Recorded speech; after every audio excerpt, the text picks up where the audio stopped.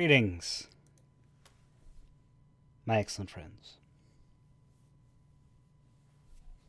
I am spectacularly thirsty at the minute.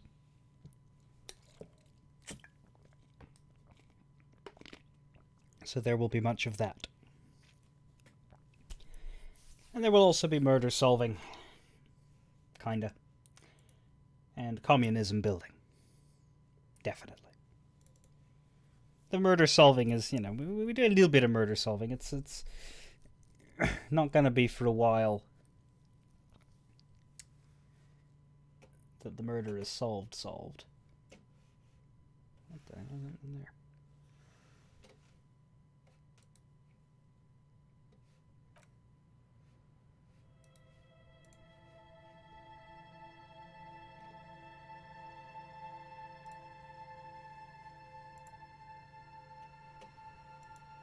Stop it.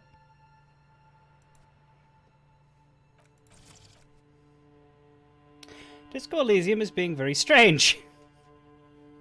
I'm going to close it and reopen it.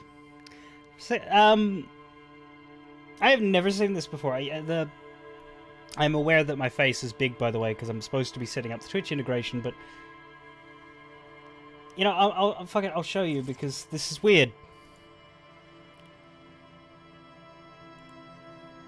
Disco Elysium appears to have opened wrong, because while the game is fine, whenever it's the main window, see what my cursor is doing? On the right? I don't know if it's actually shown up yet. Has it shown up? Yes, it has. But can you see my cursor? You can still see it. You can see it in the middle now. I'm not controlling that. It's just traveling down and slightly to the right at all times. Now, when I move my cursor off to the other monitor while this is the main window, it keeps doing it. Which you can't see. But if I click off, if I go to Discord, if I go to Firefox or whatever else is the main window, my cursor stops. I thought my mouse had a fault then, and I was about to be like, oh shit, do I have to stop the stream and restart it when I fix this? But no, it's the game. That's the strangest bug I've ever fucking seen. Look, do it again. Whee! It's ever so slightly to the right as well. It's not just down. I have no idea what that is. Let's just quit and start it again. Oh.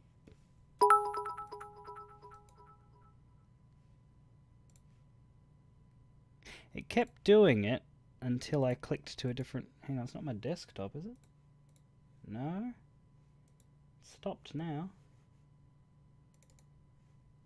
That's so weird. Oh, it's doing it again. What the fuck is this?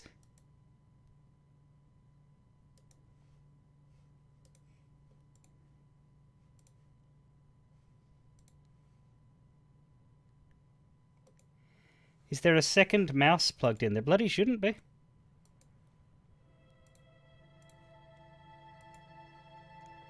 Someone doing a little trolling? I doubt it, because it's moving in the same direction every time. It's like it's not being manually controlled by... This is doing it again. It wasn't doing it before I started streaming either. I am very confused. I sort of need this to not be happening if I want to play a video game.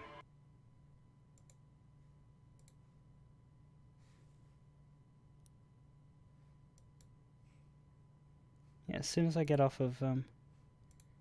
it's as I change windows that it stops, so it's definitely a sort of automated-y thing. I'm just gonna unplug and replug my mouse. I BRB so that you don't watch me get up. Which one's my mouse cord?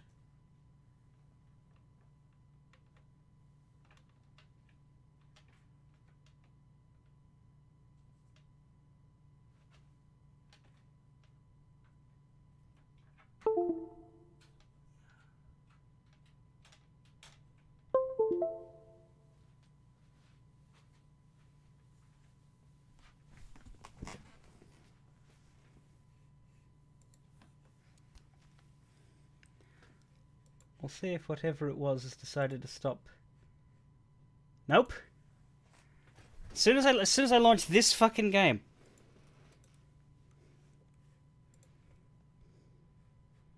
And it stops when I get off of this game.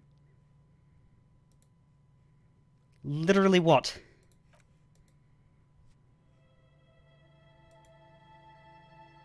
I've got enough. Look at it. Why? This is the weirdest little bug.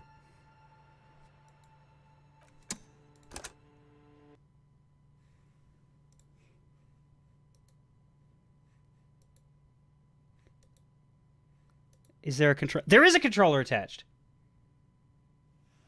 Because I was playing. Fuck. You know, it might be this. With some weight on the control stick. Not that I am aware, but it's old enough to maybe be slightly. You may have cracked it, please. You may have cracked it with your fantastic brain. Oh, no, see, now it's moving faster and in a different direction. Hang on. Yeah. It's taking this controller input, which is weird because it's not new. That this controller is plugged in like all the time.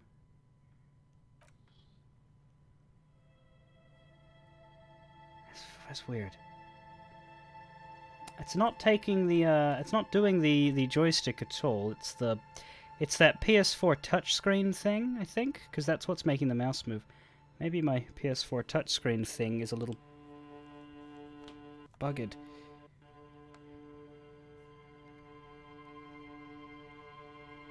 Well, it's unplugged now, and look, it stopped.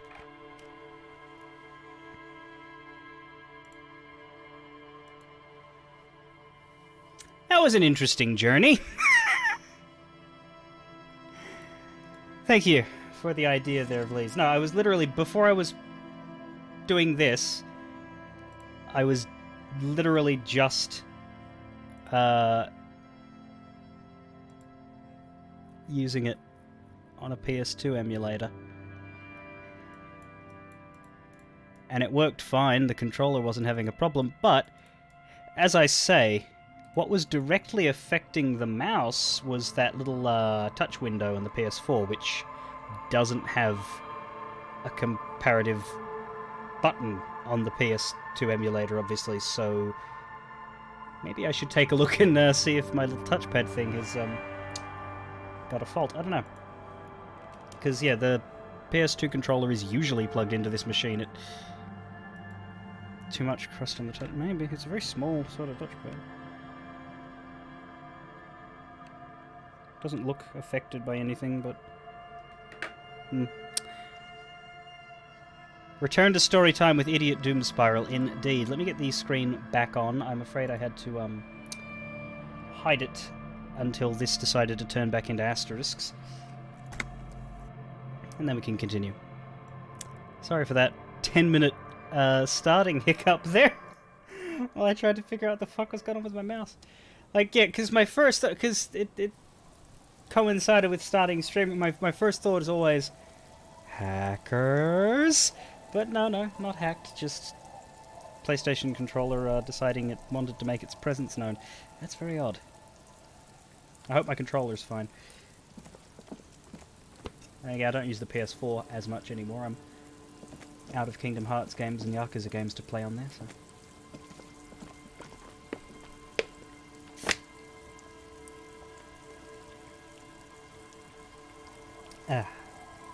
I don't know that we have the... Do we have the booze for him?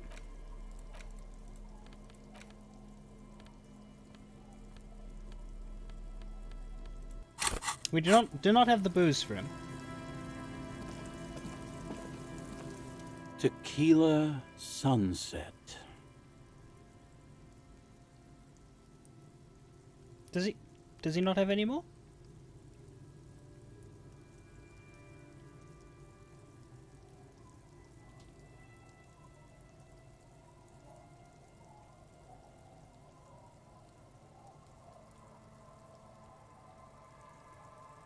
Or does it not show up when I don't have the booze?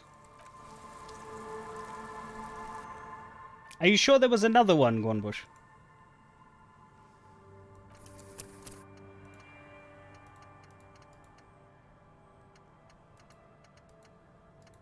I can't remember why I stopped here now. I at least planned for it. He said there was another one. Sunset. I do agree. He did say there was another one, but maybe I need the booze. If we shall quickly check, and then I'll just buy some, because I think you can buy some for like $5, and I've definitely got the money. And we can use the wonders of Final Cut fast travel to head straight to the waterfront. I think the Frit's still open at 7:30. Yeah. 8 is when things shut in this game, either 8 or 9. But whichever one, it ain't too bad. South Robin and Sam, hello as well, by the way. Actually, we need to go here anyway, because we have picked up a lot of bottles.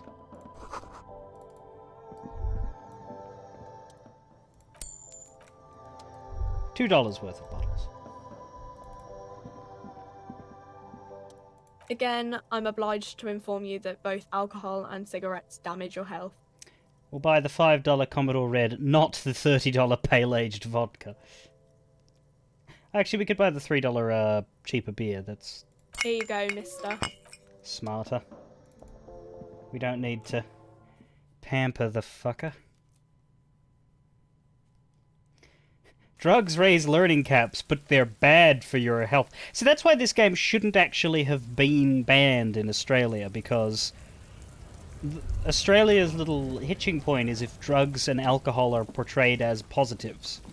This game literally tells you how destructive they are. Yes, they give you beneficial effects, but they also hurt you, and that should be enough based on how their law has been applied in the past. They undid it?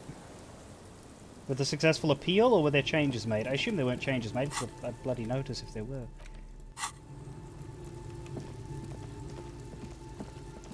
And bear in mind, banned is an oversimplification and not entirely accurate to what is done. Australia does not ban stuff. What it does is render it unsellable through the technicality of the law. People say banned because that cuts to the heart of the result, not necessarily the intention through the maneuver. What I mean.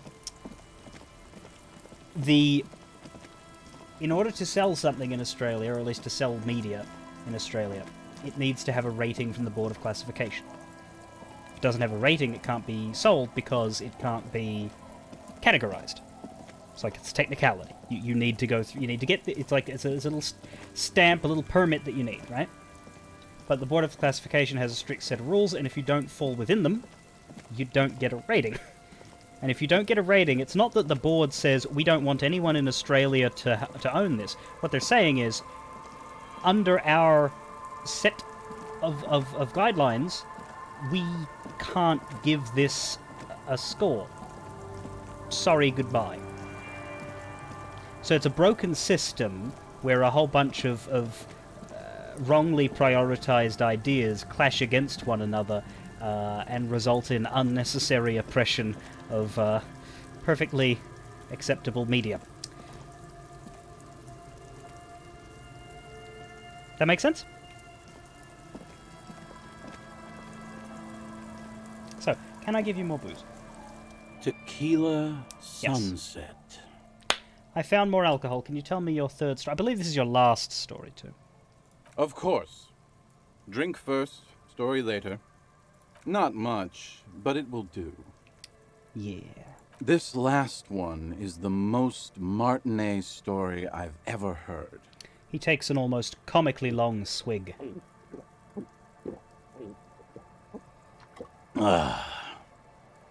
Thus fortified, he continues. That was well timed! The noises started happening right after I read that sentence. I've never heard it mentioned outside of here. At first, I thought it was a joke, to be honest. But I've been on the coast 8, 9 months now, and in that time I've seen at least 3 expeditions come through. searching for something. Everybody's looking for something. A shovel hits the sand somewhere behind the reeds, near an abandoned construction yard. The young men look over their shoulders suspiciously. The sound of their digging seems loud in the sudden silence. Your lost keys? Hey, hey! Fuck you, Tequila. A place to call home? No, Tequila. Most people already know where they live. It's guys like you and me that are the exceptions. We provide a vital service to society, you and me, Schadenfreude. Magic animals? No, man, this is serious stuff. Also, we've finished one of our thoughts, the Wompty-Dumpty-Dom Center, which... yeah, fair. What kind of expeditions? All kinds. I've seen archaeologists, gangsters, even a bunch of ad agency types. I'm telling you, Tequila, this thing's got a pull on certain kinds of people. Wait, there's a tingling back here. The stirring of a faint sensation. What do you mean, certain kinds of people? You know, obsessive types. People with predilections. What exactly are we talking about here? Some of those expeditions come back after a week or so, looking haggard and dejected. Others don't return at all. The first time I saw one of these expeditions, I thought they were fucking with me. There was no way it could be true. It was just too high concept, even for me. There's no way. It can't be. Or can it? Can't be what? You know. I'm not even sure I should be telling you this story, to be perfectly honest. You're in a fragile state, and it might be too much for you to handle. I can handle it. Okay, fine, I'll tell you. God, he's a pushover. But I'm warning you, it's pretty out there. Our story begins at a legendary design studio, right here in Martinez. There was this designer. His exact name is lost to history, but in life, he was a legend. Made it big in Aranya, where he did some real pioneering work on grotesque and sans serif typography. A fucking genius, man. Right. That is, if he even existed. Who knows? It's an urban legend, after all. He takes a swig, wipes his mouth. He existed, all right. You feel it deep within your basal ganglia. He was as real as you are. What the fuck are you talking about? I'm talking about... Anyway, sometime later he started his own personal studio here in Martinez. And that's when he started working on some really wild stuff. I'm talking some glass-smooth, forward-looking design language, the kind of thing that would totally overthrow the old regime, design-wise. Takes real guts to go without that serif. Hey, Sam. A paradigm-shattering revolutionary? But then something turned. Oh. You see, it's widely known that nose candy and pioneer graphic design work go hand in hand. Wait, what's nose candy? I'll give you a hint, kids. It's Coke without the cola. You know Tequila, nose candy, the White Railroad, party powder. He taps the side of his nose twice. The kids on the streets also call it Snow Day. Deep into the cover of another perfect wonder and a soul, white as snow. Sinus salt, the White Knight. Can't see, for its popularity among the aristocratic class of the prior century. Along with a number of more banal street names. Blow, of course, but also Flake, Powder, Pearl. Really anything that's white will get the idea across. He's talking about cocaine! Oh, you mean cocaine. Shit, yeah, Tequila. You know exactly what I'm talking about. He gives you a comradely bump. Ooh. On the shoulder. Ah, as a couple milliliters of booze slosh out of his bottle. So what happened to him? You've got to understand, the work this guy was doing was so high concept that regular amounts of cocaine just weren't cutting it. Ah, By the end, they were bringing it in by the lorry load. Now, as you might imagine, snorting that much cocaine can't be healthy for a regular human, right? I was under the impression that snorting any amount of cocaine was generally considered unhealthy for the regular humans. But yes, I imagine that such things only increase in severity with volume. Right. Wrong! Do it all the time! All the time? All day, baby. Hey, Tequila, pay attention. Sorry. The story goes that one day he was balls deep in work on what he thought would be his pièce de résistance, an advert so minimal it contained neither text nor images, just pure white. I don't think I want an advertisement for pure white. That's either an advertisement for Coke, or for something very racist that we don't need to go into. Apparently the idea was too high concept even for this genius. He dropped dead right at his desk before he could finish. His last words are recorded to have been, "It's as white as a blizzard of cocaine."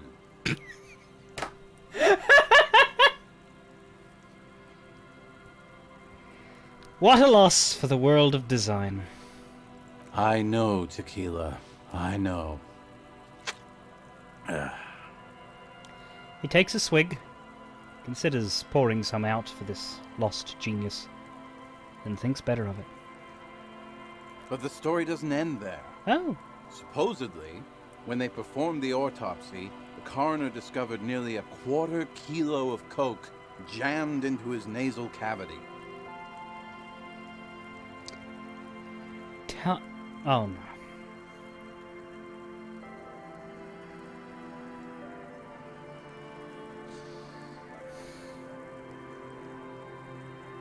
This going with... Yeah, it's just... Yeah, okay. That's right. 250 grams of blow had accumulated in there over the years. We're talking high-grade Saramaritsian pure. Not that cut-rate shit your grandma does. People did used to make jokes about my grandmother being a drug dealer. There are those who believe the designer was buried with this 1/4 key of nose candy still lodged in his sinuses. That's what those expeditions are looking for. They're looking for corpse coke. Where did that joke come from? I don't know if it would be more fun to leave it without context, but in truth it was because whenever anybody had any kind of anything wrong with them, she would say, "I have a pill for that."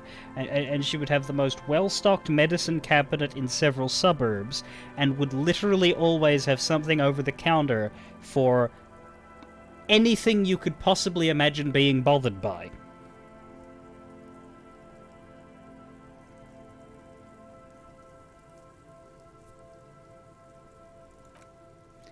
The cocaine skull!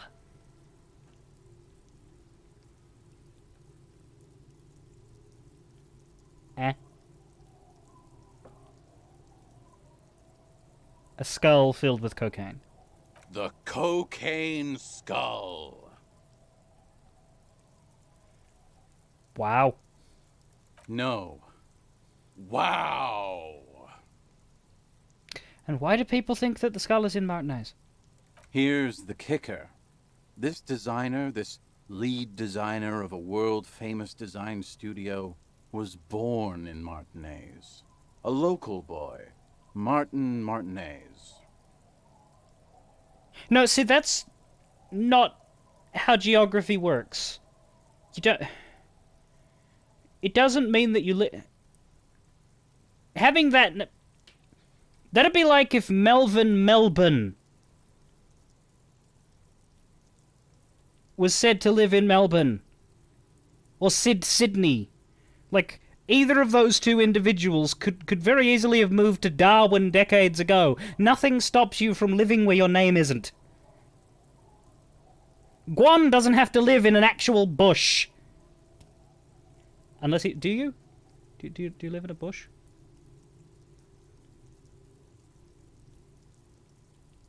Sam does not have to live inside the stomach of a fox. Though he might want to, for all I know. Guy's into some stuff. Luna does not have to live on the moon. South Robin could live somewhere north.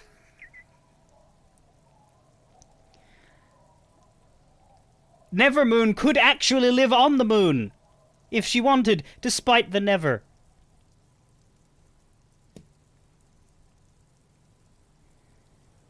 And with that, I've kind of run out of names. Because Sphinxus doesn't really lend itself to any sort of location. Vlees doesn't have to live inside a slab of meat. There you go. The Keel wanted a personal insult a while back, and I ignored it. But that's your insult. I ignored you. Lucy Yen does not have to live inside a Japanese paper note. Do they... I don't know. What do they call... I didn't want to say Lucy Yen does not have to live inside a yen, but you know what I mean. Well, thanks for clarifying, Sam.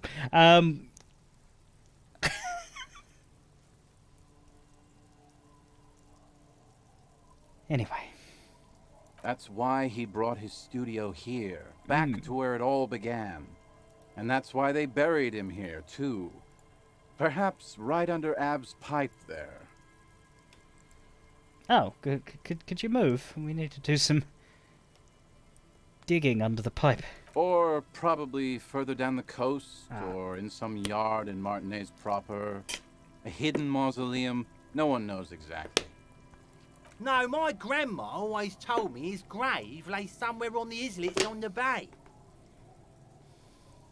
Do people really pronounce it islet? This is ludicrous and physically impossible.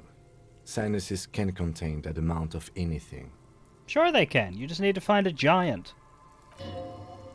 Now, detective. Always the skeptic. What do these expeditions plan to do with the nose cocaine? The archaeologists say they want to put it in a museum. The gangsters say they want to sell it on the black market.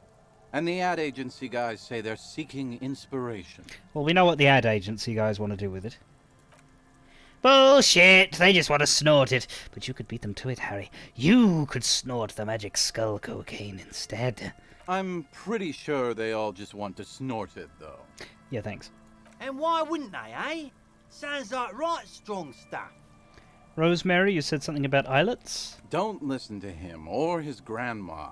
He's just making things up. Haven't met his grandma. Does she also sell speed? No, my grandma told me. I've heard other people say it too. That it's underwater. Or no. Maybe it was the storm sewers. Or maybe it's in the air. Or in an ancient state pyramid offshore. In a pyramid? Now that would be something. What have you learned from the other expeditions? They're pretty vague about it in general. The gangsters like to claim they're looking for the grave of a friend, with picks and shovels. The archaeologists act all official about it, saying they're conducting serious research. Honestly, I think they're not really scientists, just rich. The junkies, for some reason, are pretty upfront about it. They just say they're looking to snort some blow out of a dead man's nasal cavity. Honest men on an honest quest. You should join them. By now, I'd say I know about as much about it as anyone on the coast. I don't think this is an actual... Now, see, here's the interesting thing. Because, as I recall, in the original Disco Elysium, this was a joke. You can't actually search for the cocaine skull, but there was a reference to like, DLC. So, I wonder if this has changed. I hope not, because I think this works better as just that one thing that you just can't actually fucking do. But yeah, sure, I'm convinced. Let's go search for the cocaine skull. Whoa, whoa, whoa. Hold on just a minute. Finding it right now is literally impossible. What? Why? For one, the way is blocked by that big lorry that says Delta Logistics Company on the side. You definitely have to search the area behind that lorry too. Yet, it is impassable. This is what I mean. I mentioned that Delta Logistics Company. This is a DLC joke. But we have the DLC now, and it hasn't actually changed. Which gives credence to my theory that this is a joke. And second, outfitting an expedition like that is expensive. It'd have to be a big production to do the Cocaine Skull justice. You need new gear, people who know what they're doing, all kinds of provisions. It's just not feasible within the economic and temporal frame of our current setup. Matter of fact, unless a bunch of money just falls out of the sky, we might never know what's up with that skull. Yeah, 'cause this is basically the developers talking here. That said, I know Delta Logistics Company is meant to just be the acronym for DLC, but knowing the human beings that I know in my life, I'm finding it quite funny to think of the Time Lord Delta Logistics Company and the many wonderful, marvelous things it could accomplish. I can absolutely see Timey blowing his entire logistics budget on searching for drugs. I have to agree. We barely have what we need to solve the case we've got now. We can't afford to run around chasing after quasi-mythical pieces of drug paraphernalia. Besides, it would look extremely bad for the RCM to be caught up in something that has the word cocaine writ large on it. The PR is tricky on this. Aw, that's too bad. Wait! Maybe there's another way! Maybe up around the coast! Don't give up now! Yeah, well, that's the reality situation for you. Who knows, though? Maybe someday we'll get our chance. Are there any more stories you can tell? Not that I can think of, currently. I guess that makes sense. You have been drinking a lot. That might be the case. Yes. Just because I don't like it being lit up, let's hit this again. Right. I've never heard... And all- blah blah blah blah you blah know, blah blah some blah of blah the- blah blah blah blah blah I'm not blah even- blah okay, blah there was blah this blah blah blah blah blah blah blah Anyway, blah blah blah some- blah blah blah but then blah blah you've blah got blah now. blah blah blah blah blah blah blah Hey, blah tequila. Apparently Blah. the idea of this... That's Blah. right. There are those who... blah Here's... That's Blah. why... Or probably... Blah. No, my This is blah Good. blah For Blah. one, and second, it's Blah. just... I have to. blah Besides, You're... blah. it's alright. Holy fuck! Right. That's a lot in service to making a lit up dialogue option go dark, but what can I say? Wumpty Dumpty Dum Center. You're at home, stupid cop. Not with the art crowd. You hate them. Everyone hates them. Even they hate themselves. It's nauseating. An industry built on sprezzatura and sparkling wine. And, let's be honest, tax evasion schemes. The Wumpty Dumpty Dum Center is the heart of this unholy symbiosis of aesthetics and tax optimization. And now that you've internalized it, you can have a piece too. Wumpty Dumpty Dom Center is kind of like Art Cop for money. Gives you 10 EXP for encyclopedia passives, and also gives you $2 for each and every one of them. But it's got a hefty price there, -2 suggestion, because it makes you a pretentious wanker. It's a little awkward because it's a bit capitalistic and I am very not that. But hey, it's even more EXP, that's nice, right? I may delete it just out of principle later, but... Also, the fact that Art Cop is better, we already get the 10 EXP from conceptualization passives, and we get the heal for that as well, which is kind of better than the Real, in my opinion. There's not a lot of uses for Real once you get past it all. Like, you can go to the bookshop and buy it out, and there is content in reading all those books, but it's not that interesting. Like, I'm reading the ones that I have, but I'm not really going out of my way to go buy them all because I've read them before. And they're not that great. I might get the Man from Hjelmdal ones for fun, though. Those are fun. In fact, we should do that before everything shuts. Let's go to the bookshop, because we've got 90 real and we don't have to spend any money on a cabin tonight, so... Yeah, that's a good point. We'll buy some stuff. So that we can read it tonight when Kim's gone away. Now that Kim's gone away, gone away, gone away, yeah, yeah, yeah, yeah, yeah.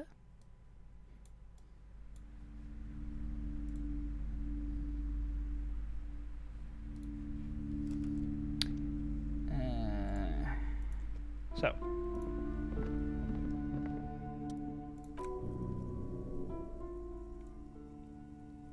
We could get our pain threshold up so that we can try, but let's buy Man from Helmdall.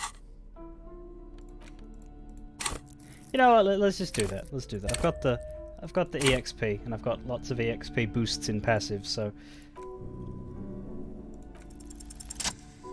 A twinge at the back of your head makes you flinch. Your eye starts twitching. Ugh, what is it?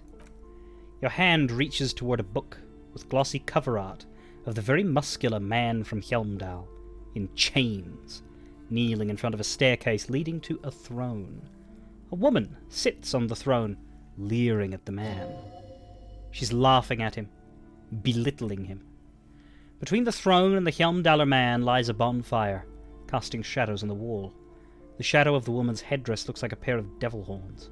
The title reads, Man from Helmdall and the Devil Woman. So, do we want to be unnecessarily misogynistic, or do we want to move on? Chat, what do you think? I'll start a chat vote. Unnecessary misogyny or sensible moving on? That's one vote for sensibly moving on. I agree. 50-50. That's interesting. 2/3 for not being misogynistic. Well, congratulations, chat. You have in fact passed the test. The correct answer is moving on. We can buy it, Man from Helmdall and the Devil Woman, and we will. It is a bestseller for a reason. Shush, nobody asked.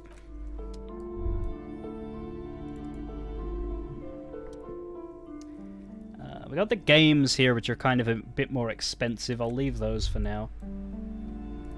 May take a look at them when I run out of things to do.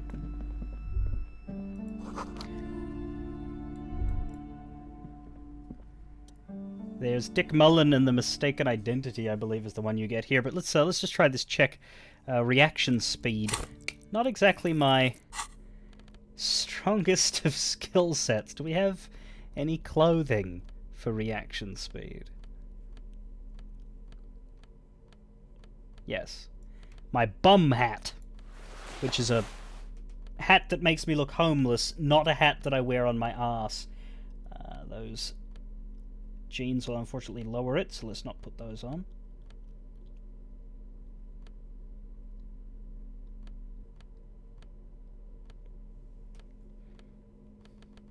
You were in the middle of a shooter? As in a game, or like have you been invaded?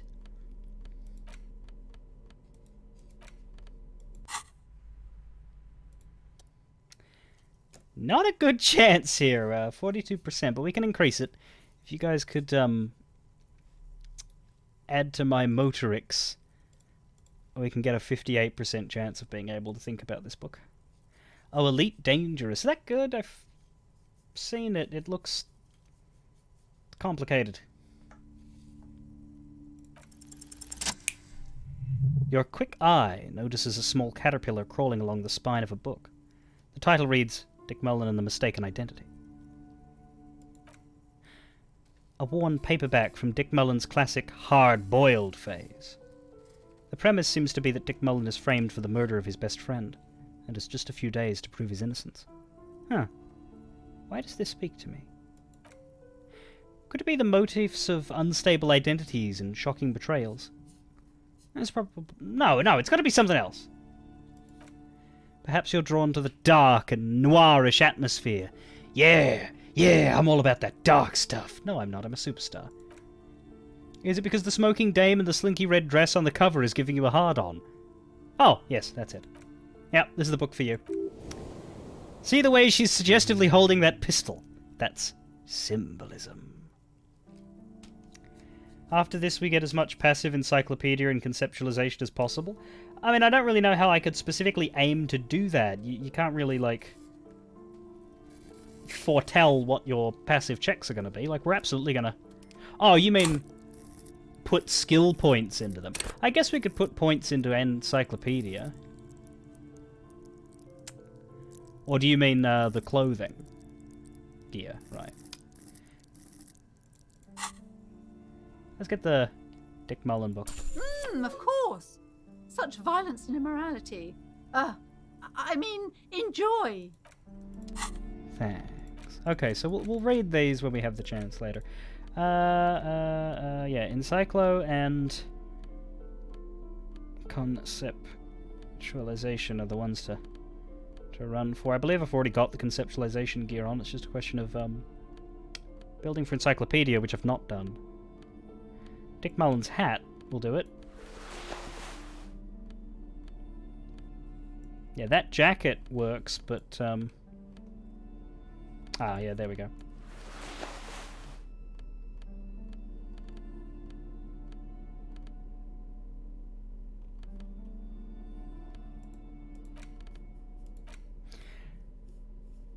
Which one? I don't bloody remember. It's not the rapper, is it? I can't afford to, like, go read my items all over again because I'll just waste time. Like, literal time. Everyone knows the most interesting thing about fascists was their magic. What the fuck? Where'd that come from? A true culture. I think that's everything except for the games, which cost a bit more, so I'm gonna not put them yet. A Wolfenstein. I've never played any Wolfenstein, old or new. It's one of those things I'll binge one day, you know? I like to just look at a series and then just take it apart and explore it from, like, humble beginnings in the however many decades ago to now.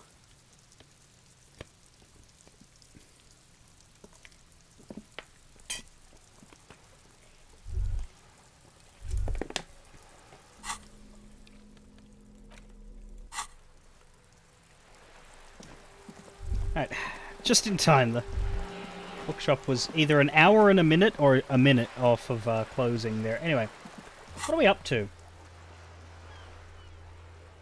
I think we can sing karaoke now. I think it's evening, isn't it? Let's sing karaoke, because we're not coming back here to sleep. So we may as well come back here to sing. I'm going to save scum this, because the karaoke scene is different depending on whether you pass it or fail it, and to be perfectly honest, they're both worth watching. So I am going to save scum this because I want both to be examined. This feels like evening, yeah.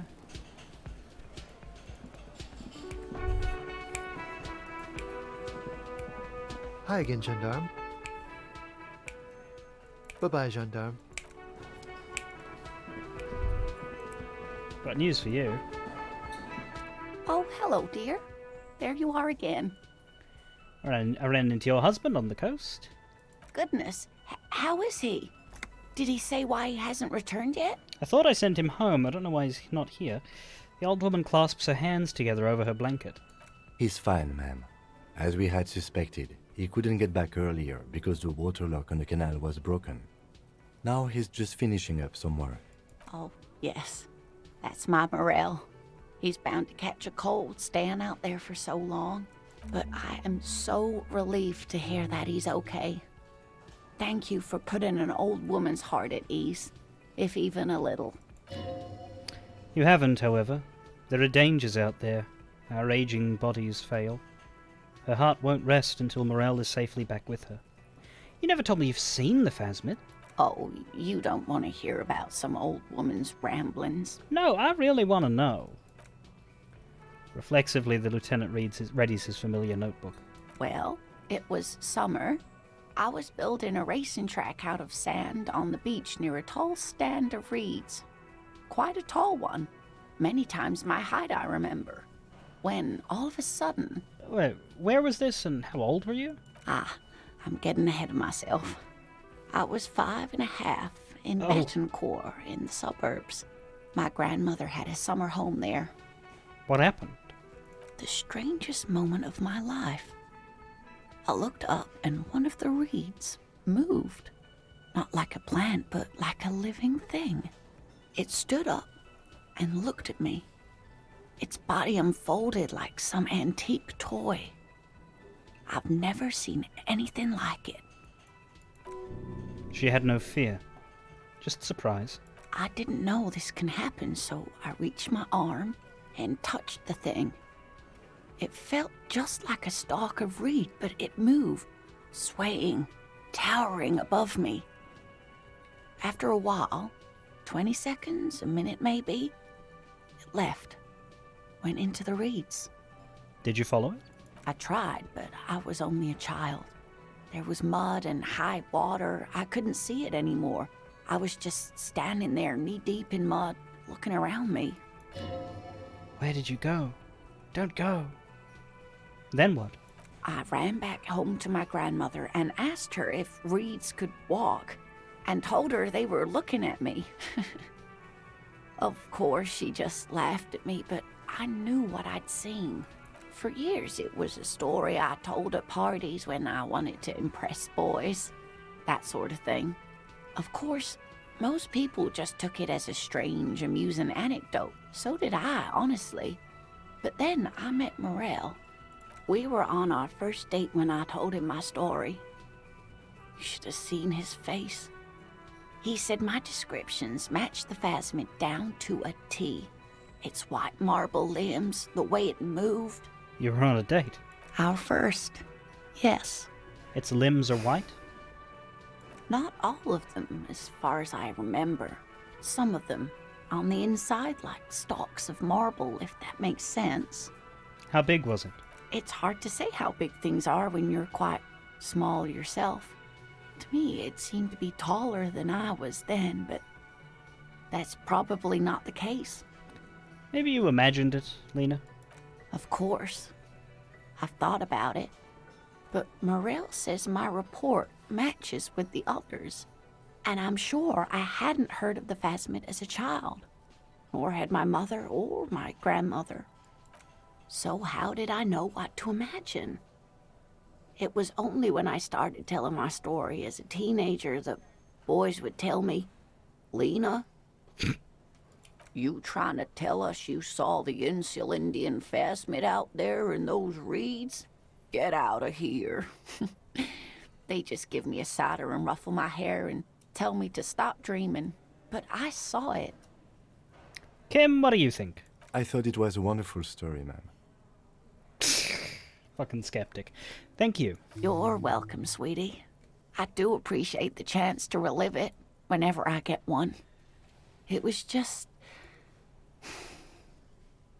such an impossibly sunshiny day. So warm. And she could get up and walk.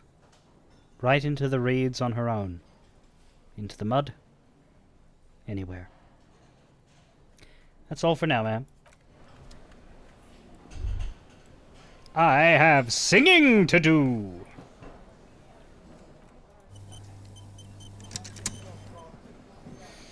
Can I help you? Oh, yeah, I found a bird for the whirling. What is this thing? Well, it's no biggie. I just thought it would look nice on the wall, you know, since I broke your other one. What, the interior decorating kind? You know, I'm sorry. This is actually a nice bird. A competent piece of taxidermy. Glad you think so. I stole it from a little girl. I can fix it to the plaque and have a new bird in the establishment, I guess. So, I don't know. Thank you. I'm gonna go with thank you. People just don't know how to accept gifts, especially taxidermy. He likes it. He likes the bird. It solves his broken bird problem. This is mostly about the fucking cardio. Massive cardio here. You'll live till 90. Or you'll get a heart attack from running. I feel good about our work here today. It's all about the little things, like bringing people random stuffed animals. It's not actually about that, but he liked it. Oops. Now, I quick save. Hey, was there something you needed? Yes, he's a little bit nicer and more patient with us now than he used to be. Gart, I need to sing karaoke now. Oh, actually, was there anything else in this? Another thing. No. Yes? I need to sing karaoke now, Gart. No, you don't. It's not happening. He tries not to look at you. It's dangerous to acknowledge the karaoke man. Sing us a song, you're the karaoke man. Sing us a song tonight, for we're all in the mood for some amateur warbling, and you've got us feeling alright.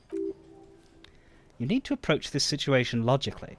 Ask him why he has the PA system installed, if you can't use it.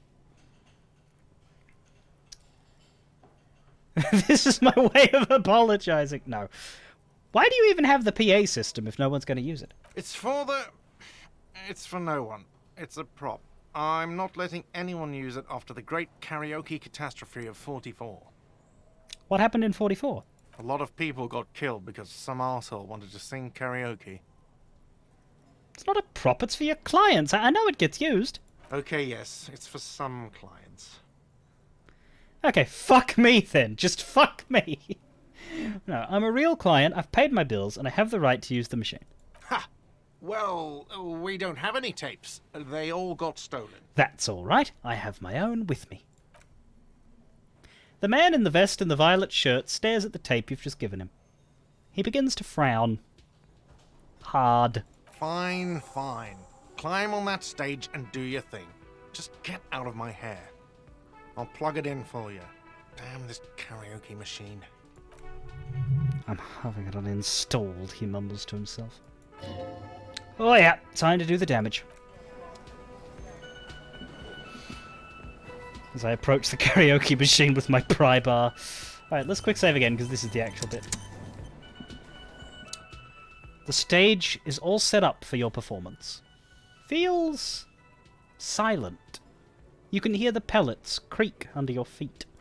So, are you ready for your thing now? Let me know when I should turn on the karaoke carousel. Look, Kim, I'm gonna sing karaoke. I can see that. The lieutenant steps away from the stage, ready for your performance. Put your lips against the microphone. Test it. Immediately a loud feedback noise startles the room. You feel like an amateur. How are you supposed to hold the mic? Should you just sing into it? Where should you stand? Does someone feel like throwing up? I do, a little. Look around the room first. The bar is full and buzzing with chatter. No one is paying you any attention, but still you feel your knees turn to noodles. Okay, now a couple is looking at you. Even worse, you're sweating. They're gonna hate you. So we can actually have a better chance if we, don't click on half of that shit.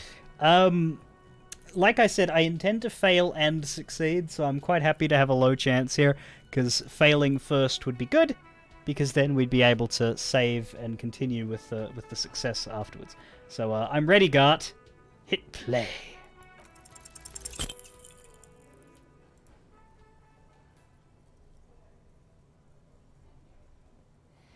The air is thick with anticipation. Someone dims the lights as the music starts.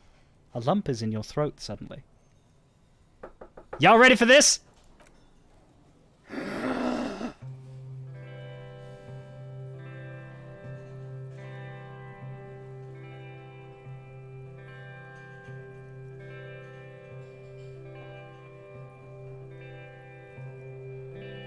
I would often go there to the tiny church there, the smallest church in Sanson, though it once was larger. How the real may rest there, down through the mist there, towards the Seven Sisters, towards those pale cliffs there. I would often stay there in the tiny yard there. I have been so glad here, looking forward to the past here. But now you're all alone. None of this matters. At all.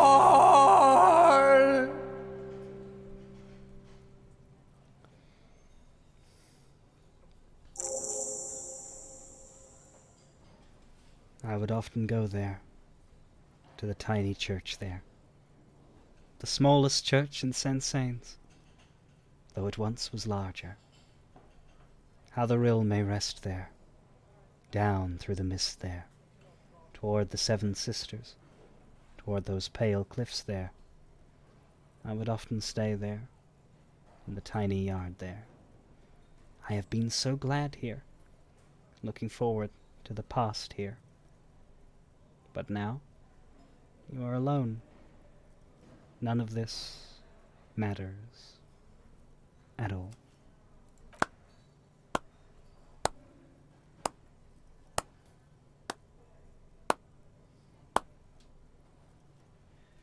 Do you hear that? It's the most pathetic applause in the world, Harry. Made of pity. No one liked you. Fuck you! I gave it my fucking best! I gave it everything and you shit on me! Someone walks out of the room by the front door. Some woman. Is it because of you? I sang about how I feel! Fuck you all, scum! That's it. I'm unplugging it. He presses stop on the tape carousel. You hear a little whine of feedback and the mic dies in your hand. Let's go, officer. These people wouldn't know a good performance if it beat them in the ass. You liked it? Detective Dubois, it was downright tragic. Now, let's go. I mean it, he thinks. To him, being a cop in the RCM was truly expressed in that performance. Put down the mic. Wow. Just wow. I hope you really enjoyed yourself up there. Had a cathartic experience. Because for the rest of us, that really sucked. Fuck you, I have a vast soul and she will always come back to it. Good for you. I'm not letting anyone up there again. Ever. Now, what did you want? What was that? Who's the she? And why do you feel so bad suddenly? Does anybody else acknowledge the singing? Again? No. Oh, hell. No. Hi again, Gendarme. Bye-bye, No. Gendarme.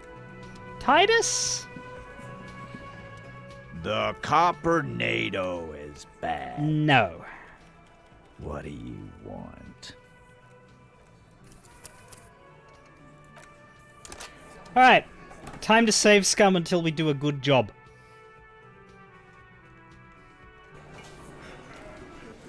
It's a drama check, so we can gear it. We've already got a minus to drama in our glasses. We can increase it with this top, which we'll have to change back after. And I think we had drama glasses as well. Like as in plus to them, not... Interestingly, the piss jacket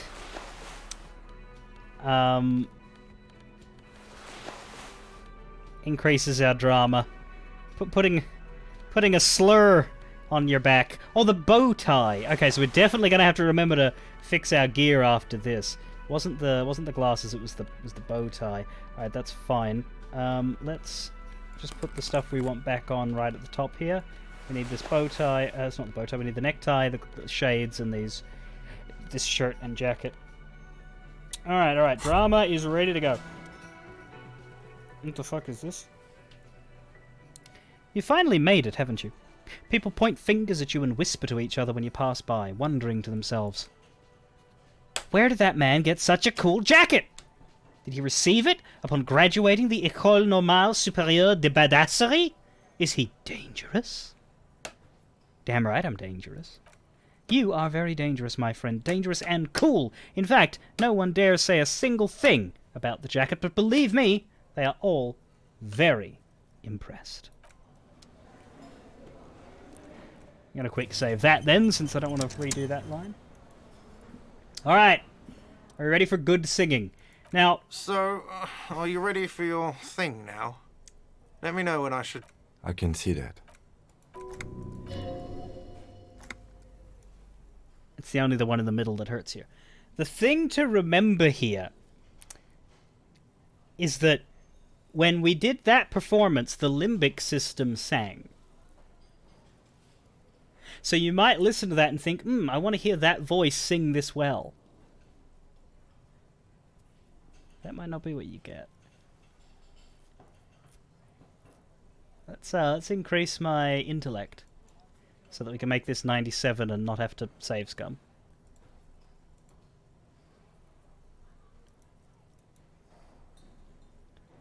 Unless we get very fucking unlucky. But is everybody strapped in and ready? Are your ears ready for this experience? You will not soon forget it. This is the successful karaoke. The air is thick with anticipation.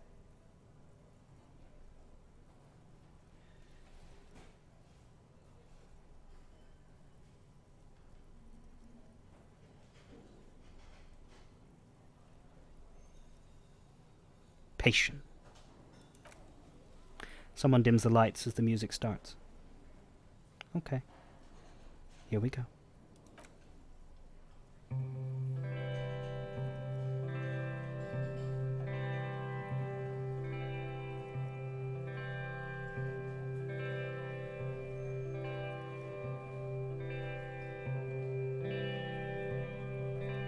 I would often go there, to the tiny church there, the smallest church in Saint-Saëns, though it once was larger. How the realm may rest there, down through the mist there, toward the Seven Sisters, toward those pale cliffs there. I would often stay there, in that tiny yard there. I have been so glad here, looking forward to the past here. But now, you are all alone. None of this matters. No, none of this matters at all.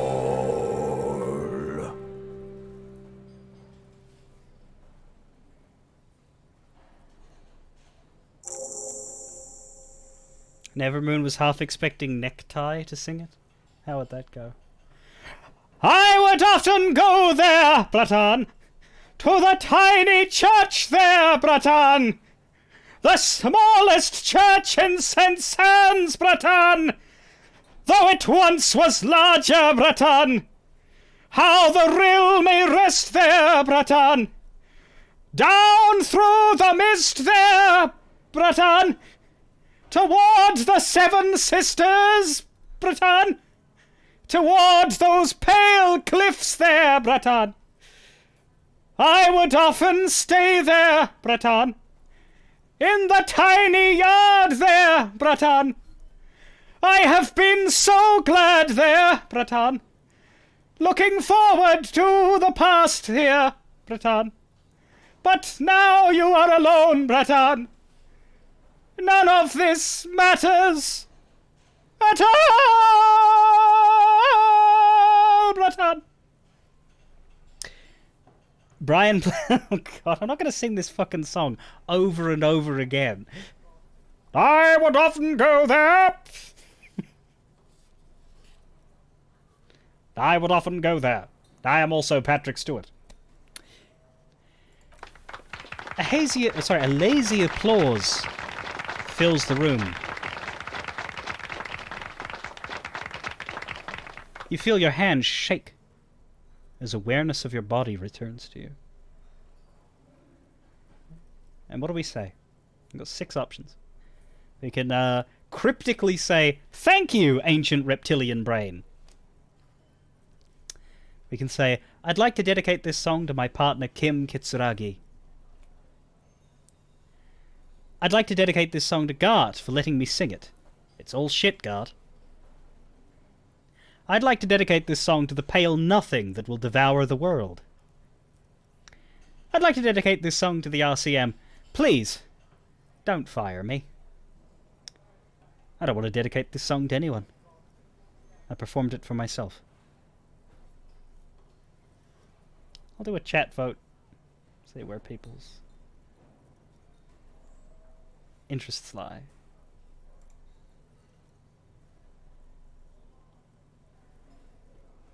Nevermoon.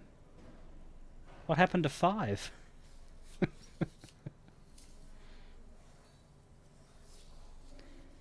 I would often go there,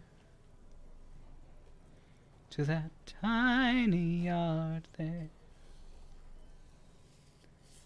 I have been so glad here, looking forward to the past here. Don't really know the song well enough. Well, we're torn between 2 and 5, in fact. To Kim or to the RCM. I don't really feel like dedicating a song to the cops because fuck them. So we'll dedicate our song to one cop in particular. 6 seems less superstarish, actually, to me, and more mentally healthy. It's like, you know, I did this for me. This was a me moment, and not in like the superstar me. I'm the center of the universe. Just more of a like a sobering. This was a moment that I wanted to do for my self-worth. The superstar option would be something ostentatious, something like giving it to Gart or thanking the ancient reptilian brain.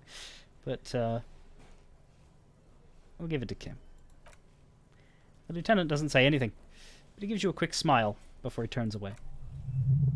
He's incapable of blushing, but if he weren't, he'd blush.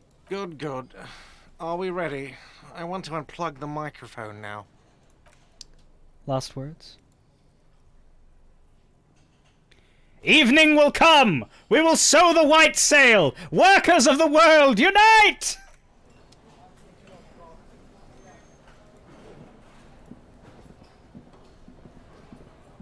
Yes? Interestingly enough, Kim says more when you're bad at singing than when you're good at singing, because he wants to make you feel better, whereas you're fine.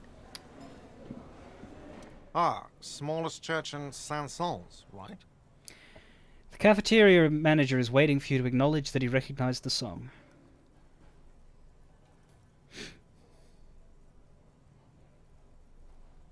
Yeah, the church is actually my past. Cool.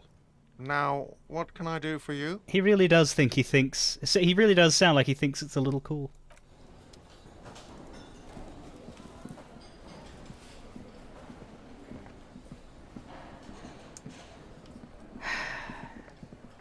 Fulfillment.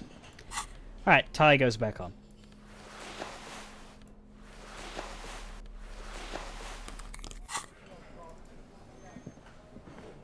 We actually look sort of presentable now. Sort of.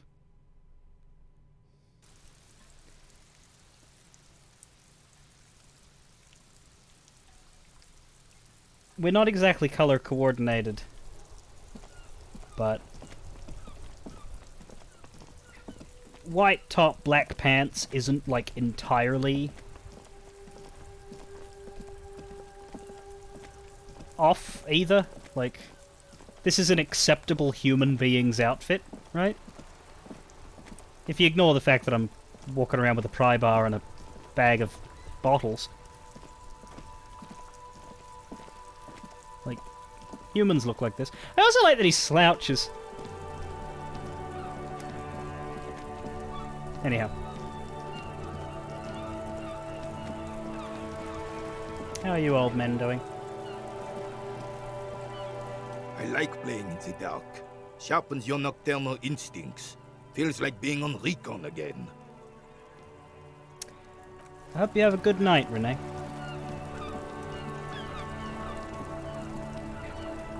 We need to go up here to fast travel.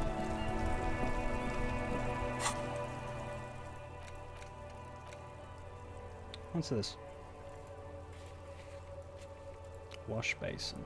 Oh, that's for shaving. That's the date. That's map wall? Oh, I remember. That's like stealing a map. I don't think we can do that anymore. This is still sort of buggy in that checks that you don't actually pass, but you remove the requirement for them and make them disappear, still show up on this list. It's very annoying. Bad for a completionist. So, what's our actual task list right now? Find the working class husband. Put the envelope in the mailbox. We need to do that. Because we're right in front of the mailbox. Find the murder weapon. That's not as important. Find all armor pieces. That's... find Clasier's buoy. Inspect the traps. We need the one in the canal, actually, and also the one that's up super north. We'll do the canal one. Well, that's the thing, because we'll fast travel, but that's annoying. We won't fast travel then, because we do have to cross the canal just once to inspect that bloody trap. So we'll actually walk all the way, just so we can get that ticked off. Hold on to the spirit and wait for the signal. Get Idiot Doom Spiral's jacket. Get the commie meeting. We're still not able to do that. And yeah, Ruby, we're up to the mural, but we're going to keep doing more exploring before we do that. Anyway, mailbox! I knew we'd get to use this mailbox for something. Other than kicking? Good mailbox.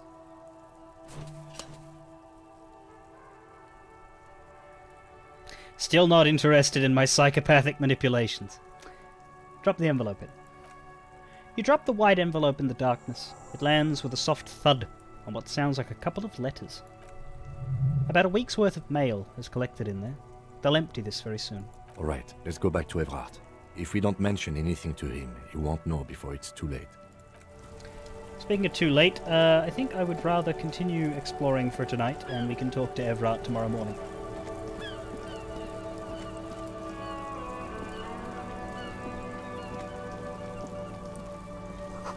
Scribble between the thighs of a page 3 girl. La origine du disco.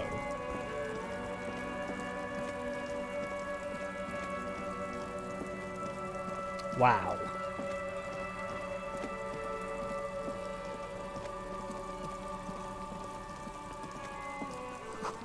A breaker box to power the radio pylon above you. Maybe there's something inside. Huh? Oh, money. Ahead, decades-old concrete defences. Children play on them now. This trap's not too hard to spot once you know what to look for.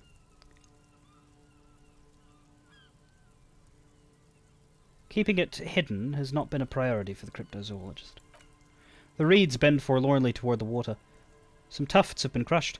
The broken stalk, sickly pale against the darkness. In the east, the city centre hums to you. The constant, distant song. Louder on this part of the coast.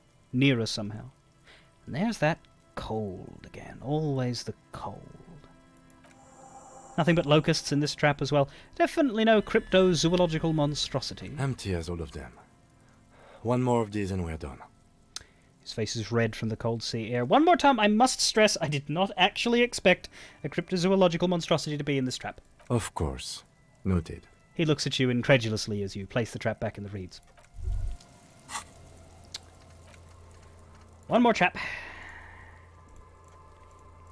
And Guillaume Lemillon. Guillaume Lemillon.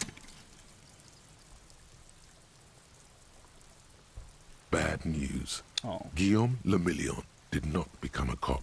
In 38, he went on a tour to the Sinyao province in Safre, where he died of autoerotic asphyxiation.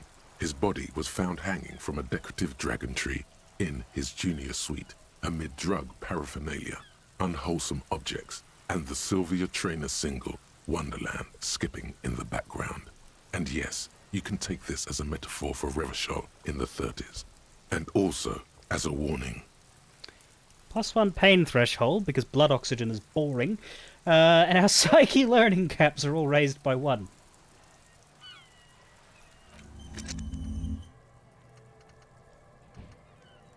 Do you have thoughts on the life story of this person, Nevermoon? Feel free, enlighten.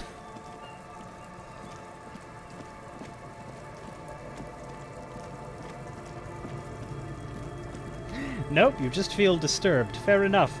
We can't all be down with the sickness. Our tenant, the policeman. Oh, actually. Our tenant, the policeman. I hope the waves don't keep you up at night. What can... That was re-recorded. Same voice actor, but that was re-recorded.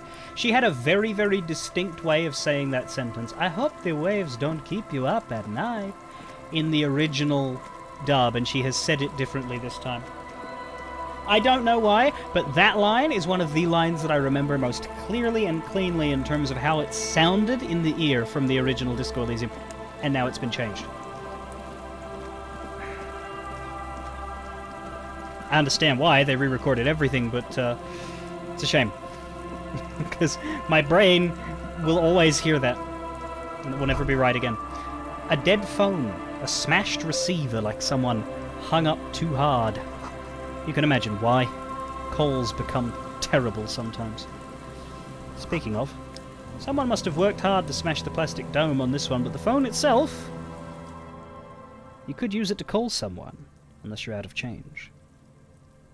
Pick up the handset. You hear the tone. The machine is operable.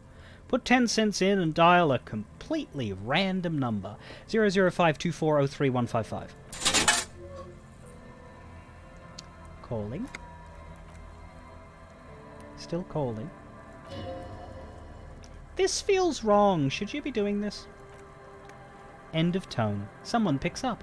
Pierre, is that you, Pierre? The voice is female and sounds about 100 years old. Yeah, it's me, Pierre.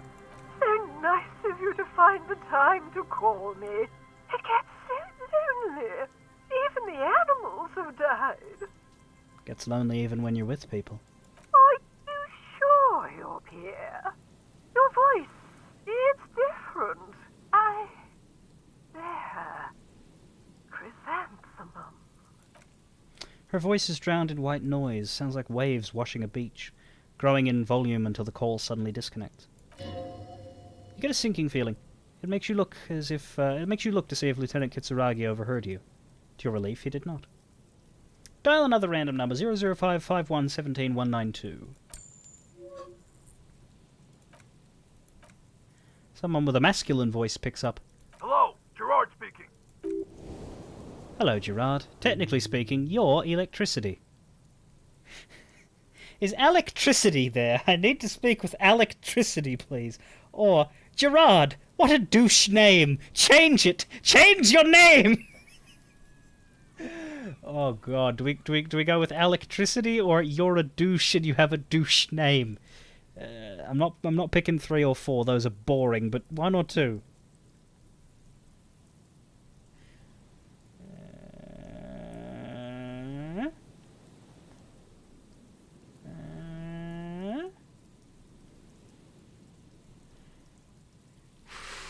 Electricity it is. No, but I got a feeling I'll kick your ass is gonna make an appearance if you ever call this number again. Have a good one, asshole. Phone hangs up. Another random number, 00599777313. Calling, calling, calling. Still calling, still calling. Stop calling me, man. Someone picks up. The voice on the other end is slightly hysterical. I'll get you your money, alright? I just need till tonight. Let me work.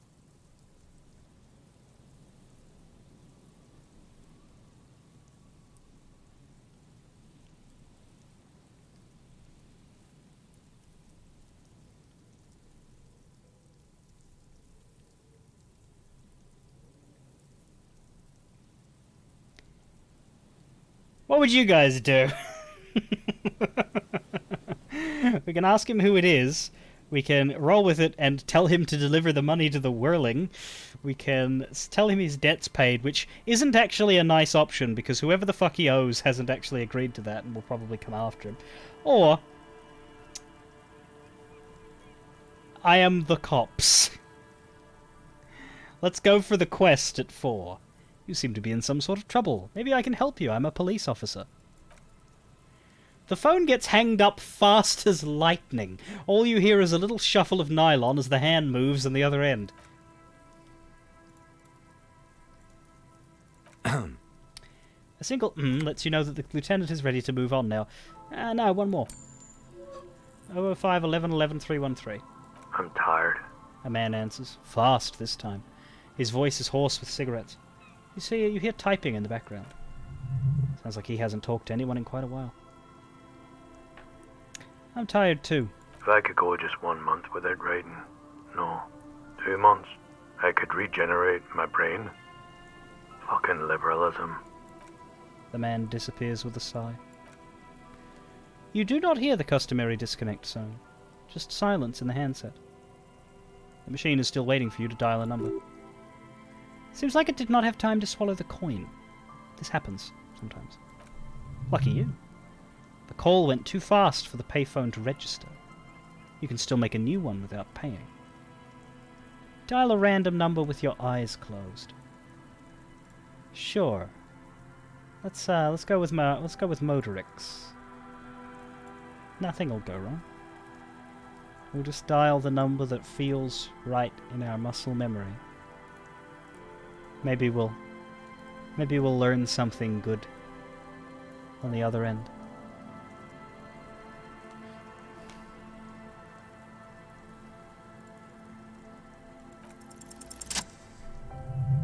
You close your eyes and put your index finger on the rotary dial, and then pull down on the number, and then move one up, and repeat the motion twice. Strange. This is not how you started before. Wait, what did I just do? You dialed 001. This is not the area code of Rivachol. It's another destination on another Isola, some far-off nation-state. Keep dialing. 41, 44, 47. The rotary dial feels cold from the sea air. 11, 17, 361. Your fingers keep moving like a spider every time the ring rotates back with a little ring of metal, like a bell tolling. There's more? Yes. 451, 67, 451. You're going deeper now into some unknown place, far away from this island of matter and its telecommunication networks. Finish it. 451. You have dialed God knows how many numbers. The headset has been waiting silently to relay a signal. Surely nothing can come of this, you think. But it does. A connection. An ultra-long distance call. Your ear fills with a crackle, the wash of a strange ocean full of white noise. A little bird starts ringing in there, not like the local calling tone before, no, a small ring in a cage of distortion far away. A distant network of phones. Calling. Calling in the night. The saddest sound in the world. Both pitiful and terrifying. You feel your pulse rising with each ring. Calling still. Ringing by the bedside of a dark but capacious apartment with long windows. You know this to be true. The handset starts slipping from your sweaty palm. Your breathing is heavy. Long windows. How do I know that?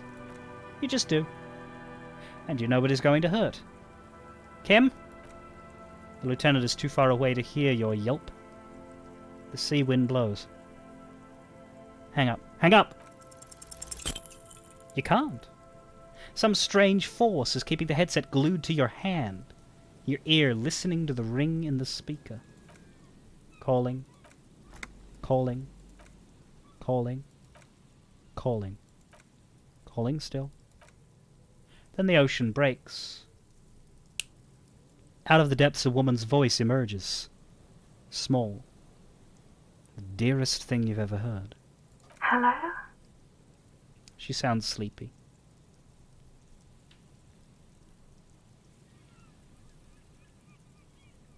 I want to die.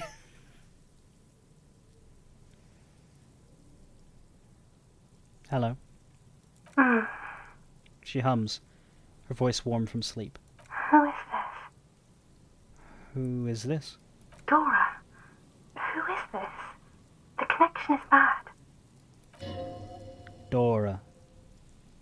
The name feels like a gift. A gift that was meant for you. To make it possible to live. And fight. In the distorted distance you hear someone turning next to her. Bed springs rattle. Don't react. Whatever you do, don't react to that last thing. Don't react. It doesn't matter if you react or not. You still think you hear a man's voice in the background. It's covered in pain and white noise. Your voice is so beautiful. No. It's you, isn't it? It's you. What actually happens if we press goodbye? Does he find the will to hang up?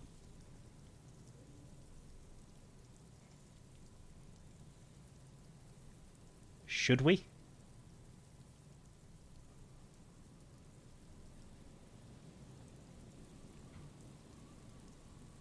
I am a revolutionary servant of humanity. I will free mankind and abolish the classes. I will raise the dead. You're not a revolutionary, Harry. You're drunk.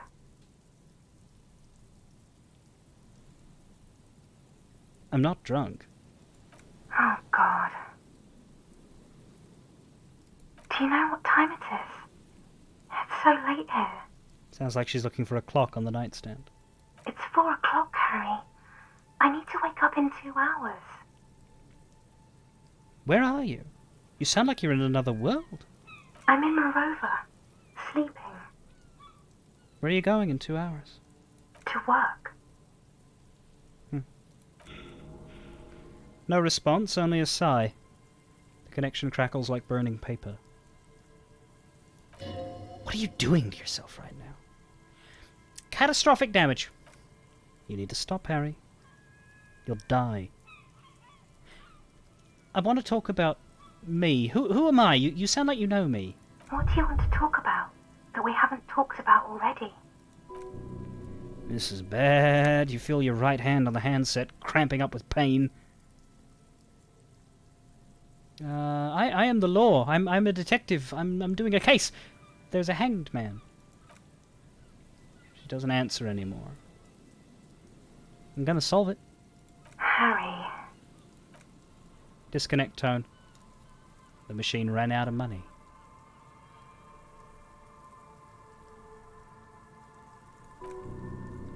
Run. To the church. Home. Anywhere but here. Anything but calling her again. Put 10 cents in and dial the long phone number again. You dial the number again, 26 pulls of the rotary dial, the machine eats the coin and a terrifying ocean of distance rustles in your ear. In the middle of it, a familiar ring. Small. Distorted. Calling. Calling. No.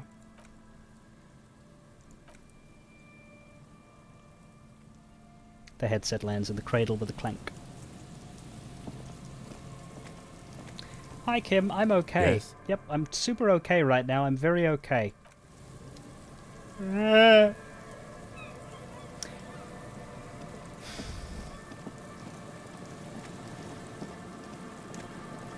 we'll head on to the boardwalk last.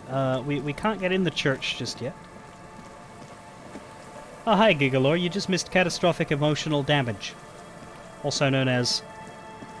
We found a phone and we accidentally rang our ex. And then we couldn't hang up and we said some things we shouldn't. And then we almost rang our ex again, but we managed to pull out of that. Don't do that. Do not call your ex. Mm-mm. The good news is we weren't drunk when we did it. These rusty gears used to turn the whole machine. The chain trails off into the ocean to who knows where. This barrel has been recently discarded. It still smells of fuel oil. An old door worn by elements guards the depot. The wind has blown a sand dune in front of it. The door has not been opened in a long while. I see a handle. What is this thing anyway? It's military. A service depot of some sort. Used to service what? The washerwoman mentioned a depot up the coast. She said it was for moving ammo and cargo across the bay. This might be it. Could this structure have been used to take the shot? From here to the whirling? I can't see how. The church is in the way. Open the door. This is the impossible door.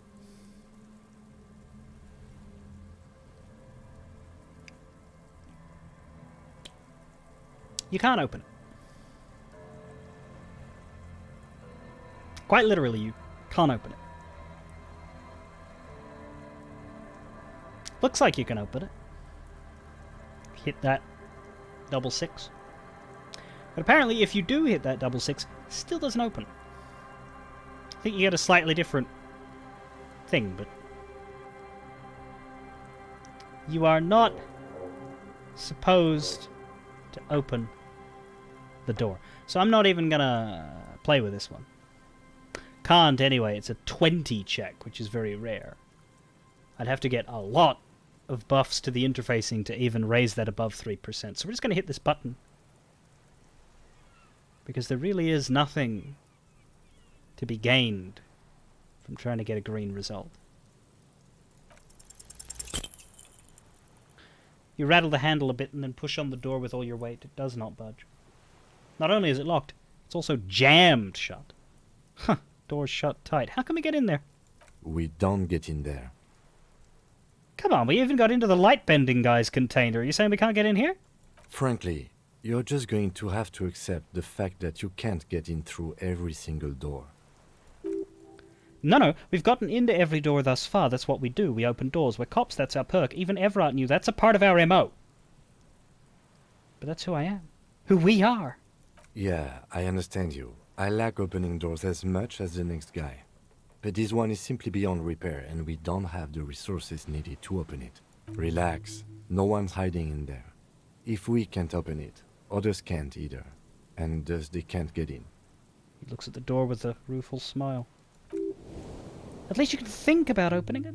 About doors in general. They are, after all, fundamental to your life. Perhaps something useful will come from this. One more door. Another door, another opening. God damn it, it cannot be. A disgrace! That door on the coast, you remember the one, right? The one that leads to the abandoned supply depot. Why, in the name of all that's holy, does it not open? Why? There has to be a way to get through that unopenable door. Oh, my God, you're the police! All doors are supposed to open before you. What will others at the precinct think if you can't open a goddamn door? There has to be a way. Right? Has to be a way. Has to be.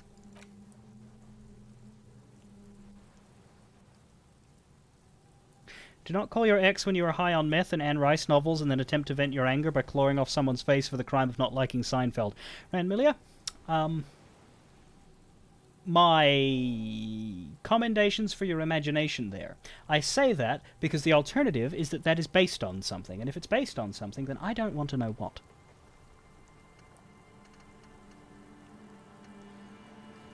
The thing that Caustic Echo gives us that won't stay is Motorix learning caps, and what that means is that I won't ever be able to level my interfacing or my hand-eye coordination again. Or my... well, no, actually, composure's fine. I'm going to put a point into interfacing. I don't care as much about hand-eye.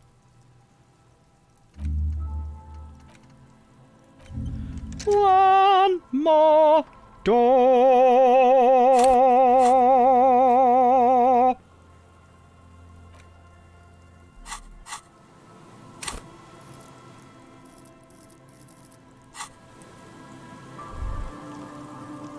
And no, we do not go back to the door.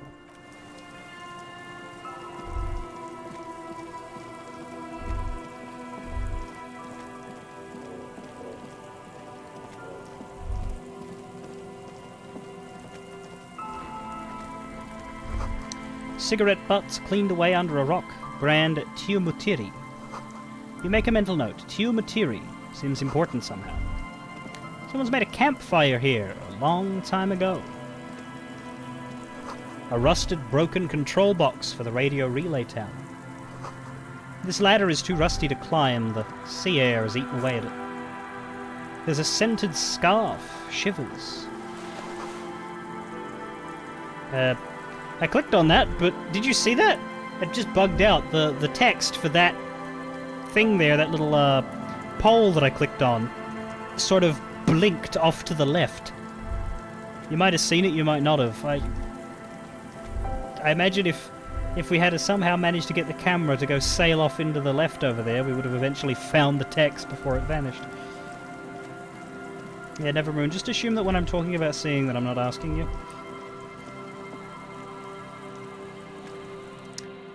It takes you a moment, but finally you spot the last of Morel's traps. This one is partially obscured by the reeds. The reeds sway in the coastal breeze. They seem to be waiting for something. The wind picks up here near the cape's end, surrounding the narrow strip of land from 3 cardinal directions. It's cold for this time of year. The trap feels light and silent as you pick it up. Something is different here. No locusts! No phasmid either, but still. It's empty! Your voice echoes on the coast, carried by a gust of cold wind. Well, the bait worked on something. Yeah. This doesn't mean it was a reed monster, though. Unless you see one in there. I just see an empty trap. The netting is a little untidy, messier than the others, like someone or something picked up the trap and shook it before dropping it back down on the ground. I do get the feeling that someone or something might have messed with this. You know, it's funny, we can actually see the locusts. Like, the locusts aren't in it, but we can see the locusts, because I believe the last one you check is always the one that's been fucked with. It doesn't matter where it is. So if you see those little black dots that are just flashing in and out, that's meant to be locusts, but they've forgotten to remove it from the one that doesn't have any in it. Perhaps our cryptozoologists have competition in the form of an actual entomologist, or someone else is sabotaging them. I could present more theories, but then I would be taking this on as a case, which I'm not.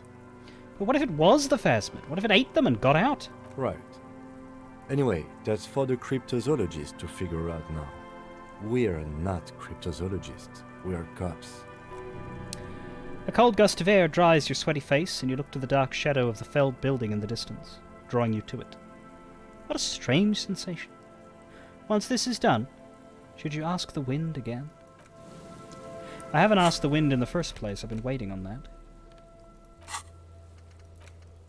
Well, now Morel will appear in the whirling to hear our tale. The boardwalk rises to your south. It casts a long shadow over you.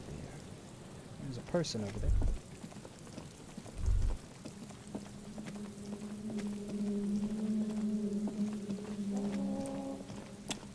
What I'm looking for is Classier's buoy. There's a shirt here, randomly.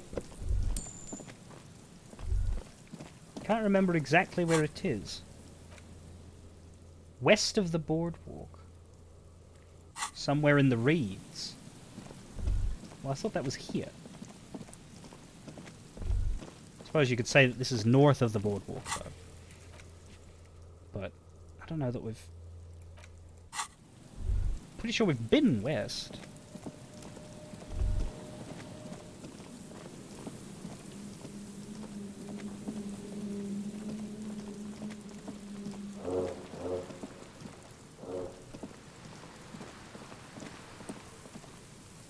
Well, can't go any further than that. I hate exploring this area because it's so hard to figure out where the boundary of where you can walk is. We'll go to this side of the church, if we can.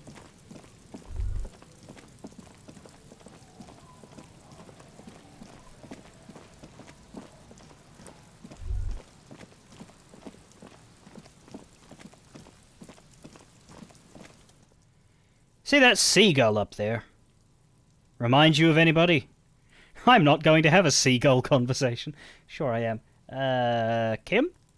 What? Kim? No, it's you! You! You and the seagull are just alike. Why am I like a seagull? Think about the seagull's story. It's one of endurance and adaptation. The seaside was paradise once. They were birds of that paradise. Then their paradise became shit city. And what did they do? They became urban survivors, eating burgers out of trash cans, killing and eating pigeons. No time for that sentimental bullshit. They're hustlers, getting shit done. They're one pair of track pants away from gangsters, just like you. Hold on. Have I ever eaten a burger out of the trash? You have. The body remembers. Fucking right. Whatever it takes to survive. I am the seagull!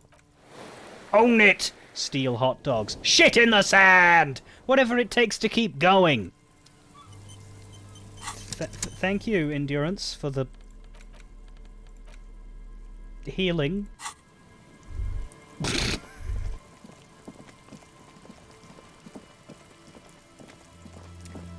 Turns out when you're feeling bad about life, all you gotta do is eat burgers from the trash and shit in the sand. Someone is trying to bring cheer into the world. Trash from an unending party.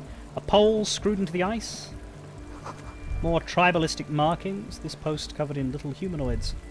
There's a woman out in the snow there, and there's a tent with music coming out of it. But we'll ignore them for now. A pane of eternite has been planted into the snow. 2 poles are holding it up. Barely holding it up. This could fall over at any minute. Strong gust of wind might be enough. It looks like a makeshift bridge. Could be convenient. Push it over.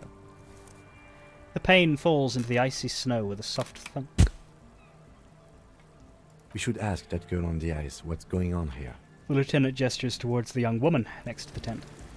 I agree, but everything in its time, Kim. Let's finish exploring the land first. Namely the boardwalk. But let's go to the left first, because I really want to know if Glacier's buoy was there. I know I've been this way, but I don't have the buoy, so...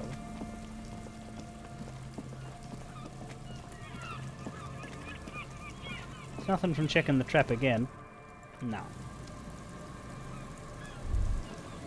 Ooh, that it? Maybe I needed Morel to go away. Or maybe I was too distracted by him. Could this be the buoy Clachier told you about? A metal and plastic contraption bobs up and down amidst the trembling reeds. First it just looks like trash, but if you look closer... That, over there. Must be the boy Classier told us about. The one she hid her passport in. We should take a look. Cold. Air. Tendons. Snapped the cords, keeping the buoy in place. A little longer and it would be floating somewhere out in the open sea. What? Moves across the water, leaving no traces. You're cold again, as always. Yes, but who or what is this? Splendor. Damn, I felt really strange just now. Mm-hmm. All of Kim's concentration is on the contraption.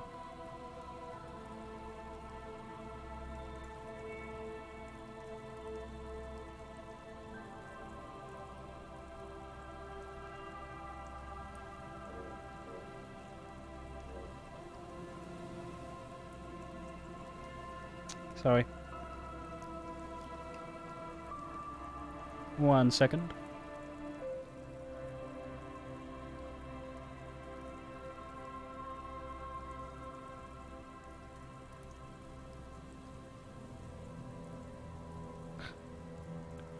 We're lucky it's still here. A little longer and it would have floated away. Indeed. Let's see what's inside. The buoy is not tied to anything. The cords dangling from the bottom really have been torn or cut. You lift it out of the water easily, noticing how light it is. The number 11 has been written on the yellow plastic. It hasn't been in the water for very long, but already it's discoloured and slimy with silt. A latch holds it closed, but only just barely. The brittle metal of the latch is cracked. Simple construction. Very unsafe. There's something in there, splashing around. It smells like you would expect it to smell, a concentrated version of the coast. Salt, industrial slop, decay. And just a dash of hard liquor. Yum. Open it. A shot glass's worth of seawater pours out. Some algae. And nothing else. Well done. No documents. Who do you think took them? I have no idea. Well, this is just a minor quirk. I mean, we know what was supposed to be in there anyway. Or think we do. This is a small loose end, either way. Not important, I hope. Maybe she took them herself. That may very well be the case. We should keep an eye on her. Nothing more for us to do here. Let's go.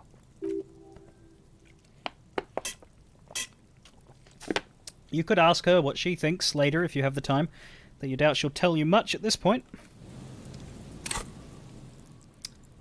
And that was a whole lot of nothing. To the boardwalk. We've already explored this south section just a little bit. Trent Heidelstein and his son have gone to bed from the looks.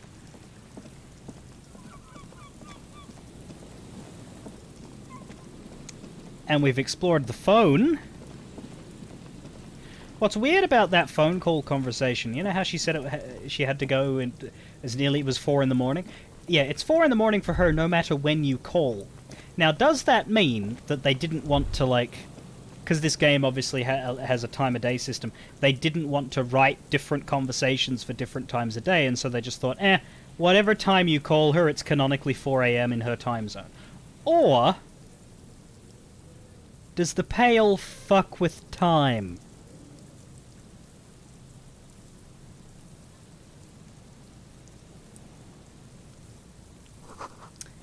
Bzzz. The electricity flows through the wires with auditory power. Audible power. Someone has left an unidentifiable article of clothing on this railing. It smells really bad. Touch it. The cloth, if you can still call it that, makes a soft crunching sound as you thrust your finger into it. Take a closer look. It's streaked with dried seagull shit and tangled with pieces of seaweed. A dangling arm suggests that there might be a jacket beneath the crust of filth. Please tell me you're not taking that with you. Why not? It's a guano-encrusted jacket, and you're already carrying around enough as it is. Yoink!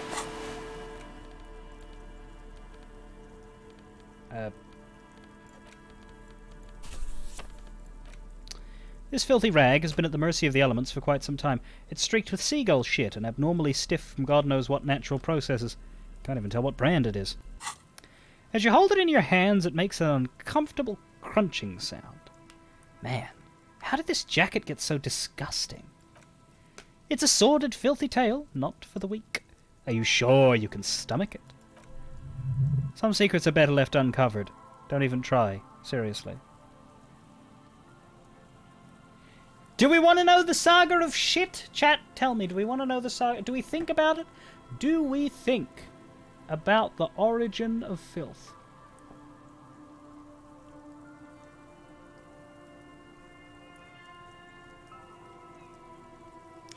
$100 to zip. That either means one person gives a fuck enough to vote here, or that means everybody's all in. It occurs to you that you're not even holding the jacket itself. Rather, you are holding the thick crust of jetsam and seagull shit that ensconces it. It smells like a dead sea creature, tangled in grey strands of seaweed. It must have spent quite some time in the water before the tide deposited it ashore. Gross. Why? Why did you think about it? Look at your hands, they're covered in muck. Ew, ew, ew. Now you're just flicking that shit everywhere. This is a disaster. You'll never get the smell out. Why did I fondle the shit jacket again? There is no why. Let's just put it away.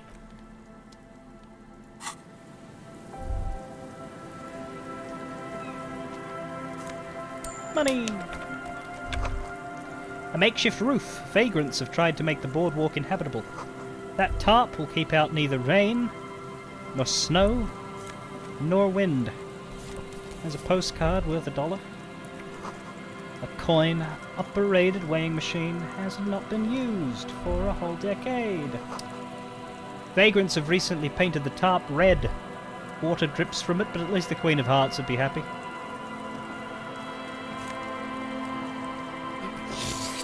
Wow. Item gained. Mega Binos prescription lenses. Whose idiotic idea was square and beige plastic frames anyway? Beige is a colour that does not look good on anyone. Not to mention that seeing the world through those exceedingly thick lenses feels almost nauseating. +2 encyclopedia, discover your inner bino. -1 to perception, for they are nausea-inducing hell glasses that you are not prescribed to wear.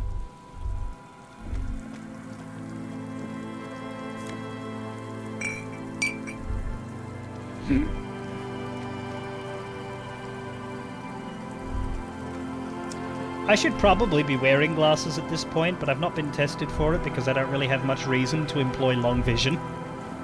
So I don't drive.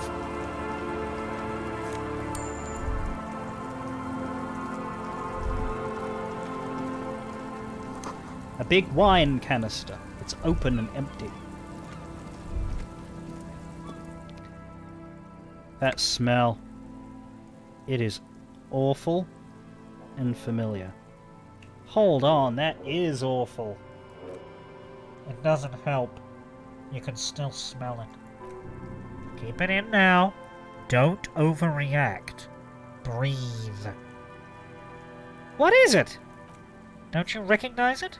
That hideous pungency? That faintly cloying sweetness? Only death smells like that. Something cold wakes up in the pit of your stomach. Fear. Kim, what's that smell? The lieutenant has already brought a handkerchief to his nose. Eyes up, detective. Something's not right here. Ever fucking deadly. Careful there. These floorboards look rotten and weak.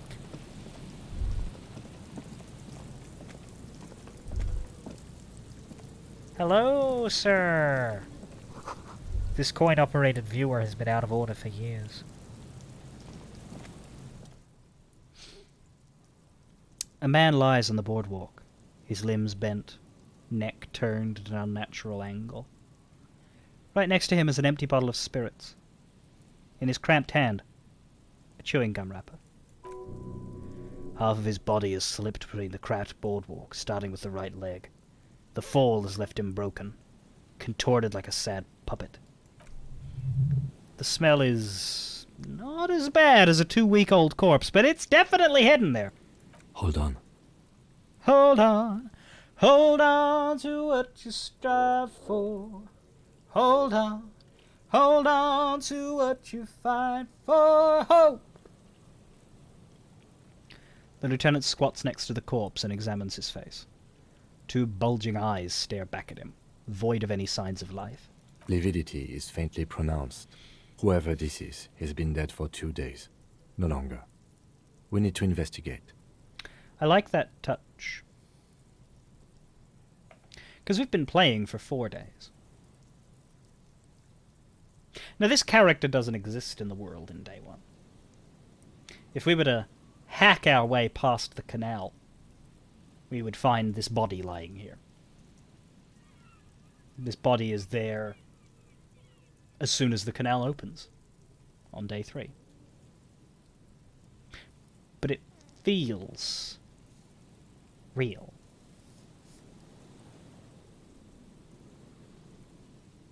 It feels as though this world lives and breathes and moves on around you, and that at some point, while you were walking around Martinez, maybe heading towards the harbour to talk to Evrart, maybe discussing reality with Joyce on her boat, maybe searching through the apartments or browsing at the bookshop, this man was drinking, and then he slipped, and then he fell,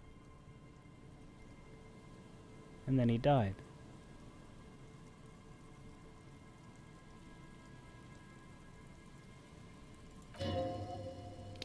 Another dead body. This is your job. Steel yourself. Calm now, carefully. Just another day, just another dead body. Breathe. Study the man's clothes. He's wearing mud-caked boots, beige trousers, and an old brown leather jacket with a bright blue lining. There are traces of kebab sauce on his chest.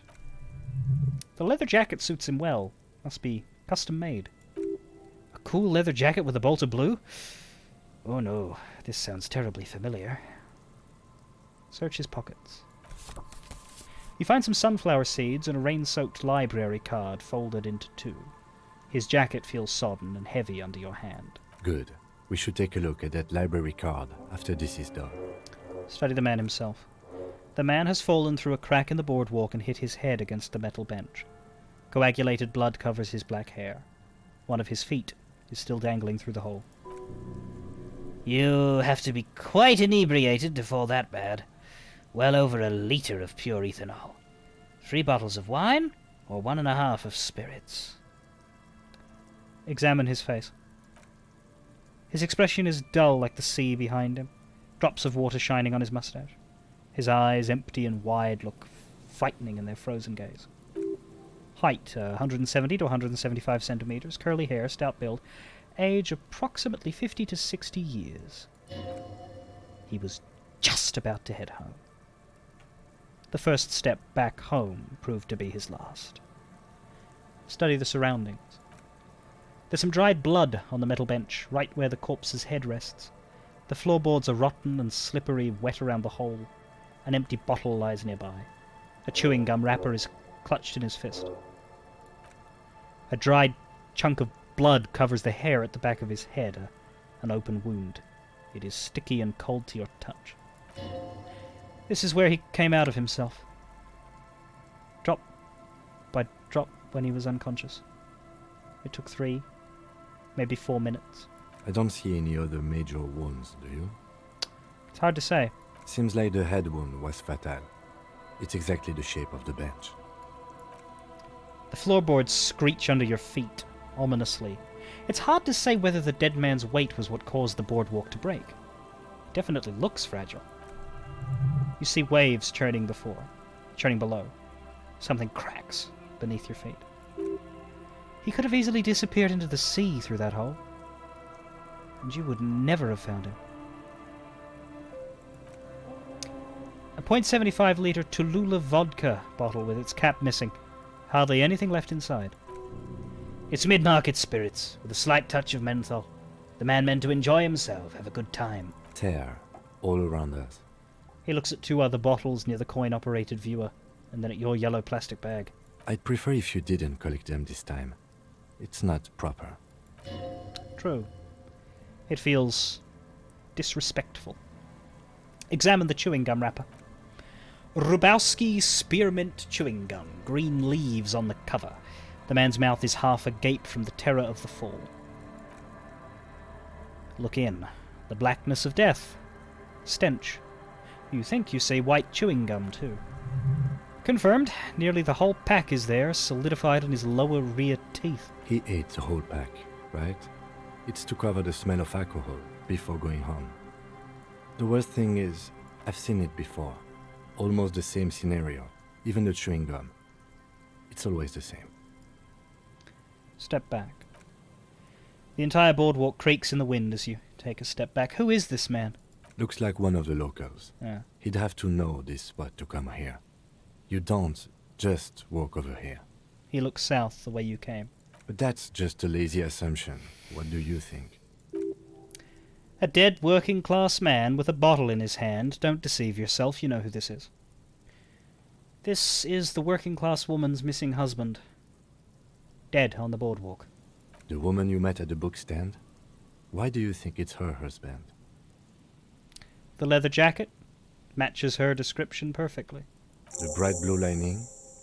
Well, he's definitely someone's husband. What do you think happened here? Death by misadventure. Hmm. He slipped and fell through the boardwalk. A truly unfortunate accident. If it wouldn't have been for that bench, he'd be alive. Could it be related to the I mean, no. No, I don't see anything that points in that direction. For now, let's treat this case as a simple, albeit sad, accident, unrelated to the murder case. Yeah. Yes, but what if there's a killer on the loose? 2 suspicious deaths in such a short time frame? Yeah, you're right. Connecting it with the lynching is a bit of a stretch. Without any further evidence, yes. Do you think he was drunk? Oh, yes.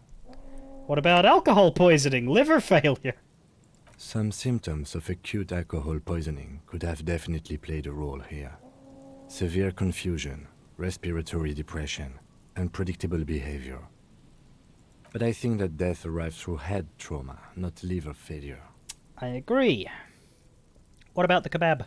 What about it? The deceased ate some kebab. It's probably from a nearby place, maybe in the Pox. Hope it was a good kebab. Someone should be held responsible for this broken boardwalk. It's dangerous. They'll seal this place off after the news reaches the coalition officials. I doubt that they have enough resources to actually repair the boardwalk. Nothing like someone dying at your local death trap to get people to seal off your local death trap. Not that sealing it off would keep anyone away. All it does is keep the city council's hands clean. Oh, look. Tape that says no entry. And here's me, 17 years old, with a beer and a bunch of friends to impress. What do? Right. It does seem to be a pretty straightforward misadventure, although there's still a question of identifying the body. What should we do with him? From where I stand, I can see 2 options. We either take the case and follow the leads to identify the body on our own, or we report back to the station and leave this for our colleagues to handle. What should we do with the drunken dead man? What should we do with the drunken dead man? What should we do with the drunken dead man here on the boardwalk? What about a field autopsy like we did with the other one? A field autopsy isn't necessary if the cause of death doesn't appear to be criminal, and this looks like a simple accident to me. I'd say we should just write down head trauma and leave it at that. Let's keep this detour as short as possible. The sooner we get back to finding Ruby, the better. Yeah, you're right. I don't see anything criminal here. We can leave it at that. Good call. The guys at processing can take care of the rest. I think we found him, and we should finish this, especially considering we technically already got the case to find him from his wife. Presuming he is her husband. Alright, we should first examine the library card you found. Then we can call the station from my kinema. Let them know we are taking the case. Right, another thought breakthrough. One more door. More door. There is no way to open the supply depot door. Accept it. You cannot open all the doors. You have to integrate this into your character. Some doors will forever remain closed, even if every single other door will open at one time or another. Maybe to a key, or maybe to some sort of tool meant for opening doors. But this one will never accede to such commands. A realization crucial to personal growth. Crucial. It's funny how that works as sort of like a commentary on video games. Because there are plenty of doors in video games that you don't open. Usually in open world games or worlds with a lot of scenery buildings. But in the same vein, we don't really consider them to be doors.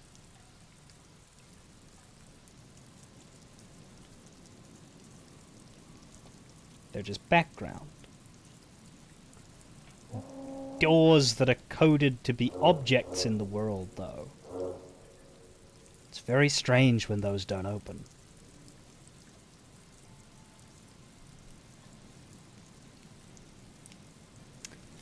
I remember there's a door at the start of Knights of the Old Republic 2, when you're in the mining facility, that you're not supposed to be able to open. And I think it, like, you come out of that door at the very end of that section, or towards the end, and you back into the earlier area when you're on your way to getting out of there. And I think, as a kid, I remember, because when I was a kid I was bad at video games, and I liked to cheat them. And one thing I did as a kid was I'd like cheated my like skills to like maximum. And so I recall having like a bullshit security score and opening that door. And then I suffered for my hubris because you go through the door and what happens? The game breaks because you're not supposed to go through there. You're supposed to come out. And everything just went to absolute dog shit and it scared me and I had to quit the game and restart.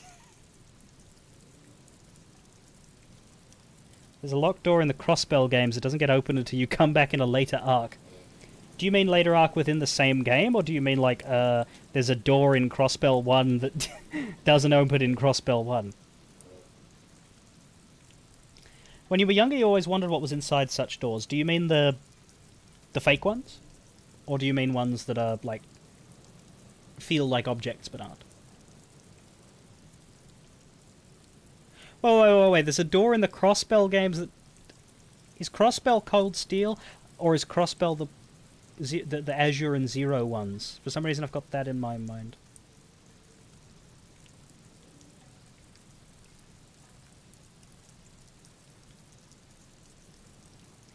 Wow! That is some forward thinking, and another reason to play those games in order, I suppose. Yeah, because when you're a kid, you don't really have good conception of video game worlds and the fact that everything is an illusion. And that, quite literally, you know how there's that sort of like philosophical question of how we can't be sure that anything that we can't currently see exists? Like, we can't be sure that we don't live in a simulated world in which, whenever we turn a corner, all of the stuff that is around that corner is loaded into existence once we look at it. And while we're not looking at it, it's not there. Like, all of you people in my chat aren't actually sitting there in your own houses. You're just coming in as names and words, and you would only exist if I were to visit you, that sort of thing. Well, that's how it actually works, sort of, in a video game, because shit loads. And when shit hasn't loaded yet, they let it dissipate in order to save processing power. It's not, you know, to the point of line of sight. A lot of games will have the shit that's behind you load because it can't load fast enough when you turn, but... Inside huts that are behind a barrier, street blocked off by burning cars. Yeah. And there's like a little bit... Sometimes if you can see past the cars, they'll have, you know, designed area, but only within the bounds of what the player can see, just to cover their bases. We have to suspend our disbelief. And try not to think too hard about the existential horror of the dark abyss that waits behind the corner. So this isn't a very good one, I might delete it. Because you get a Half-Life debuff, and it's unlocked Psyche white checks, and what that means is that I could delete it without losing anything. Because the checks have already been unlocked. It unlocked the electronic doorbell, and that's it. So that's almost entirely negative thought there, so that'll be the first one to go when I need a new one. But let's examine the library card. Folded in two and still slightly wet to the touch, front side reads Central Jamrock Public Library, issued to Billy Majon, expires July 53. Whoever owns this card is an avid reader. You find a list of books written in blue pencil.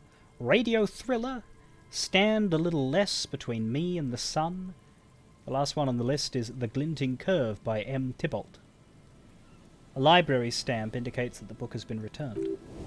Most of these titles seem to be in the sci-fi genre. Some thrillers, too.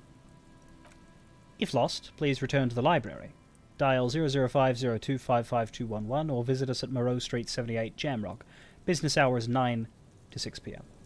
Good. We should give them a call from my kinema. See if we can learn anything about Billy Méjean. Billy Méjean is not my lover.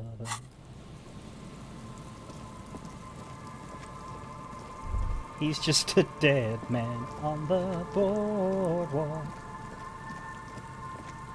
What? There. Moonshine. Smells like tasty fermentation.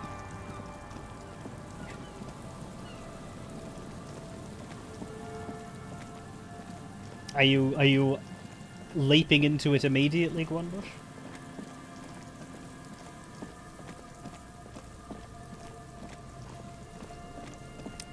I think that's it for the boardwalk. We need to pass 4 minutes, and then we can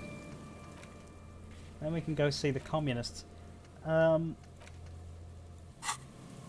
We do still have the church and the tent, but I'm of a mind to do that in day 5 when it's brighter.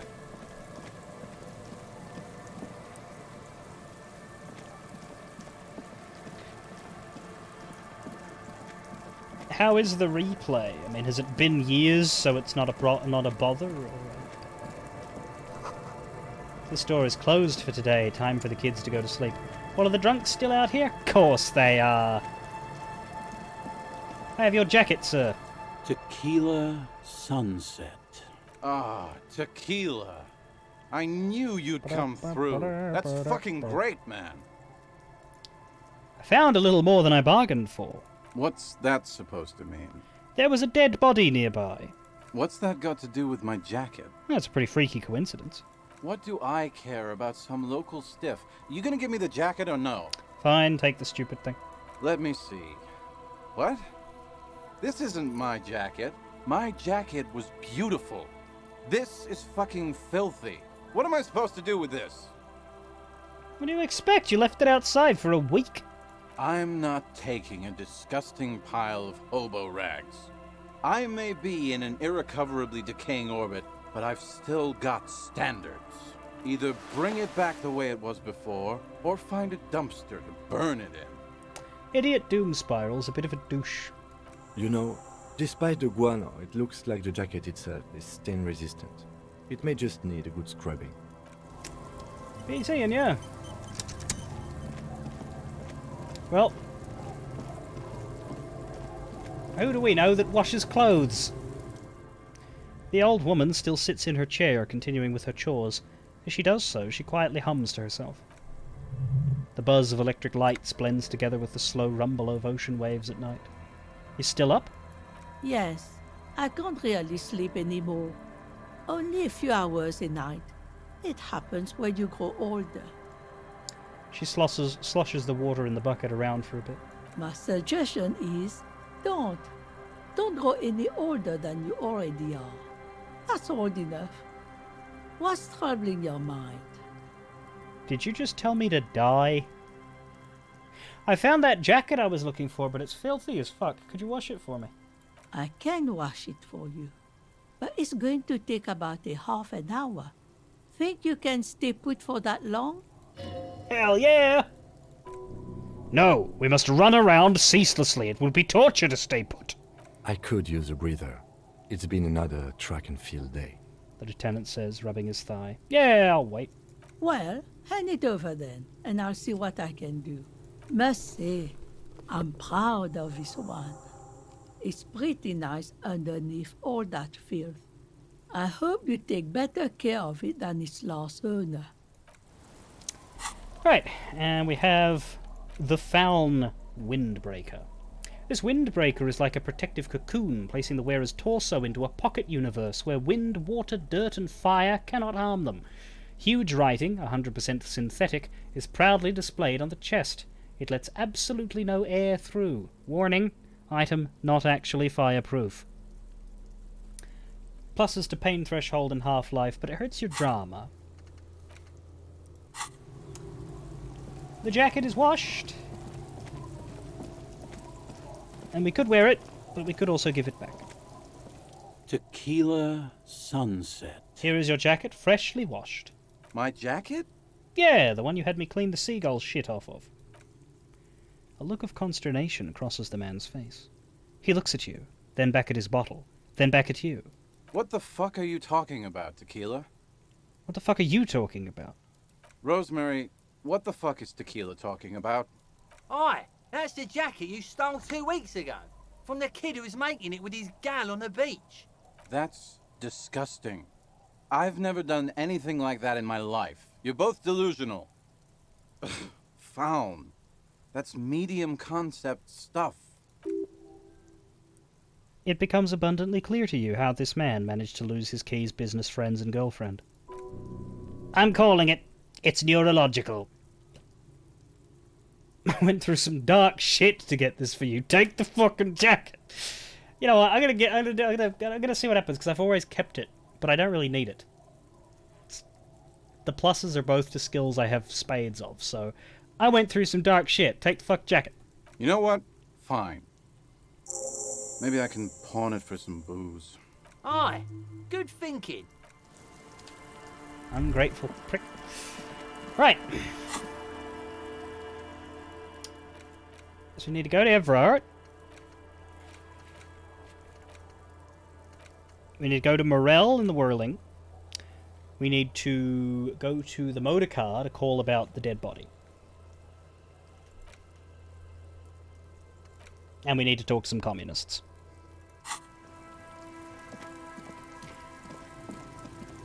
Some of those can be done tomorrow.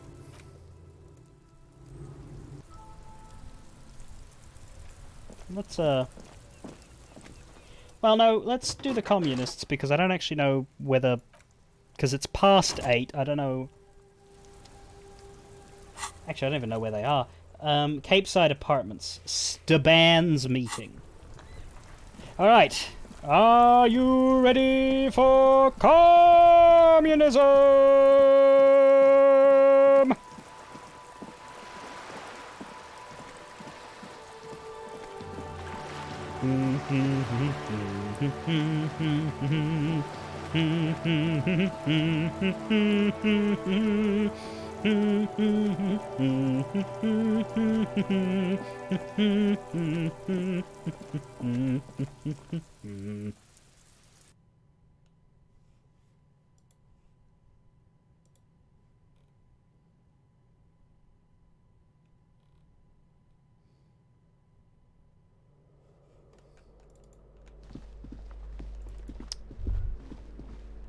I would assume it's this room.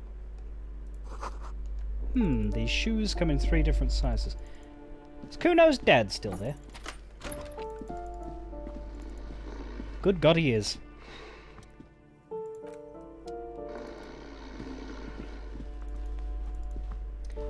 I would have thought it would be the little communist hovel here.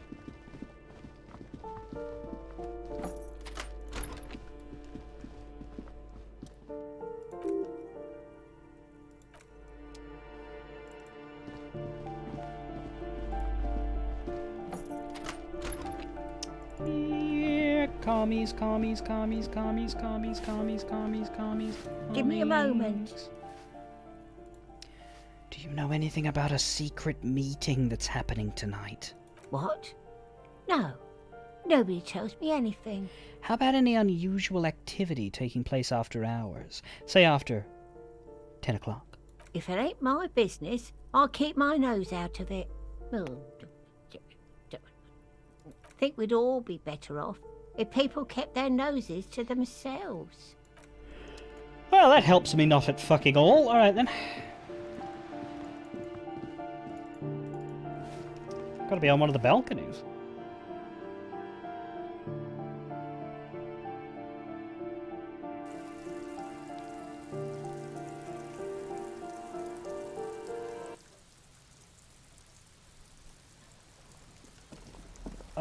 Oh, this could be it. Hello again, officers. That's all lit up. Can I not? Can I get up there?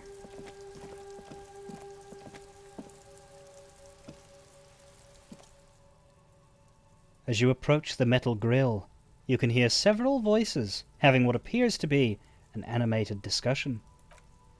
This must be it. Beyond this door lies the beating heart of radical communism in Martinez. Somehow the night air softens the smell of trash and sea brine. As the breeze pulls through the canvas like a shuttle through a loom, you catch a hint of something unexpected, something earthy, warm, and burnt. The acrid smell of failure. No, that's just slightly burnt coffee, a smell you would recognize anywhere. Just look at these pigs sniffing about after hours. Why didn't you say the secret door was right behind you? Must have slipped my mind. You know how it goes. She gives you a lackadaisical shrug. The metal grill is cool to the touch. You notice the lieutenant is looking uncustomarily anxious. His posture is rigid. His right hand hovers near the zipper of his jacket. Relax, they're only communists. Something's not right here. The equation doesn't quite balance. Mm-hmm. Which is just to say, we should be prepared for any eventuality. Try to listen. You can make out at least two separate voices. Two voices, both male, approximately early 20s. Careful with those now. I have it. It's going to work. I can feel it. Bang, bang, bang on the grill, baby. The clang of metal reverberates all along the scaffolding. The voices coming from the other side fall silent. A pair of frightened hares cowering in some dark crevice of their burrow. Who's there? Is that you, Maurice? Bwip, bwip. Are you all communists? I'm looking for some communists. I said communist. Did we say communist? Get out of here. Listen, I've already built like 0.0001% of communism, but now I need to get organized. Can you help me? For a moment, silence. A slight sensation of static electricity is before a storm. A miniature conference is taking place inside, and you are the subject. What's the passphrase?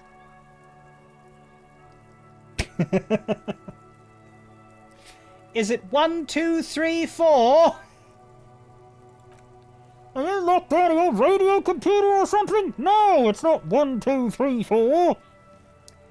Disco Supernova. No, it is not. We don't do ironic passphrases here. We await the silent mole empire? He said something about moles. Maybe he's just a night-wandering lunatic. Blessed are the sausage grinders. Did he say something about sausages? The voice appears completely confused by your response. Fine, it's remember Dobreva and Abadanais. There's no response. You begin to wonder whether they've slipped out some back way. No, they're still there. You can feel them back there. Alright. Keys taped to the back of the door frame. Just make sure you put it back when you're done or else we'll all be locked out.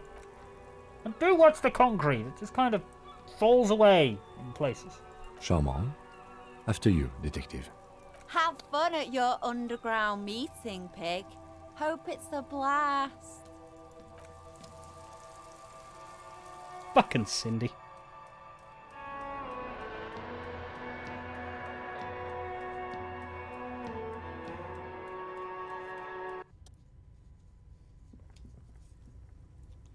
Stepan, the student communist. The two young men are either oblivious to or ignoring your entrance. Their attentions are fixed on whatever it is they're stacking in the middle of the floor. Matchboxes, it appears. I think it's holding, Alexis. It is. It's holding. It is definitely not holding. Those matchboxes are stacked so haphazardly it's like they want them to collapse. Careful, careful.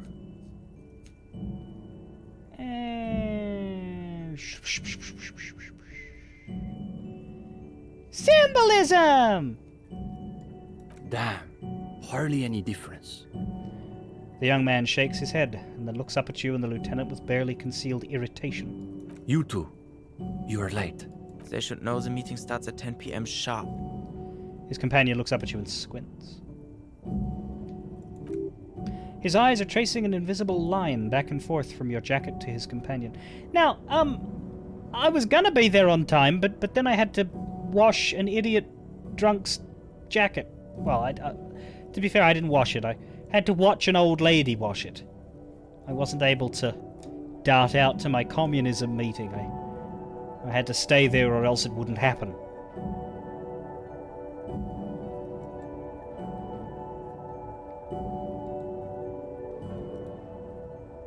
And we found a dead body.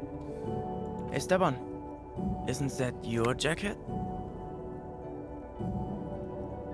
Oh yeah, I'm still wearing this. Where did I get this jacket?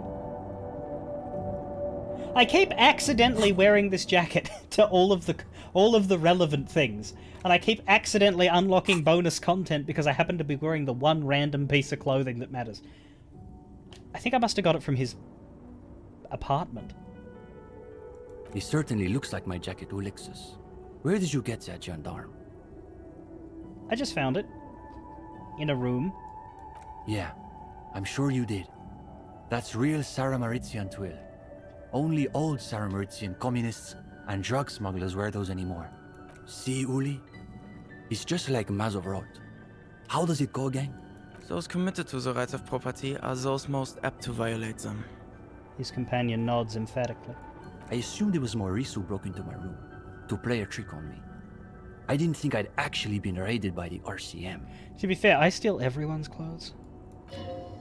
There is surprise in his voice, naturally, but is that a note of excitement you also detect? So, do you want your jacket back? Absolutely not. You have to keep it. Can you imagine the look on Morris's face when he finds out the RCM has been kicking my door down? He'll shit himself. Positively. And now they've shown up in force to break up our meeting. That was a really weird inflection from the he'll shit himself line there. Do you agree? That was amazing. He'll shit himself. That inflection implies that he normally shits other people. Like it's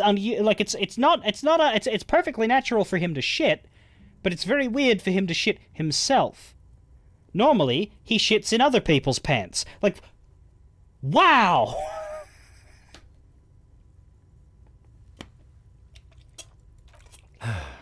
Something tells me these young men are not very experienced with law enforcement. Hold on, we're not here to break up your meeting. We want to join your meeting. The RCM wants to join us? A quizzical expression. My partner, of course, is acting in a strictly personal capacity, not as an official representative of the RCM. Interesting. Does that mean you've done the reading? There's reading? Uh-oh. No one said anything about reading. You'll just have to wing this one. Kim, did you do the reading? No, detective. The only reading I've been doing is right here. I have not had time to seek out pretentious communist book clubs, nor have I done their reading. It doesn't sound like they've done the reading, Steban. This dude is not intonating anything right at all. He was either directed wrong or he didn't get full script. Which, to be fair, you wouldn't get full script in a game like this. So he was directed wrong as well. Well, this is getting awkward. I'm not sure what you're expecting to find here then. There's profound consternation in his voice. You suspect it's about something bigger than your not having done the reading. Maybe they can explain themselves. What exactly are you two doing here? In the most generous sense, I would say we're cultivating revolutionary consciousness. Yes, that's probably the best way to describe it. But more specifically, we are running a reading group. The most rigorous and theoretically advanced materialist reading group in Martinaise. Comrade Steban is a great discussion leader. One of the best at the university. Yawn! Can you imagine anything duller than a bunch of binoclards yanking each other's knobs?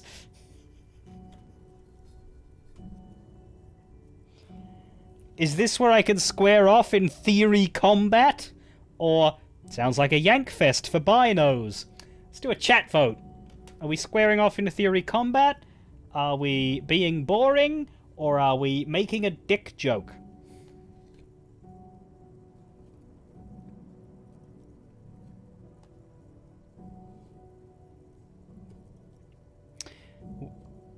We are squaring off in theory combat. Not a single dick joke in the bunch. Wow. We have been known to get into some spirited debates, but it's always in service of our larger intellectual and ideological project. Precisely. We are not interested in senseless parroting. We like to read critically. Within the contours of Mazovian historical materialism, of course. I didn't realize they taught radical Mazovian theory in the universities. Huh. As though you can call that pablum teaching. One thing you learn quickly at university is that you're not going to find a real education in any lecture hall or discussion seminar. We are post-attendance, basically. Uh-huh. Exactly. The only worthwhile part of the so-called École Normale de Revachol is the library. That's where we've made our greatest critical strides.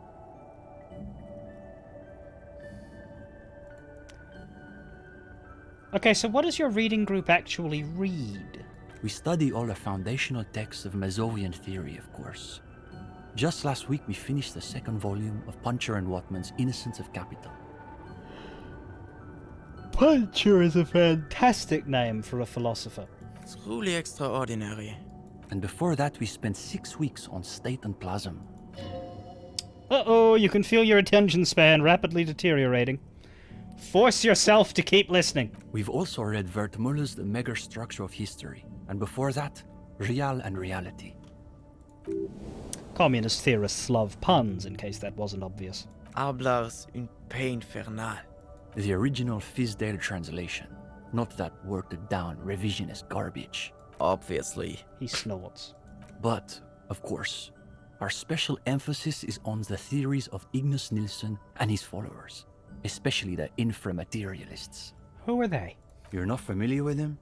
It's pretty advanced stuff. You may not be ready for it yet, Gendarme. Okay. But who's Ignace Nilsson?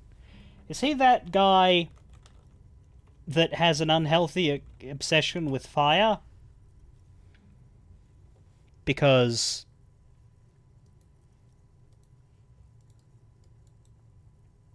he was not very nice, and I do not recommend adding him to your party.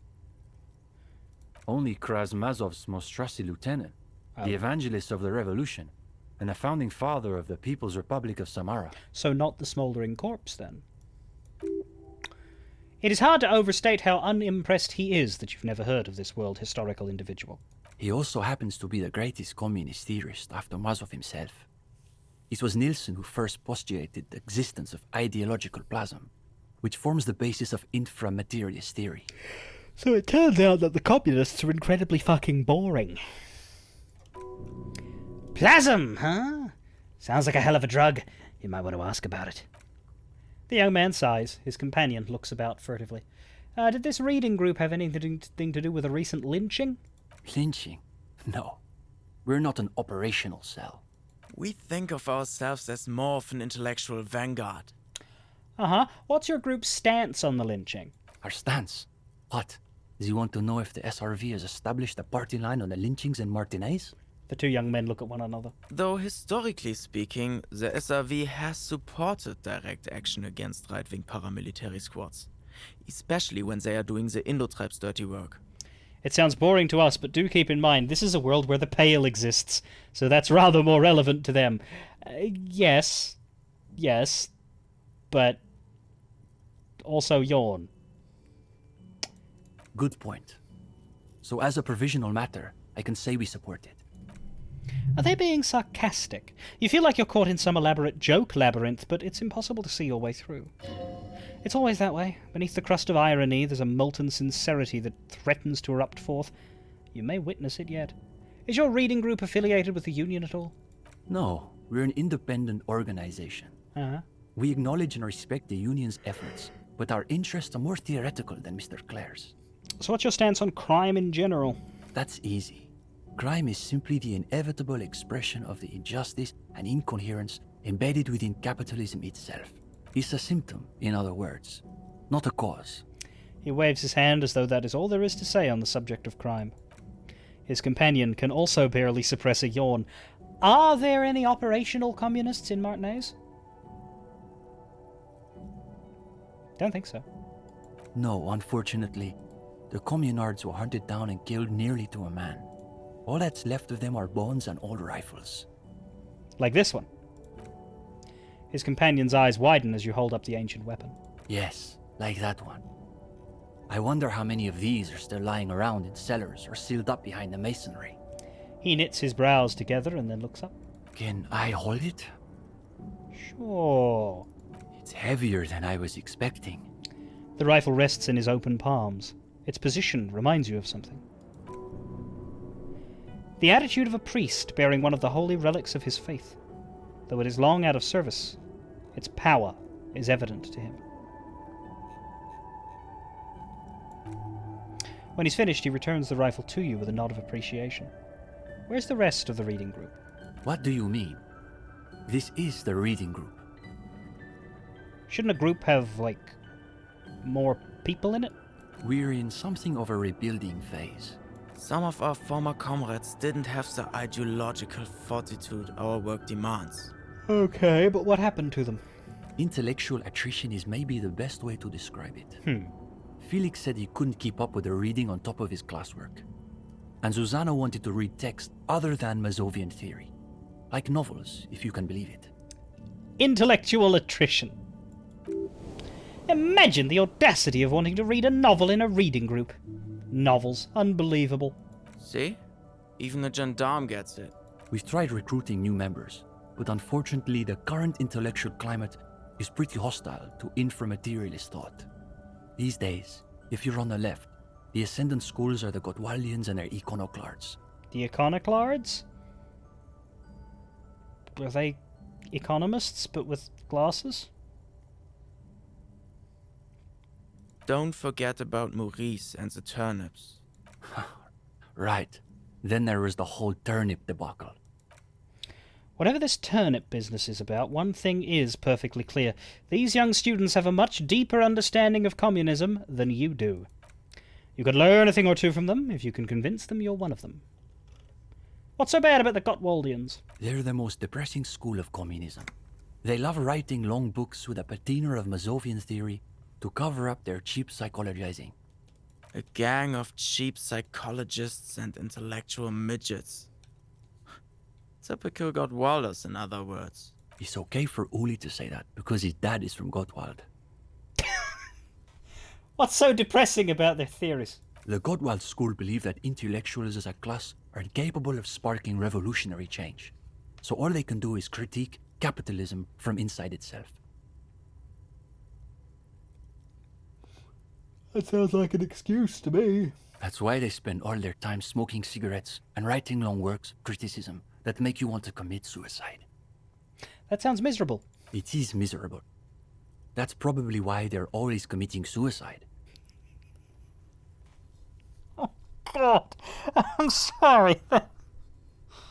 That's not funny. That is dark. But the joke structure of that. You see, the Gottwald school look like communists. They talk like communists. But scratch the patina and you'll see beneath that they're just depressed liberals who've read too many books. Okay, but what about the iconoclasts? For starters, they love talking about beans. Oh God, it's Bean Dad! No! This had to have been written before Bean Dad, though. Like, Bean Dad was January. This shit came out in March, right? There's no way that this script hadn't been done. Because, like, with the voice recording, they did the whole game's worth of voice. There is no way. This has to predate Bean Dad. It cannot be a reference. If you don't know what I'm talking about, you're lucky. Beans? That's right. Iconoclasts are obsessed with beans. They love thinking about beans. They love counting beans. But most of all, they love building models to predict how many beans there'll be in the future. They're by far the most bean-centric school of communism. Ah yes, the much maligned bean counters, ensconced in their think tanks and high-rises, believing they can save the world through a series of incremental, assiduously technocratic reforms. I don't get it. Are the beans a metaphor? If only. They've got all the beans accounted for in their asset sheets, their quarterly budgets, their future projections. But for some reason, there are never enough beans to go around. So we've just got to cut our bean rations in half. Can't you just make more beans? And next thing you know, there are budget cuts, so now we've got to cut the bean rations in half again. Make more beans! You see, iconoclasts claim to be communists, but in reality they're just liberals with hard-ons for spreadsheets. And what about the liberals? Are they liberals too? Of course not. The only people who actually call themselves liberals are mouth-foaming reactionaries.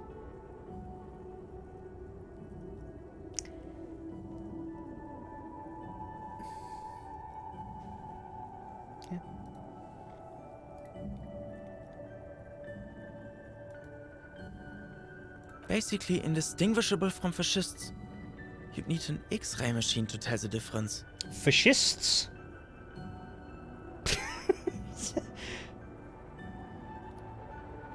What about Cindy? Is she part of the group? Cindy is... how to describe her role? Something of an ideological auxiliary, perhaps. Not much of a university type, I don't think. Yes, that's exactly how I would put it. And naturally, we support her radical counter-liberal aesthetics. But she refuses to submit an essay, so we can't call her a member of the group per se. That doesn't stop her from using a room for studio space, of course. Did you say something about turnips?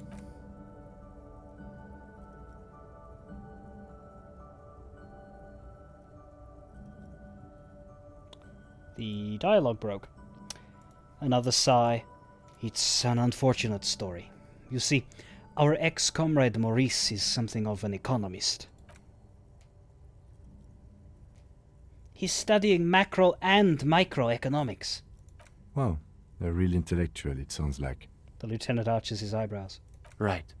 So a few weeks ago we were discussing the extra physical capabilities of the revolutionary state. And Maurice said...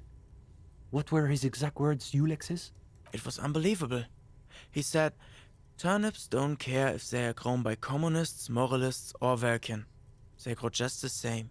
Basically, he was rejecting the whole foundation of inframaterialist theory.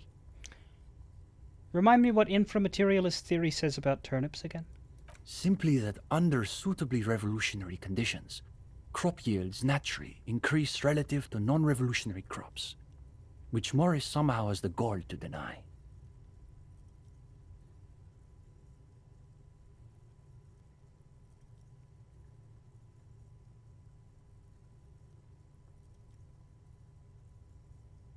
I never affiliate with anyone who isn't prepared to drown me in money. That is not something we need to hear when we're talking to the communists. You'll blow my cover.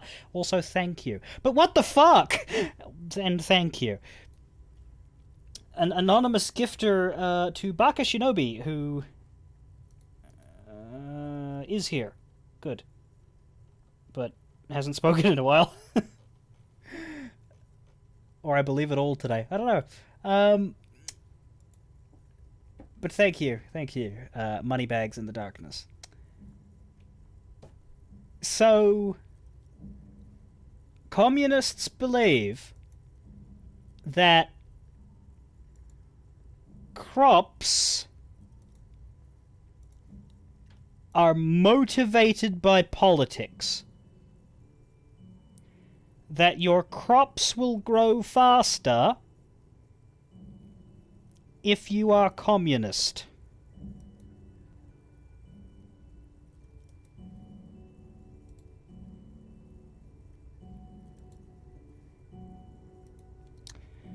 I'm in the right, so everything will work out because I'm right. Susanna said that he has been hanging out with some non-communists lately. For us, the question boiled down to, if you don't even accept the basic ideas of Nielsen and inframaterialist theory, why are you in the reading group? So you expelled Maurice from the reading group over an argument about turnips? Well, it wasn't so much that he was expelled. He just quit coming. We haven't seen him around for weeks. Well, you verbally and openly, as the leader of the reading group, questioned the fact that he was in the reading group and made him out to be an idiot for being in the reading group, and so now you're kind of amazed that he didn't come back?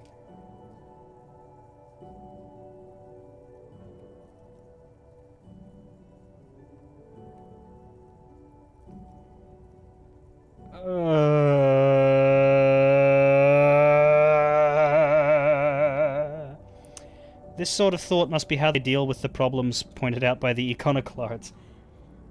If we all believe hard enough, then our food will grow because of our morals.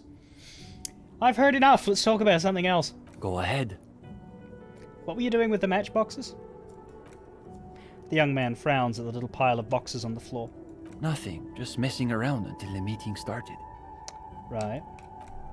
They're watching those matchboxes awfully intently for two guys who were just messing around. It's almost as though they were trying to create the most unstable structure they could. For fuck's sake. Hang on 1 second.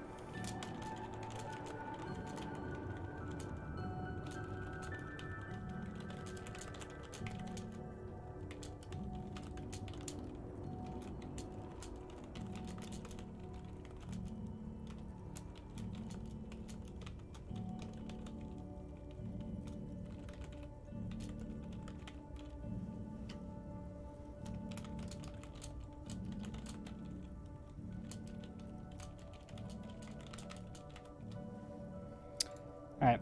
Is the reading group accepting new members? We typically only accept new members once per semester. There's this whole process with essays and presentations on assigned topics. I am a cop.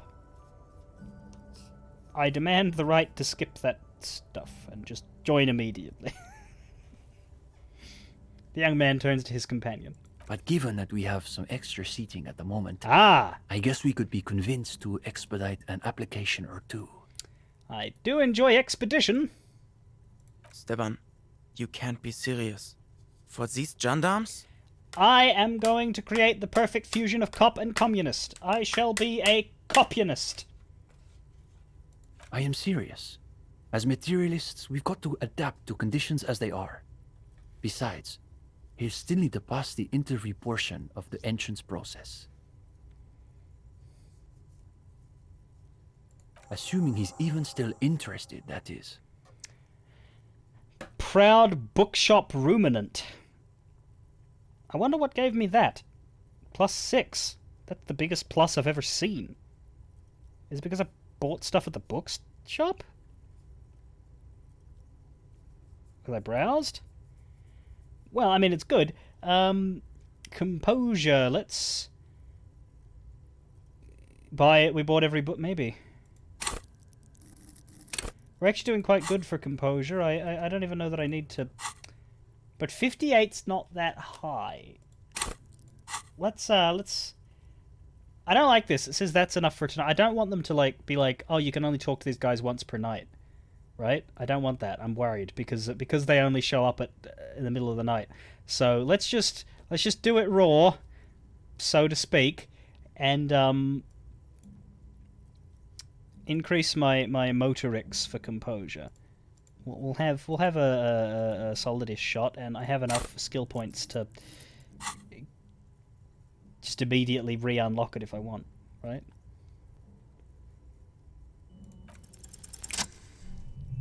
What's there to be scared of? You've really been cracking the books these last few days. You can go toe to intellectual toe with any reading group in matinees. Now chin up. You've got this. Alright, let's do this interview. Oh, you want to start now? Yep. Sure, we can manage that. You've caught him off balance. The momentum is already in your favor. Go ahead and take a seat. Since we haven't had time to prepare an exhaustive questionnaire, I think we can keep this interview more freeform. Why don't you tell us a bit about the books you're interested in? And we'll just see where the conversation goes. Look, guys, I've got to be honest. I may not have read many books, but that doesn't mean I don't have stories. Okay, we'll bite. What sort of stories are we talking about? Give them sex and drugs. They're clearly not getting any on their own.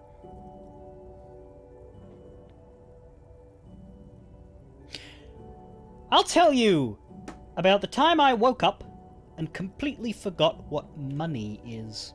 Oh, we're getting into the psychiatric pathologies of life under capital. Let's see where this goes. Yes, I'm rather curious myself. You've got them. They're starting to loosen up. You're relaxed and in control. You deftly weave every piece of the story together. I'm just trying to imagine what it would be like to wake up with no concept of what money is. If you encountered it in a novel, you'd say it sounded like a plot contrivance or like a fantasy. But isn't the point that money is itself just a collective fantasy? Perhaps, but it's a fantasy that pays for things, like your hostel bill.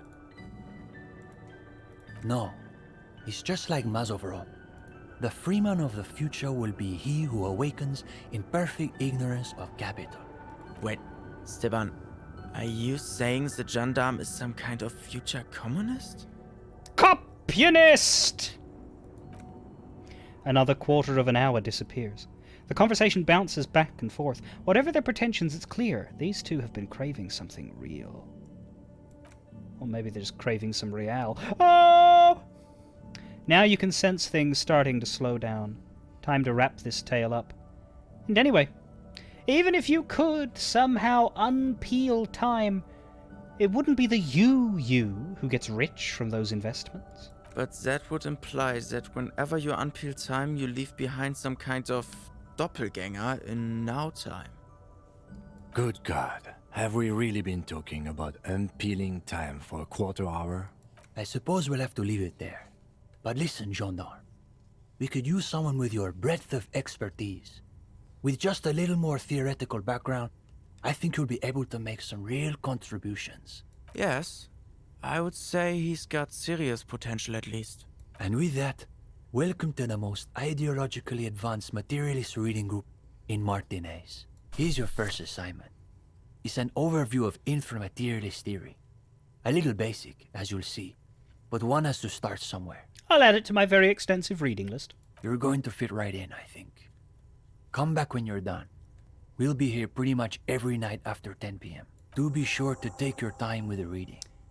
We'll be eager to hear your thoughts.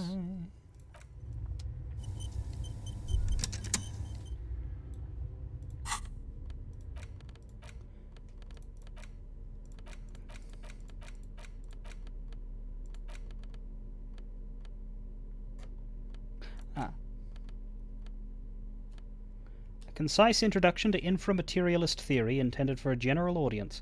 You can tell this particular copy has spent a lot of time in someone's back pocket.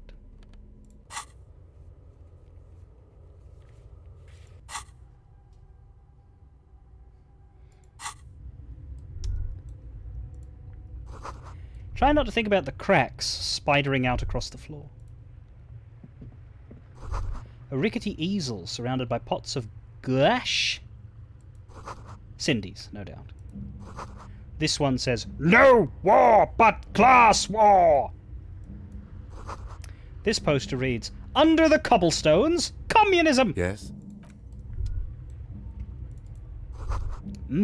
Coffee.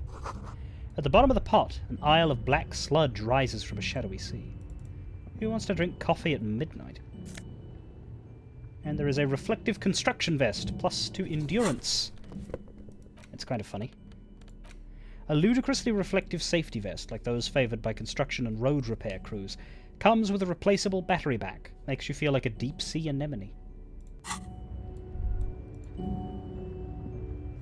You're back. I'm guessing those pots belong to Cindy. Yeah, it's hers. She just sort of moved it all in a few months ago. She said if she's going to make truly radical art, she needs a suitably radical workspace. And I don't think she could afford rent at an actual studio. Do you like her art? Oh, sure. It's definitely interesting, I would say. I guess you could call her latest stuff a sort of counter-bourgeoisie calligraphy. She's got a real taste for radical slogans. It's too bad she hasn't developed the theoretical foundation to do truly radical work. I think she'll get there, though. She's still looking for a subject equal to her ambitions. Now I'm wondering what the deal is with this place. The deal? At a fundamental level, I guess you could call it the shattered bones of a dream crushed by capital. Well, that's bright. That's really good, Steban. You should save that for an essay. Thanks, Uli. When the idea is sound, the words just sort of flow. Yes, now keep developing the idea. If this place is the Shattered Bones, that must make us the Bone Weevils. Yeah, that's not bad. Not as good as Steban's original idea, though. God, get your nose out of his ass, mate. Alright, let's move on. Go ahead. The young man gives you a half smile and his companion sniffs. Can't talk to the other guy. They're a unit.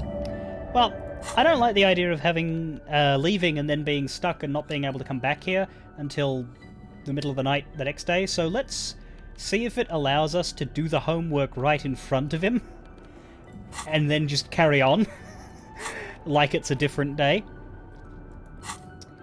The cover of this pocket-sized volume features a swirl of orange, yellow and green.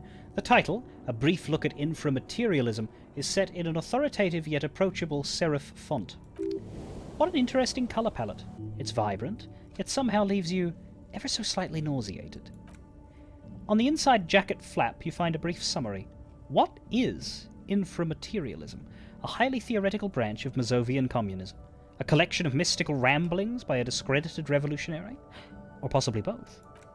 This brief look introduces readers to one of this century's most fascinating and misunderstood theories in a concise, jargon-free manner.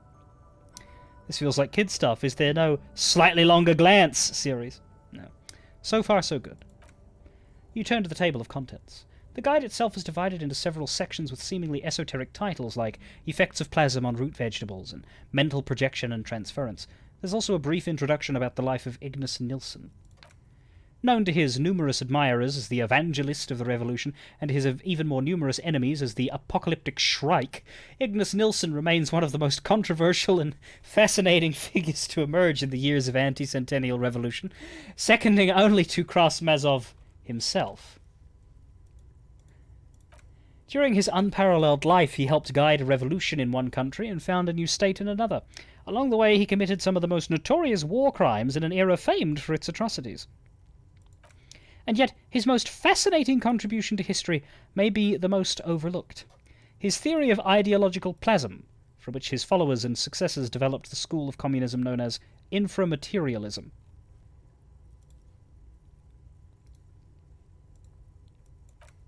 If you're like most people, you probably believe that your thoughts reside in your brain, right? That's not right at all. Thoughts don't exist in the brain. They float through the air! Your brain is but a fish swimming through them. Yeah, I always thought I swam through them. Very interesting and not so far removed from Ignace Nilsson's own theories. As Mazov's devoted comrade and leading theoretician, Nilsson was responsible for developing much of the intellectual foundation of communism, but his interests and speculations were famously wide-ranging. During his final years in exile, he produced, among other things, an early guide to homebrewing, instructions for raising revolutionary children, plans for a universal pictographic language, and a detailed materialist critique of Dolores Day's chess strategy. A true man of ideas, equal to any of the great DeLorean polymaths. But one subject he returned to, time and time again, was the fundamental relationship between thoughts and matter. We may yet discover, he wrote in his notebooks, that under certain exceptional circumstances, the proletariat's embrace of historical materialism may be so fervent that their beliefs take form in the world of matter as a kind of revolutionary plasm. Hold on, can you put that in slightly more basic terms? Certainly. In essence, Nilsson is arguing that thoughts don't just reside inside the brain, they radiate outward from it. According to this idea, the brain is an ideological transponder, constantly emitting waves of highly politicized energy, which Nilsson called plasm. Right. Stay with us a moment longer. What's more, Nilsson speculated that this plasm, when it becomes powerful enough, might begin to influence the material reality surrounding it, hence the name inframaterialism. Unfortunately, Nilsson passed away before he was able to develop these initial ideas into a full-fledged theory. That work was left to subsequent generations of communist theorists. Building on Nilsson's basic insight, these theorists reached a startling conclusion: that a sufficiently revolutionary state might begin to exhibit certain extra-physical effects based on the amount of plasm generated by its citizens. Wait, so this isn't even Nilsson's theory, this is his followers? Correct, though certain particulars of the theory are commonly attributed to Nilsson himself, the evidentiary basis of those attributions has always been a point of contention between inframaterialists and their critics. So people are saying that if enough people just believe in communism, it will come true.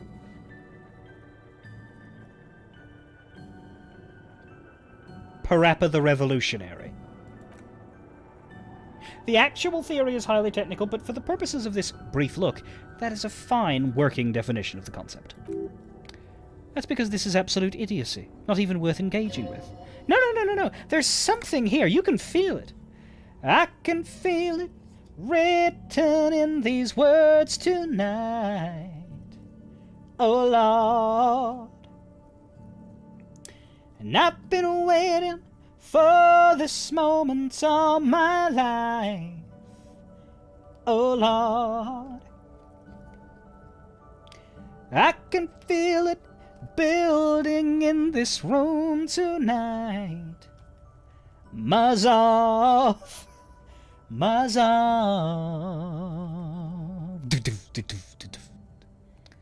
Alright, let's hear about this extra-physical stuff. Inframaterialists divide the extra-physical effects of the revolutionary state by the level of plasm required to achieve them. At its lowest, first level, revolutionary plasm is believed to stimulate or invigorate matter without altering its essential properties. This sounds like the business with the turnips. Precisely, though plasm does more than increase vegetable yields. It may also influence the physiology of the revolutionaries themselves. It has also been postulated that plasm may account for the remarkably full and manly facial hair observed on many communist males. Stroke your beard proudly. Of course, inframaterialists argue that revolutionary plasm may stimulate humans' physiology in other ways as well. Oh yeah, we're talking about white-hot communist sex, baby! That's correct. Reports from the revolutionary period claim that the most radically devoted communards were able to engage in vigorous intercourse for up to 8 hours at a time. 8 hours? There's no way. Your equipment would be mashed to jelly. Hyperproductive vegetables and ultra-horny communards are fine, but this theory hasn't gotten quite strange enough for you. And on that note, you feel like you've gotten the general idea of inframaterialism, enough to carry on a basic conversation, at least.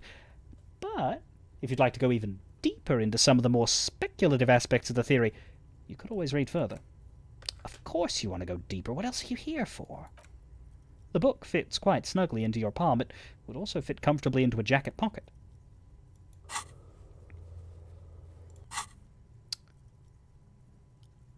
Let's talk to them in case they go away. If it hits 2 a.m., they might go away. You're back. I'm ready. Let's talk about inframaterialism. Well, howdy there, Internet people. Let's talk about inframaterialism. Yes. Let's get right to it. His companion leans forward, ready to jump in. These two are full of interesting stories and rumors about Nilsson, Mazov, and their revolutionary exploits. Half an hour passes, and the conversation gradually wends its way to some unexpected places. A cool breeze, coming off the bay, wraps itself around the Capeside apartments. In a nearly forgotten part of that glorified construction site, surrounded by rusted pieces of scaffolding and walls of faded tarpaulin, a detective of the RCM debates the intricacies of an abstruse theory with a pair of university students. But if it's true that this individual possesses so much capital that light literally bends around him, then that must mean... Did we, I'm so glad that we got to this before we got to the guy in the container. That capital produces its...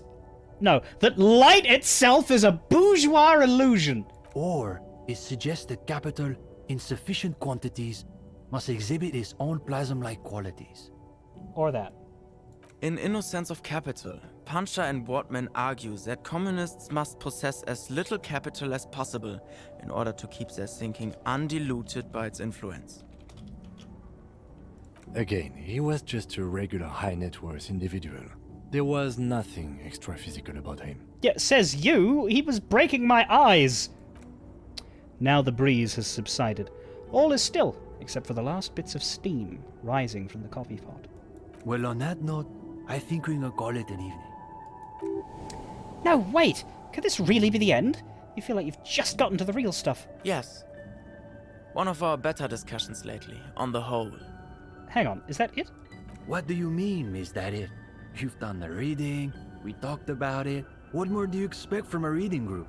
What if I have more questions, about communism? Well, you could always ask, I guess. The two young men look at each other a moment. We probably won't get a better chance. Honestly. But it's getting late, so maybe pick the most important question. Kim, what should I ask? Detective, how should I know what questions you have about communism? I need a minute to think about it. Come on. We have things to do in the morning. The most important question about communism. Help me, friends. Help my intellect. I've only got one shot. Do not miss my chance to communize. Is that a word? I don't know.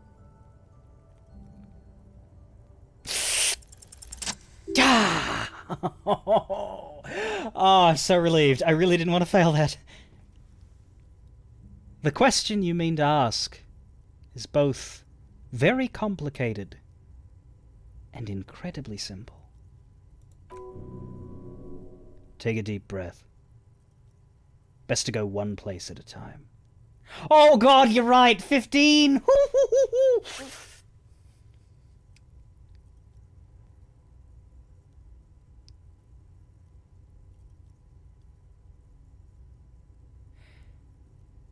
If communism is all based on theories that are impossible to prove,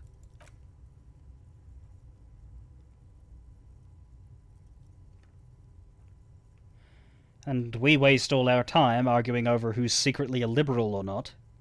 Yes?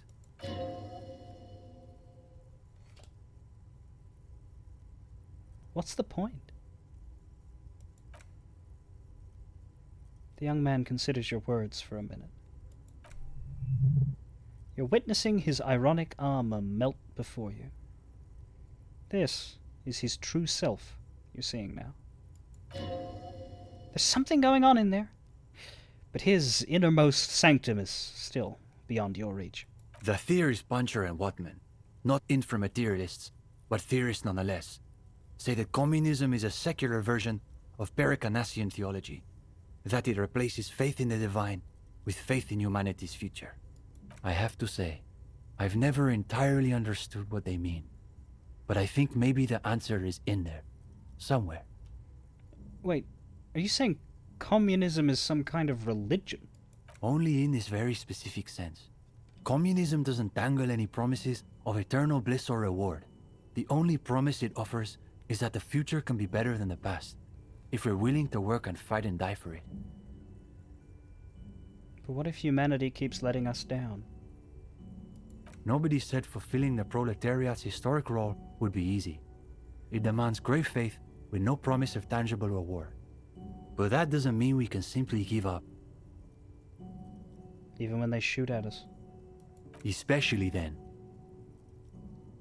And of course, we'll be shooting right back.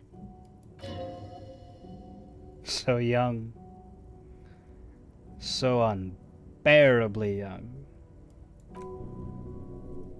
Why do you see the two of them with their backs against a bullet-pocked wall all of a sudden? Their faces blurred yet frozen as though in ambrotype. You were never that young, were you? I guess you could say we believe it because it's impossible.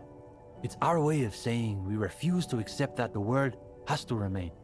Like this. Unfinished.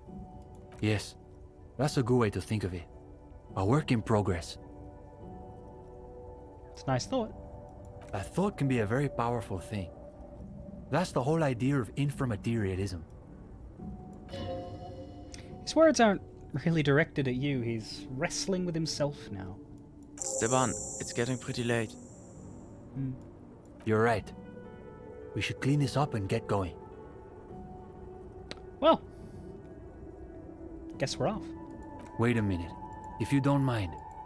Yeah. We wanted to get your opinion on something. A few little changes we've been thinking about. Go ahead. Nothing too major, I think. We were talking potentially about relaxing some parts of our admissions process. Probably would help if you didn't make people go through a whole interview just to join. That's interesting. I thought people loved group interviews. Yeah, and people love genital herpes as well. I thought so too, but perhaps we overdid it, just a little. There was another thing. We were also debating putting up some posters around town. Yeah? Though some of us maintain that advertising is an unacceptably bourgeois tactic. Really?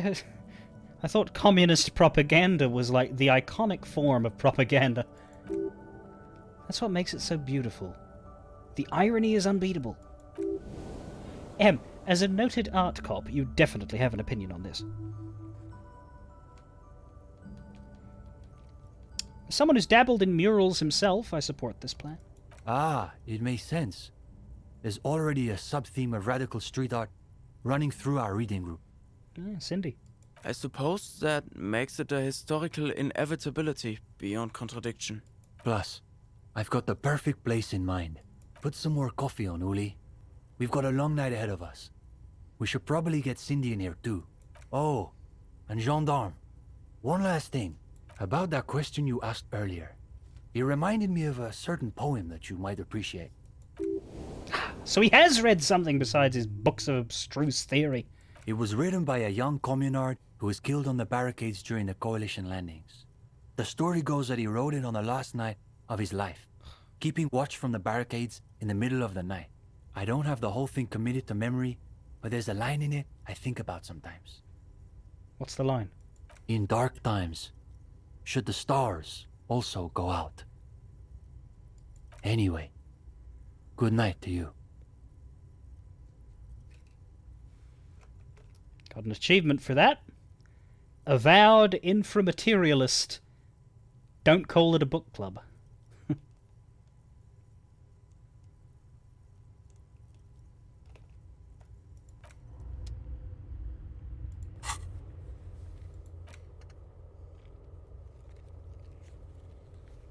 And that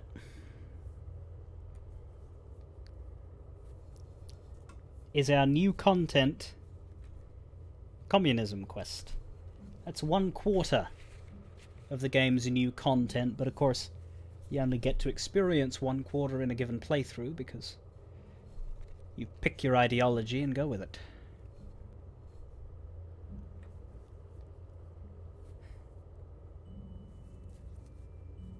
Fucking nothing happened. We just met 2 extra characters and had conversations with them until we ran out of things to say.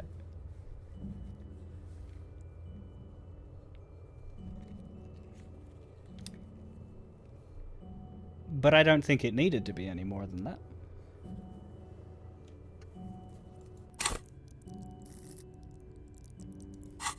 We broke the time. It's not supposed to go later than 2 AM, but we somehow managed to squeeze an extra 12 minutes. The gendarme returns. Goodbye.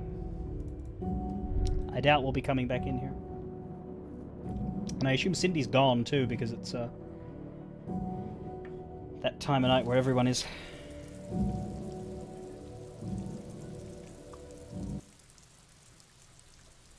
Even Kuno's missing at 2 AM.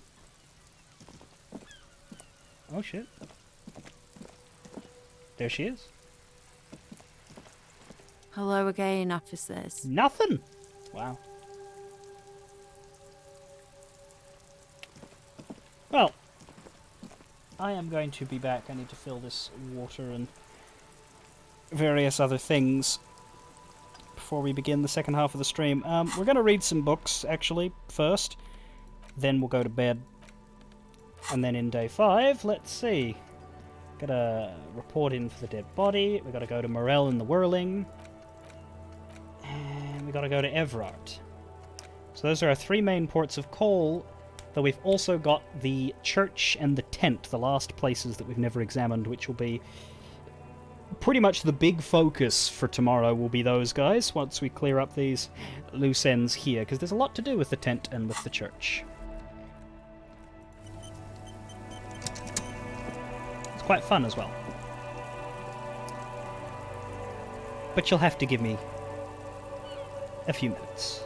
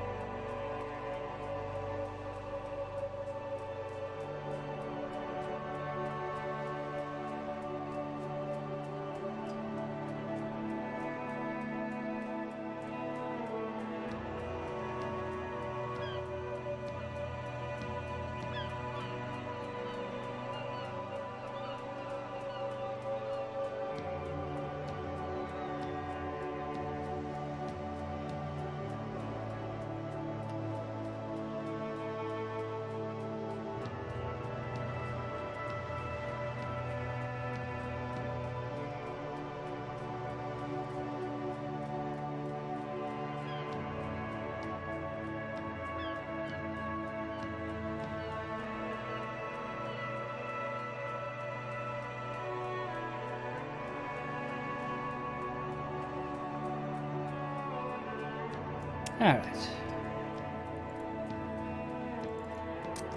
Harry and Kim waiting patiently for me in the darkness. How kind. Which door takes us down? This one, I believe. Because we can't fast travel from here, can we? No, that would be simple. What I wonder is if Cindy is still going to be there when I come out the other end. Because I was under the impression that at 2 AM everyone vanishes. It even says it right there. By 2, everyone's asleep. I literally, that's the tooltip that I took that idea from. Because yeah, the woman's gone. The sweeping woman who never moves from that one spot, she's gone.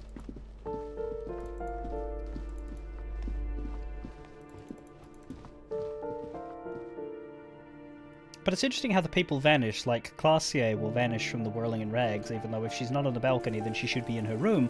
But you have to go through her room to get to the balcony, and she's not in there. Like, her room does not close to you. So it's a little bit gamey in that sense. You can see the seams.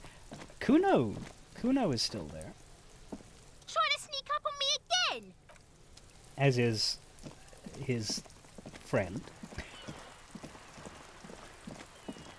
Cindy's still there. So I guess it's a lie.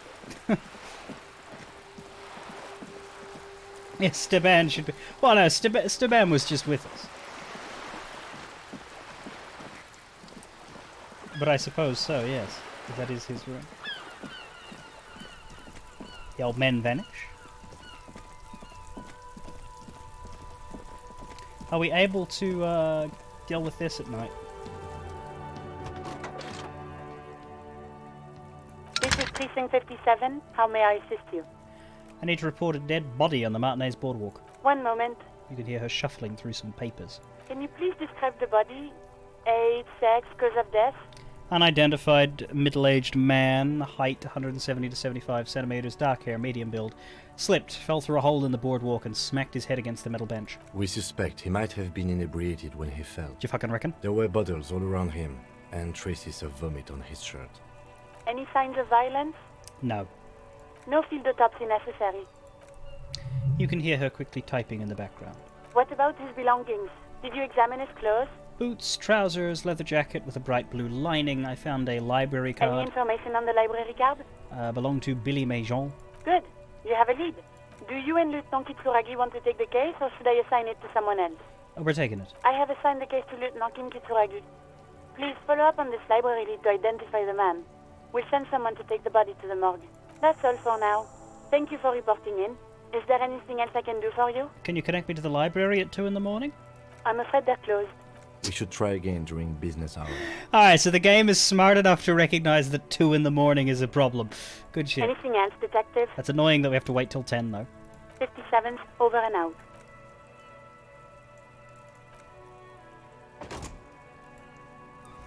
Alright. Fair enough. That's fair enough. We can't call the library at 2 in the morning. Sigh! We do not need to go to the Whirling, though, because Morel's not going to be there at 2 AM. And, I do not intend to pay any more money to Gart. I have my very own shack. Good night, Kim. Good night, officer. We'll meet in front of the shack in the morning. Is Lillian still out? Can we ask her on a date at 2 in the morning, or has she gone to bed? She should be in bed. She has children.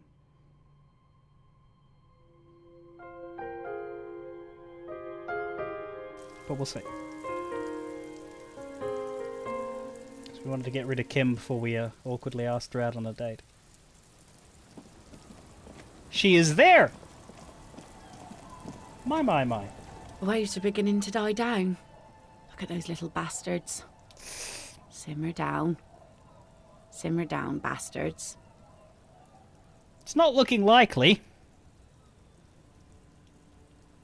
But all of the minuses are gone. What can we do for our suggestion? Well, it's been lowered by our shirt, so let's take our shirt off.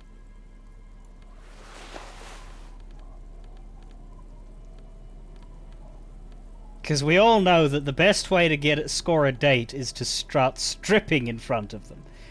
We can put on this naval coat. That will already give us a +2.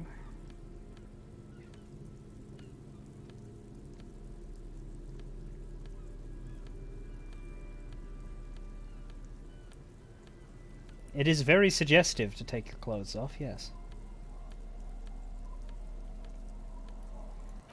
What we could do is delete Wompty Dumpty Dom Center, because that has absolutely murdered our suggestion. But it's also quite a good thought with the Encyclopedia passive buff. And we cannot get it back. Once it's gone, it's in the gones list forever.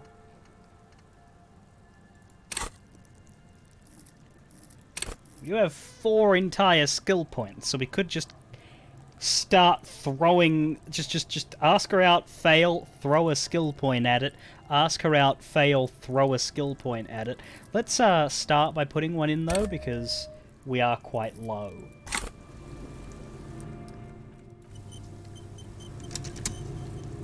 I'm not going to delete Wompty Dumpty. Jesus. Look at those little bastards. Simmer down. Simmer down, bastards. That is really low.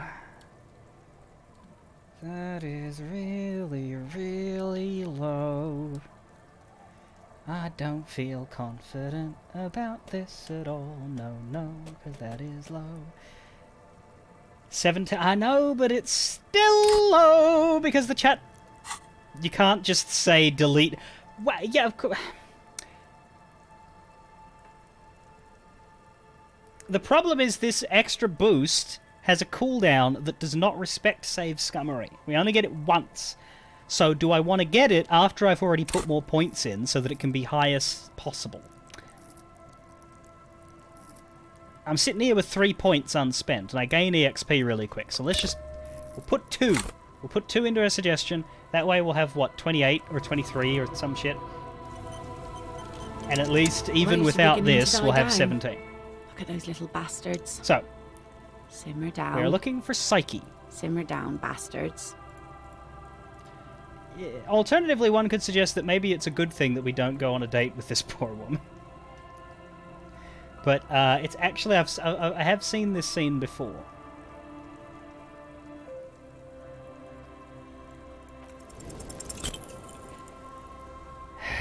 Oh yes, she does. You need to get your drink on. There is no other way for human beings to procreate, not after 6,000 years of yeast cultivation-based mating rituals. I like you, but I'm afraid to be around you because you're a woman. Okay. Where's this going? I need to be drunk. You do too. Please get drunk with me on a drunk date. Absurdly and pointedly phrased. You can be quite funny, officer. Anyway, what did you want? She doesn't even understand that you asked her out. Perhaps you're too sober to pull it off.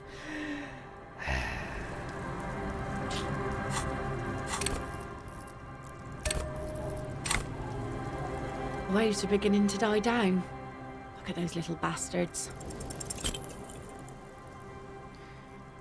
Since the dawn of mankind, Al Ghul has watched over the reprocreation of our species. Lay with me. Let us celebrate the Ghul. Now, there's a whole shipment of big words. May mankind be plentiful, I guess. Can I get back to my nets now? Yeah, we're gonna save Scum. Oh boy, are we gonna save Scum. We are the scum that saves. That's what we are. Because, like, the white checks are boring when you fail them. You do wonder if you get a bonus by being drunk. Maybe, but I don't have any booze anymore. I gave it all to Waves are beginning Idiot to die Doom down. Spiral. Boom! Look at those little bastards. Hey! 17%! You think she really needs more of that after her man died at sea? But what do I do then? What if I told you that it is actually possible to go on a date sober? What you are suggesting is highly experimental, possibly dangerous. Before recorded history, men and women were able to do simple, very primitive things together, sober. Acknowledge the situation and keep it basic. I'm a drunk. Don't know if you've noticed. So I usually ask people to drink with me. I have, and I don't really. You just want to go for a walk. What kind of a monster doesn't want to go for a walk? Walks are innocent. This time, though...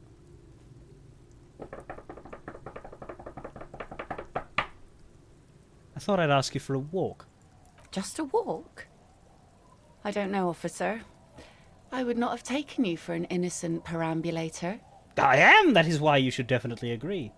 Where would this walk take us, officer? Nothing creepy, nothing strange, nothing out there. Keep it airy and simple. There's a nice view on the beach that I found. Land's End. All right. I will walk with you. But you need to understand that nothing is going to happen. We're just walking. Just a good old-fashioned walk, I like it. Me too. It's been ages since I just had a normal conversation with one of you guys. She means men. Stroll on the beach sounds nice.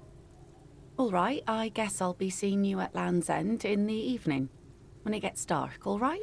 It is 2 in the fucking morning. I think we can go now. She doesn't wait for an answer. You better get ready.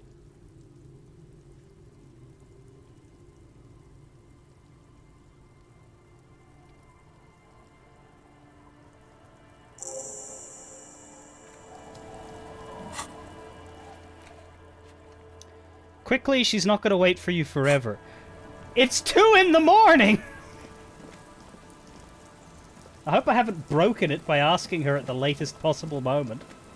But if she's still out here at 2 in the morning... I think I really have broken it a little with this 2:12 thing. I think that might have unstuck the game's time, because all of these characters are still here, but the game tells me they're not supposed to be. Unless it's been changed and the old tooltip is wrong and that they've relaxed that, like, there is a weird number of people outside at 2 in the morning. The ones that go early are still gone. The old men are gone. The bocce players. But everyone that stays late, I'm pretty sure they're supposed to go at 2. Pretty sure they're supposed to go at 2. But I'm scared that Lillian's not going to be out here. Is there something here that would indicate a sniper used this place as a nest for taking the shot? Just some urban detritus, bottle, dilapidated old comms tower. The wind picks up. Fine sea foam lashes your face. It feels like needles. You can take it. Just raise your collar, detective. Maybe the campfire was used by the perpetrator? To warm his hands before he pulled the trigger? There are no markings on the ground for a tripod. He would have had to lie on a mattress. This is simply not a good spot for a 1.2 kilometer shot. Maybe the assailant climbed the comms tower, took the shot there? The salty water has corroded the ladder to nothing but 2 thin orange rails. In addition, there's no stable nest up there. It would have been useless. What about the cigarette butts? Smoking assailant who favors Tumatiri to Astra or Druin? Cigarette butts are part of the campfire set. They're also everywhere. Still, you felt it was important enough to make a mental note. That means something. You didn't pay attention to any of the other cigarette butts on the coast. Look over the water to the whirling. There, 1.2 kilometers over the cold water of the bay, through a thick snowstorm melting flake by flake in the waves, you see the smallest rectangle, barely visible. It's late. There is no light on the 3rd floor of the Whirling in Rags. No shape moves behind it. Classier must be out on the town. Smoking, drinking, being happy and elated, without you, because you're here, freezing in the wind, aren't you? Doing your detective work. I'm actually going on a date, you judgmental fuck.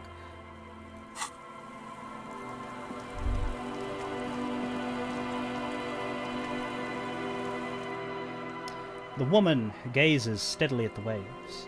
A sudden gust picks up her dark hair and lets it fall again, tousled, wild. She brushes a few stray locks from her eyes and only then spots you approaching. Aye, so here you are. It's late and it's snowing. The snow is... well, it's not really snow, it's slush. Know that you're not the first guy to bring a girl to Land's End. This is what the locals call a make-out spot. That is not going to happen here today. I just want to make that clear, Dimples. Across the rusty water, that's La Delta, the financial district. In the mist-covered distance, towers rise as a rebuke to the poverty of this coast. You seem surprised that I made it. Drinking men aren't known for keeping their appointments. It's a rock star thing, tardiness. Aye, you're the starriest of them all.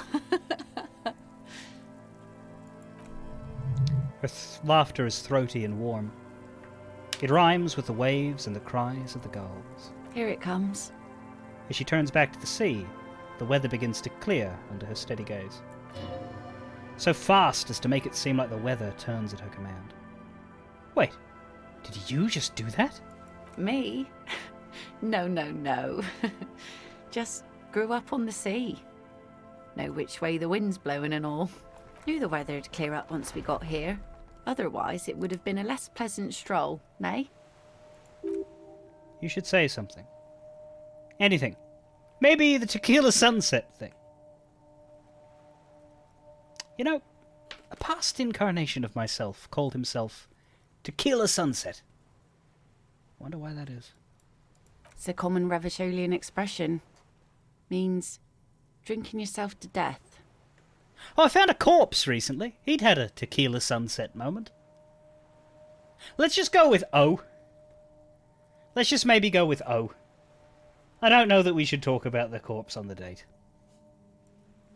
Oh, indeed. Oh, fuck off. Don't make me. Why? Fine. I found a corpse. Are you happy, God? And what about you? Keeping the name? I think I'm good with Harriet Dubois these days. Well then, Officer Dubois. She nods to you and turns towards the sunlit sea. The remains of the dying sun are reflected in the waves and the skyscrapers rising across the bay. Your mind clears for a moment as your senses take it all in. Not just the glass skyscrapers, fragile looking in the shimmering air. River Esperance flowing into the bay. Isn't it strange for this all-powerful thing, the sun, to be so generous towards us? You know, the best time to go out fishing is usually towards sunset, when the water is warmer. The sun also falls on the Capeside tenements and the war-torn ruins. An old sea fortress juts out. Why are we looking at the sun? It's 2 a.m. An old sea fortress juts out, seemingly impervious to the sheen cast over everything else, shaking you out of your reverie. The sun does little for the dead, and those hopelessly lost in their own minds. Or people living in desert climates with sparse vegetation and little drinking water. Is that why you named your boat the Sun? Oh, that was a bit of pride and a bit of superstition. I'm not sure desert people are happy with too much sunlight. Now you're just nitpicking. But I concede. Maybe desert people sometimes disagree. And you know, I have seen up close the negatives to a land of everlasting light. The sun is good in moderation, but there's always such a thing as too much. Well, just enjoy the view. There's salt in the air, cries of the gulls and the skuas, the grit of sand, the green glint of broken bottles. But still your gaze always returns to the streaks of light wherever they may be reflected there. Fading opulence. It's bringing us spring, summer.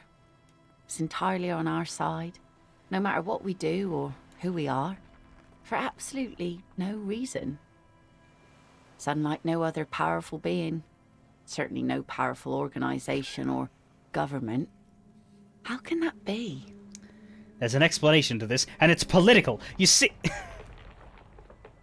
Well, something's got to be on our side. I guess we wouldn't really be here if that thing wasn't on our team. You would be incinerated. Or worse. You have fish hooks in your ears. These aren't real fish hooks, silly. They're earrings shaped to look like fish hooks. A drunk called Rosemary brought them to me. I kept them. She's right. They're made mostly of plastic. Cheap novelty gift you can buy from a flower shop or a kiosk. There's an interesting lilt in your voice. Thank you. I'm half Ubi. My mother was from Ubi Sunt. Not a lot of sun there, I hear, though I've never been. Do you wish you were out there fishing right now? I always do. I like it. It's like being on another planet, a water planet, with water worries and water joys. So, who do you think killed the hanged man? Good one. I'm gonna go with the rope. Oh, it went away. Aye. It gave me a plus, and then it took it away because I asked everything. Fuck you. Fine. We need intellect for this red check that we're almost definitely gonna fail.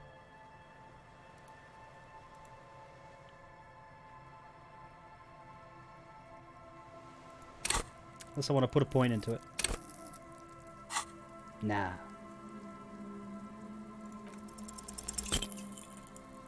Yeah. Say what? Something interesting? Impossible!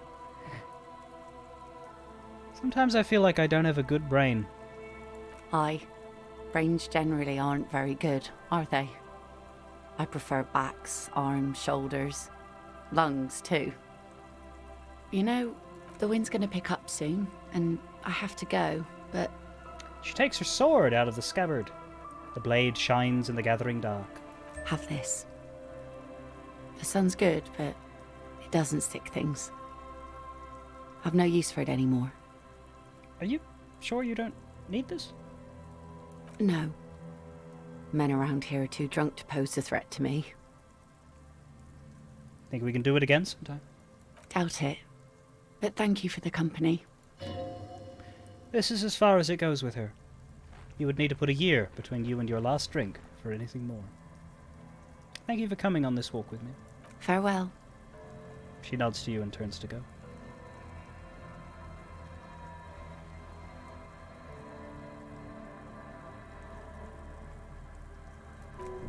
As she walks off, the wind picks up.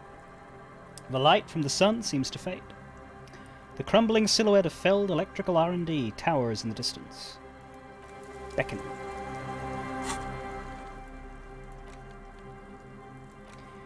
Equip this to impress yourself. The blade of this mass-produced saber is dulled over the years, and it won't slice or stab anyone. It still commands respect in your hand, however. Holding onto its bakelite hilt fills you with a sense of purpose. And a memory of the date.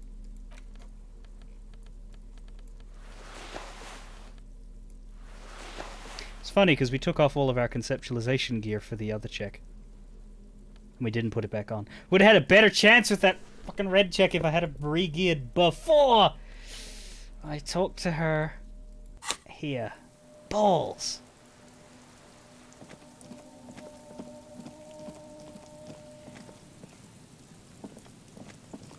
So, I found that viscalc check for determine where the shot came from. We can't check the island right now, but the boardwalk, I don't know where I have to stand to get that check to show up, because we went through the whole boardwalk. It must also just have a ding check that appears if you stand in the right spot. I might want to do that before I go to bed. I don't know where a potential sniper would sit here, though.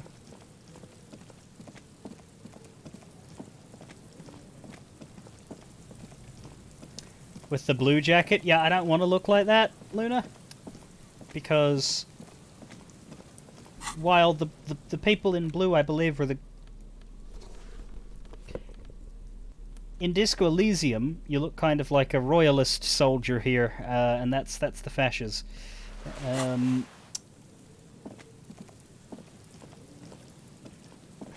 think it was the North that wore blue in the Civil War, right?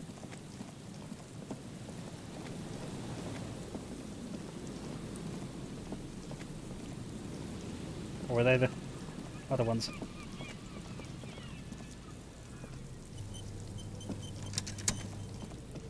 Where is... Oh, did I click in here? No. There's some tear, an empty cigarette package, and a crumpled kebab wrapper in the trash bin. 2 empty bottles of Tallulah vodka and a can of black potent porter is all you find. No, there's more in there. Livis strawberry liquor, Pilsner bottles. Better not pick them up, they're very unhygienic. Whoever tossed that cigarette package in here was a heavy smoker. The brand name reads Red Astra. Now, this makes partying look bad. Still, don't let it sway you. You're responsible. The kebab wrapper, traces of mayonnaise and ketchup on it, as well as a tomato wedge. The wrapper reads Shish Kebab Revachol. No older than a day or two. It's hard to concentrate on the smell. Stop messing with the coin viewer and hold on to something. The wind is so strong. It's a long way down to your death here. 20 meters at least. Yeah, we need to find...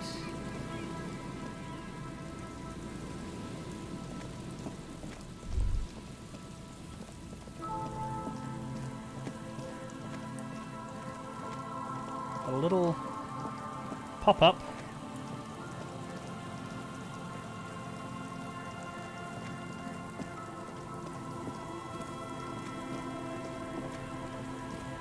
For the sniper's nest.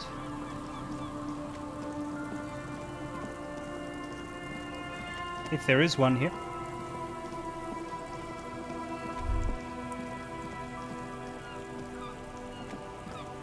I don't think there's anywhere else to stand. As far as the boardwalk is.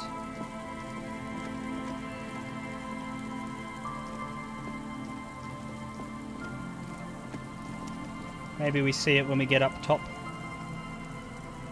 As you can see that there's something to click on there. And there's definitely more to be gathered from Feld Electrical. Well, let's go to something resembling bed, yes?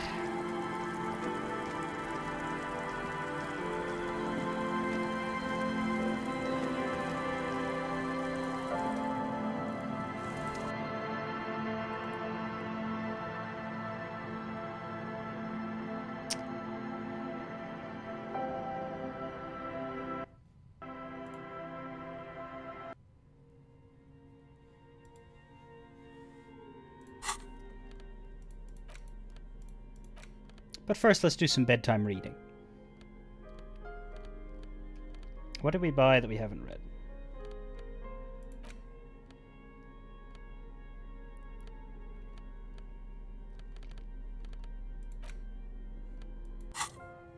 We've looked at... it's everything in this row here, except for the badge. We have Helmdall, Dick Mullen, a primer for small kids, and The Greatest Innocence. What should we read? Man from Helmdall? Dick Mullen? A kid's book? Or a religious text written by a fascist? What are you guys in the mood for? Big strong warrior man? Private detective? Happy children fun time? Or religious fascism? I know it's a tough choice. A lot of fascinating options.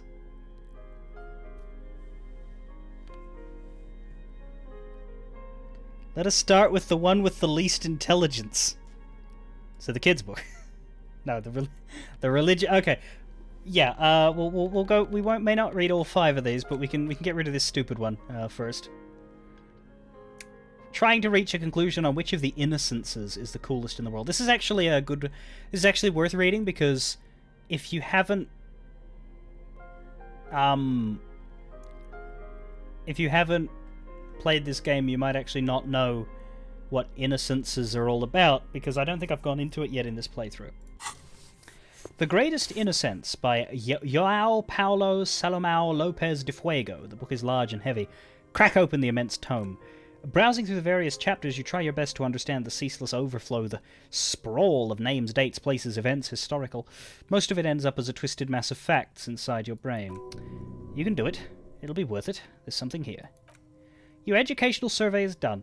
Did you catch any of that? No? Ah, well, it's pop quiz time. Let's see what you've learned. This might take a few minutes. You ready? Sure, why not? That's the spirit. Here we go. Question 1. Who was the first innocence? Dolores Day! The Pericarnassian? Correct! Nothing much is known about him. It's not even clear that he was a he, but Franco Negro presumed as such and called him Pius. He's depicted as a young man with molten gold pouring out of his mouth. All he spoke was gold. It's said that he invented God, an equality of men before God. He also introduced the gold standard as a way for measuring people's love for Aurum. As the first innocents, he decided that there should be more of those like him. It is presumed his disciples were the beginning of the Holy Party, the founding party. Who was the strongest innocence? Easy. Everyone knows the answer to this. You, me, anybody. Doesn't sound too familiar to me. Shoot me a hint. An innocence is the highest category of historical personage in the world, a literal personification of history. Traditionally, an innocence, when anointed, assumes supreme rule over the Occident, or the known world in general, at least the parts that matter.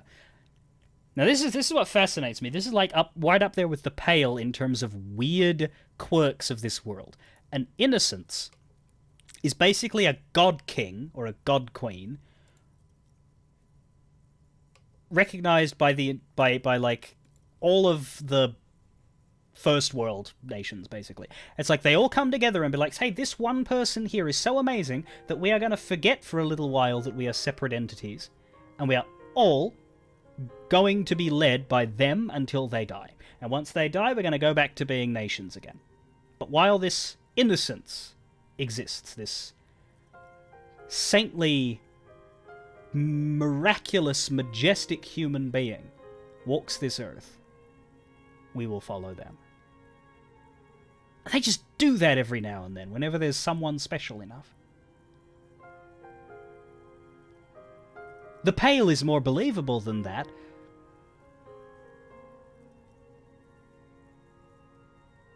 But as with anything else, Disco Elysium somehow manages to convince you.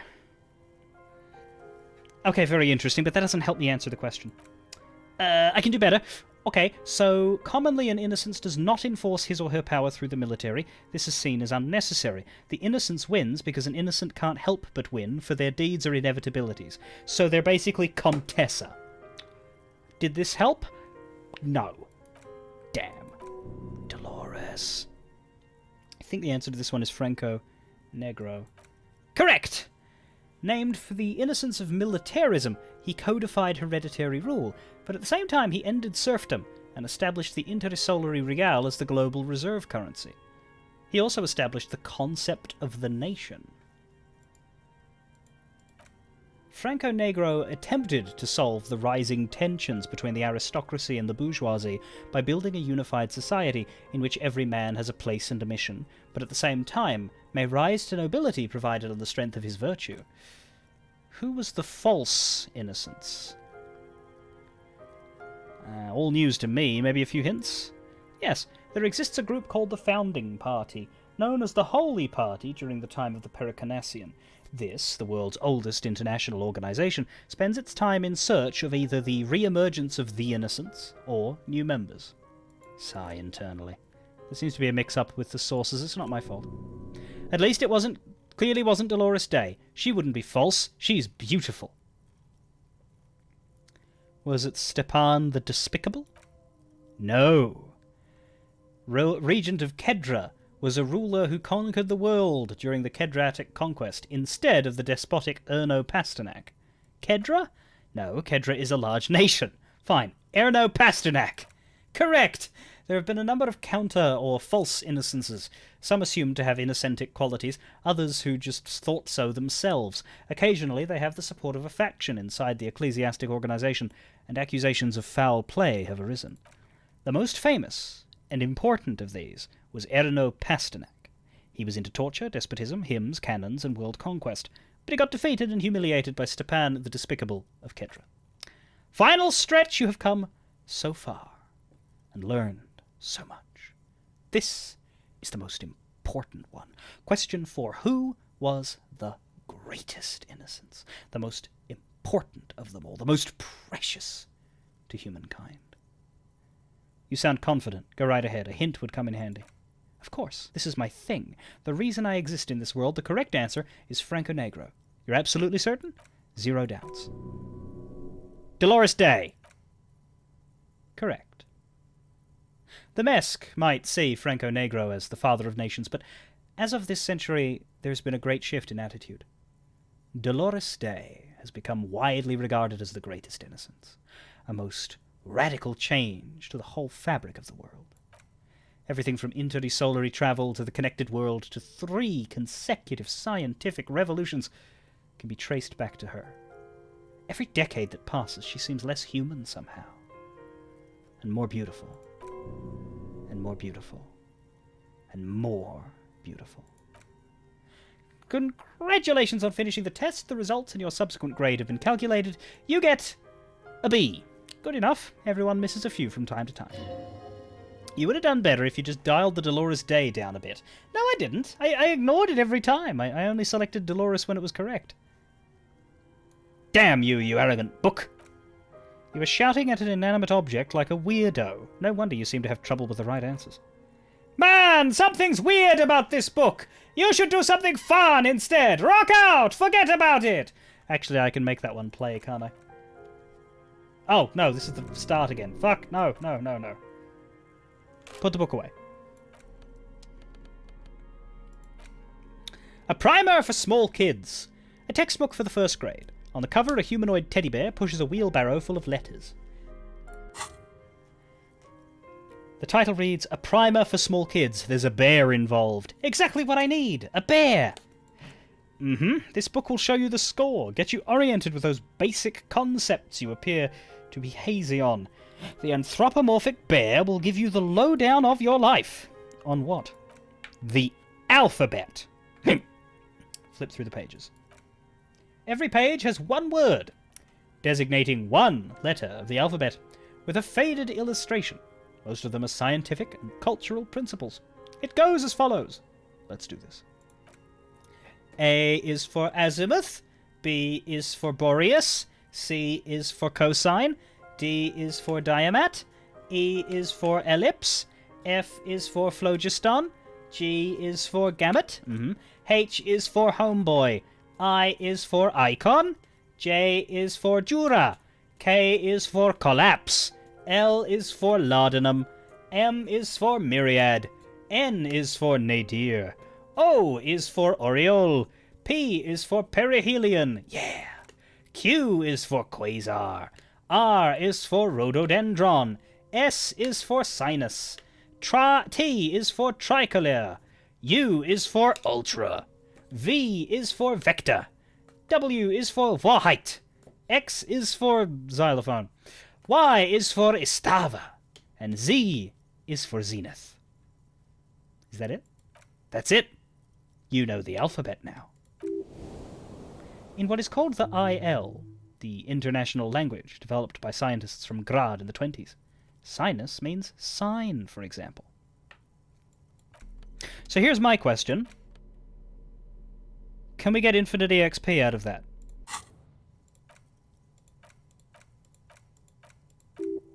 No. Bugger. Worth a shot. Let's do Dick Mullen, and then we'll go to bed. We'll save the man from Helmdale for later. Another Dick Mullen book that woefully misrepresents the nature of police work. In this one, our detective returns from a trip having successfully solved one case, only to embark on another. Does he finally face the taxing nature of his occupation? No! He doesn't even look like a normal officer of the law. In your hand, you hold Dick Mullen and the Mistaken Identity.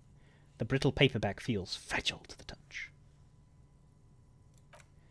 The cover features a pastiche of different scenes. In the foreground, a man in a dark overcoat clutches a pistol to his chest. Rising up behind him are 2 silhouettes wrapped in a passionate embrace. The tagline reads, Detective Dick Mullen must prove his innocence after an old friend is murdered by someone who looks just like Dick Mullen. That seems to sum up the premise nicely. The story opens with a knock at the door. Detective Dick Mullen is greeted by an old friend, Charlie Spillane, who's come to Mullen to ask a favour on this dark and cold night. Spillane needs Mullen to drive him in from Vesper to a small town along the Insulindian coast. Despite his friend's apparent agitation, Mullen does as he's asked, then returns home, where he passes out drunk, as he does most nights. Look, I can't judge. 2 days later, Mullen is arrested by the Vesper police and charged with the murder of Charlie Spillane. At his interrogation, Mullen learns that Charlie Spillane was shot in a bar in the very town Mullen dropped him off in by a man matching Mullen's description. Desperate to clear his name, Mullen manages to convince the Vesper police to release him for 3 days so that Mullen may solve his friend's murder and prove his innocence. No way Mullen did it. Of course Mullen didn't do it. That's the whole premise of the book. Anyway, Mullen returns to the seaside bar where Spillane was murdered, and he meets a beautiful, mysterious woman named Diana Deneuve. Nice, a dame. And not just any dame. She's truly one in a million, a knockout whose mind is as dangerous as her curves. But she's got a secret. Man, who doesn't? Secrets are the currency of human relations. Your secrets are unknown even unto you, so does that make you a rich man or a beggar? Now I'm getting interesting.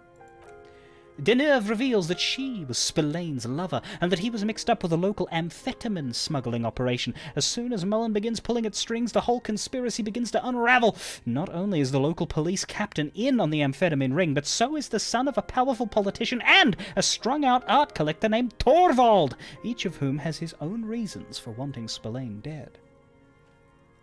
Tell me about the police captain. Outwardly, the old police captain is a real law and order crypto-fascist, a barrel-chested man who's beaten his share of suspects to the pulp. But he's also dirty and increasingly paranoid that someone's going to expose his role in the drug ring. He would certainly have the motive and the means, but the captain walks with a noticeable limp from an old war injury. Is it possible he was able to conceal it long enough to commit the murder? I want to hear about the politician's son. Typical privileged twat. In all likelihood, he's just in over his head. He does bear a personal grudge against Spillane, though, a former prosecutor who nearly brought down his father's administration. The kid doesn't exactly have Dick Mullen's manly build, but he is the correct height, and while interrogating him at his home, Mullen did notice a certain overcoat that looked suspiciously like his own. What was that about the art collector? Torvald the art collector is a strung-out mess. Frankly, it's hard to imagine him holding a pistol steady enough to actually hit someone, let alone plug them 3 times in the chest the way old Spillane did. That said, Torvald and Spillane have a long history, and while interrogating him, Mullen discovers that Torvald was once involved with Diana Deneuve. Could it be that this is all over a sordid love triangle? Let's get on with the story. One evening, Diana Deneuve comes to Mullen's hostel room in tears. The two of them drink half a bottle of vodka, and soon they're seeking comfort in each other's arms. Yes, comfort and pleasure. The warmth of another human's touch, the burning taste of liquor on her full, sweet lips. Nice. Get it, Mullen. As the two lovers share a post-coital cigarette, Diana Deneuve turns to Mullen and says, "By the way, Dick, there was something else I meant to tell you." I love you? The name of the true killer? Whatever it is, Mullen never hears the words. A blow to the base of his skull knocks him out cold instantly. Not to be confused with the blow he was receiving shortly earlier. Fuck. When Mullen comes to, Deneuve is dead, on the hostel bed next to him. To make matters worse, his clothes are covered with her blood. Double fuck! Mullen trashes his bloodstained clothes and flees the hotel, knowing it's only a matter of hours before the cops discover Deneuve's body if they haven't been tipped off already. The heat is on. If Dick Mullen can't solve both murders before the cops catch up to him, he's going away for life. Can you solve the case before the cops close in? Wait, I've got some questions first. What is it, Detective? Why does everyone close to Dick Mullen wind up dead? Yeah, it's a dangerous line of work, but somebody has to do it. That's why Dick Mullen never lets anyone get too close. What's the matter? Afraid you've been hacking up your friends' bodies in the night? You are the murderer, after all. Why did Dick Mullen become a detective in the first place? There was never a time when he wasn't a detective. He was born a detective. Was I not born to be a detective? For a moment you cease to read the story on the page and see the book for what it is. A collection of brittle, cheaply printed pages, held together by glue made from the hooves of horses. From nowhere you hear the screech of sneakers on a waxed floor and you feel the burn of rope against your hands. Are these figments of some other life? You won't find the answers you're looking for here, in other words. Why bother solving crimes when the world is so evil? Is it really so evil, detective? Yeah, it's pretty fucking evil. Then why are you still here? Because I need to solve this case. Not for anyone else's sake. For me. What are you trying to prove, exactly? And what will change if you do manage to solve it? Ah, but then what does this book know? It's just a poorly made piece of pulp garbage made to be consumed and discarded. I don't have any more questions. I figured it all out. So who did it, detective? Who killed Charlie Spillane and Diana Deneuve?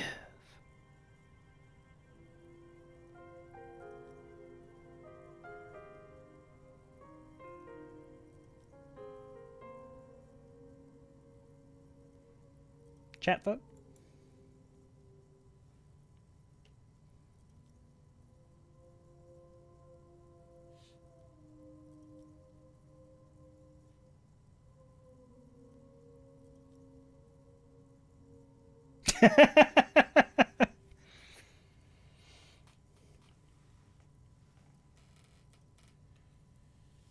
Let's say it was the politician's twat son.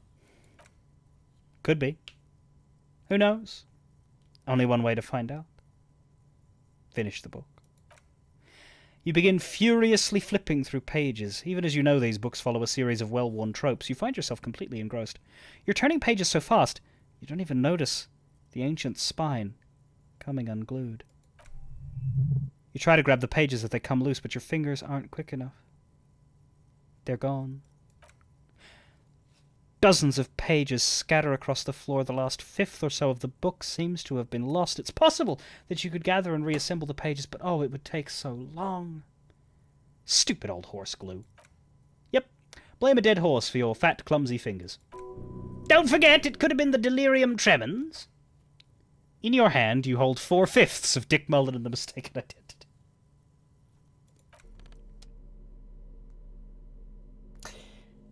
That, folks, is the greatest troll in Disco Elysium.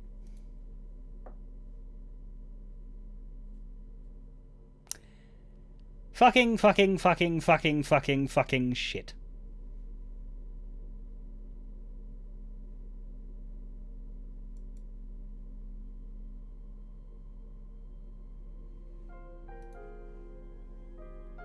I don't think it can work out.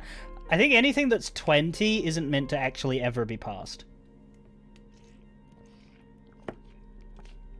18 can be, but 20 tends to be, like, not real. Anyway, I was going to save these books, and I still am, but I just thought of something. There's something we never did with our ledger.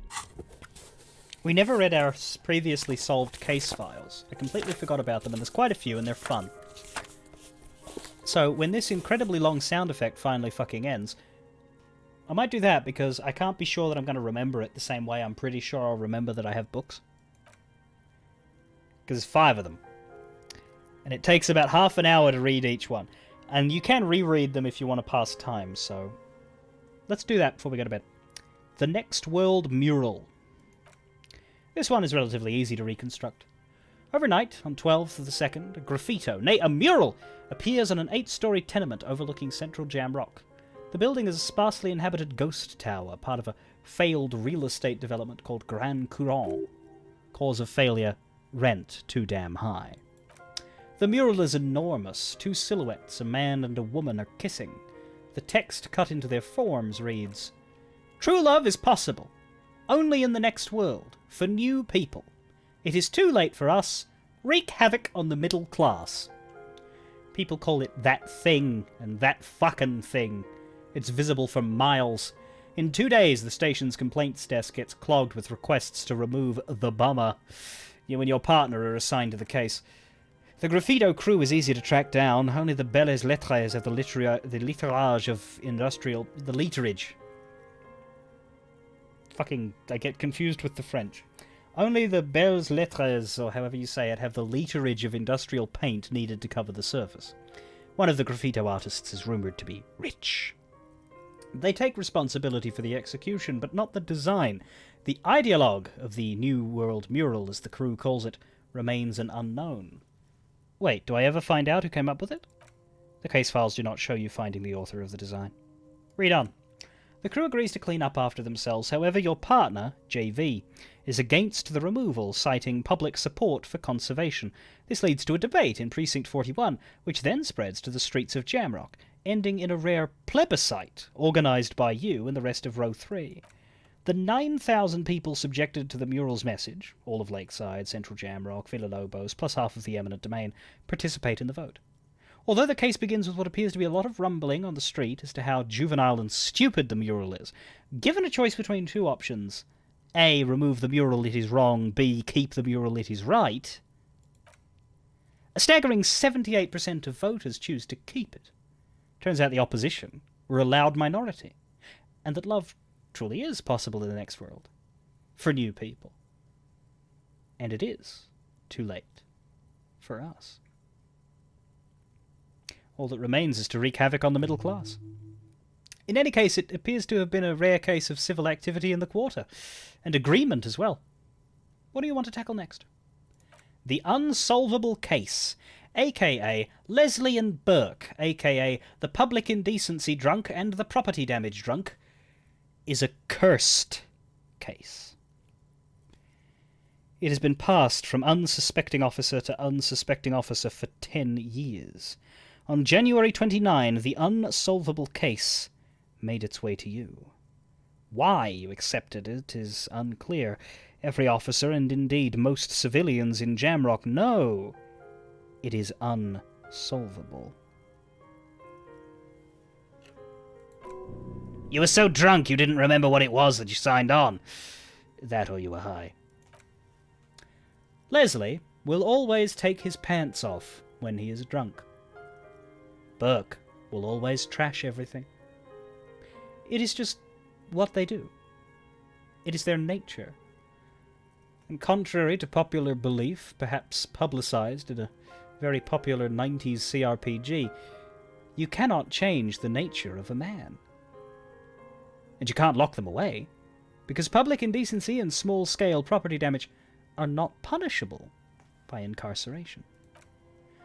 The only way for Leslie to stop flashing his genitals to bypasses, and for Burke to stop dismantling signage and rear-view mirrors, would be for them to stop drinking alcohol, which, in their 40s or 50s, it's hard to tell because of the distorted features, is a medical improbability on par with you ceasing to produce the expression. Couldn't we just keep them off the streets? You would think that, but you're wrong. Where's the fun in exposing your genitals or breaking stuff in your own home? No, Leslie and Burke are on the corner of Main Street and Perdition because that's where the action is. Threatening, fines, dragging them to the station, locking them up in the hellholes they live in, locking them up in the station, hypnotherapy, even trying to get a local gang of Zemliakis to take them out. The Zemliakis gave them ethanol so Burke and Leslie would expose and rampage even harder. You tried it all, and still, the complaints wouldn't stop, as they hadn't stopped for 10 years.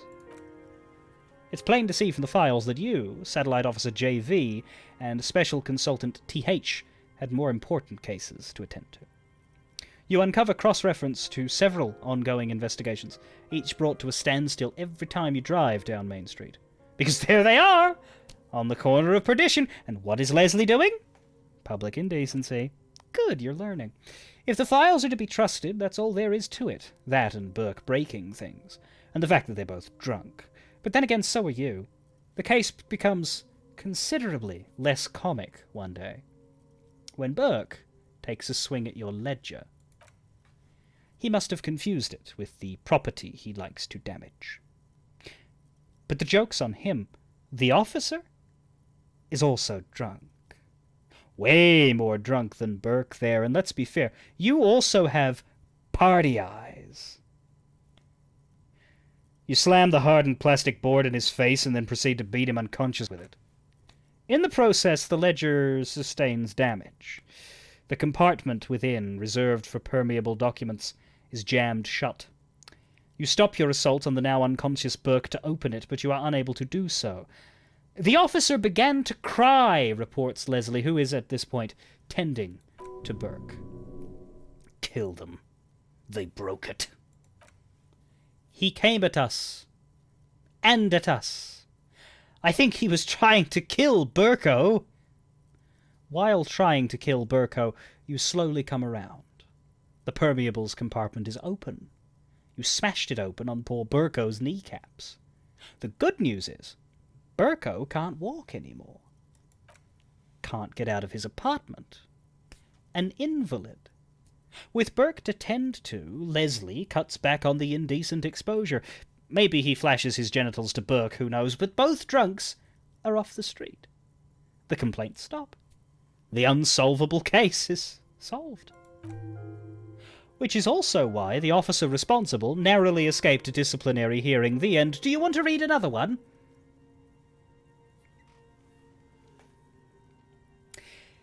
Yes! The square bullet hole murders!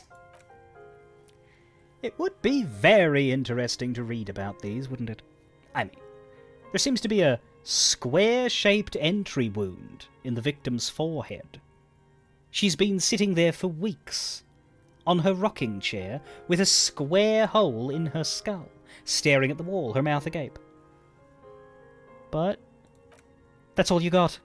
From the half hour you've spent piecing it together, all you know is the entry wound was square-shaped, you never found the bullet, and then another body showed up, also with a square hole in his forehead. A sequence killer? Who knows? Those pages are missing. What's next? Don't worry. One day you may still catch the man with the square gun. The couch in an unexpected location. Some assholes brought their couch outside and hung out on it. In the middle of the street. On the roof. On the hillside by the motorway. You know, at an unexpected location. They were young, and they thought they looked cool on it. They looked really cool, like a rock band. Yes, as you've said here, insufferable rock and roll assholes. Young people are the worst. So anyway, you got a complaint about the damn sofa. Or couch, or whatever it was. They were leaving it out in all these unexpected and whimsical locations they took it to. Where they also took photos of themselves on it. And smoked cigarettes. And drank coffee because they felt it was intellectual. Cigarette butts, coffee cups, stupid couch. You had to clean it all up, and you did, so congratulations to you. Case solved. And did I ever catch the guys? No, you didn't have time for that. These notes show that you have what is called a real goddamn job. You don't have the time to be chasing down the couch assholes. You have a real job to do. What next? Murder at the hookah parlor. Murder! Tam, tam, tam, at the hookah parlor! Was a case originally assigned to an officer called Joseph Mills, who is now dead of circumstances completely unconnected to murder. Tam, tam, tam, at the hookah parlor! Wait, how? Beaten to death by a throng of Villalobos gang members when him and his partner JM, only initials mentioned, answered a call one night. It's a sad story, and it really isn't represented in your case filers. Stop stalling and get to the murder, tam, tam, tam, at the hookah parlor! Right, on with the murder. Joseph Mills was on this case that he just couldn't solve. Was doing it solo, said it was a real nutcracker, a real brain twister. He was on it for like a month. Captain got impatient. Shit or get off the pot, Mills. Mills didn't get off the pot. Not yet. He kept at it for a couple weeks more, racking his brains, running with every theory, as outlandish as they seemed. Still, could not solve the murder, tam, tam, tam, tam, at the hookah parlor. Tough case, he said. Toughest he's ever had. Wait, was Joseph Mills a good cop? No, he was awful. Awful sense of humor, too. The worst jokes you've ever heard. Really rapey? Still, he'd been on it for months now. Said it was the final case. Said it was uncrackable. That the murder vanished into thin air. That goddamn hookah parlor was all he talked about. Go on. Okay, so the case is handed to you because Mills isn't getting anywhere, and you look into it. Here's the setup. A young man found dead in a hookah parlor. You know, those places where you go and smoke bubblegum-flavored vapor all day. Can you get high off of that? No, it is soot and water vapor. It doesn't do anything. Cool. Yeah, really lame. So anyway, young man in his 20s found with his skull busted open right on the floor of the hookah parlor in the middle of the day. No one else is in there. only client that day. In perfect health, too, some kind of movie producer. No one enters, no one exits. He's just sucking on his watermelon hookah all morning, all noon, like he usually does. He's a regular. No calls, nothing. Just sucking on the hookah until 15:45. Then, bam! Dead on the floor with his skull busted open, blood everywhere. What happened? How can it be? Mills has no idea. Invisible assassin, movie deal gone sour. Girl at the counter did it. Nothing fits. Eerie. Man just dropped dead, so you go to the parlor. You see cushions around the table. The table is low, heavy, with a really sharp edge. Sucked on his hookah, stood up, passed out, hit his head on the table, and died. See? You can't even read the thing without solving it. Yes, it was that. Turns out, hookah does do something. Turns off your brain's oxygen supply, and you don't notice it till you get up to go to the bathroom. He must have sucked a lot of it. Yeah, he liked his hookah. Stephen was his name. And what was he doing there for 6 hours? Smoking hookah, didn't you hear? I don't know. Trying to come up with a movie script, maybe. Anyway, that was Murder at the hookah parlor.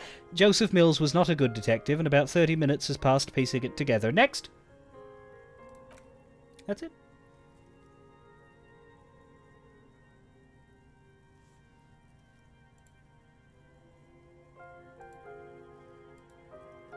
Those are the cases of Harriet Dubois' past.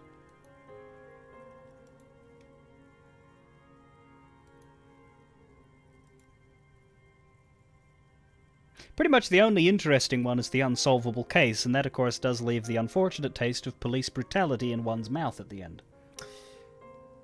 Though I do like the, Ledger's exasperation with Joseph Mills.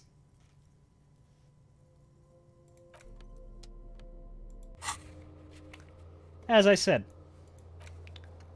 we'll save the Man from Helmdale books for now. And we'll go to bed.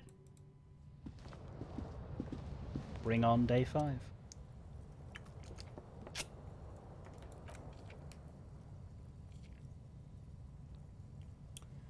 The bed underneath you is soft, if lumpy.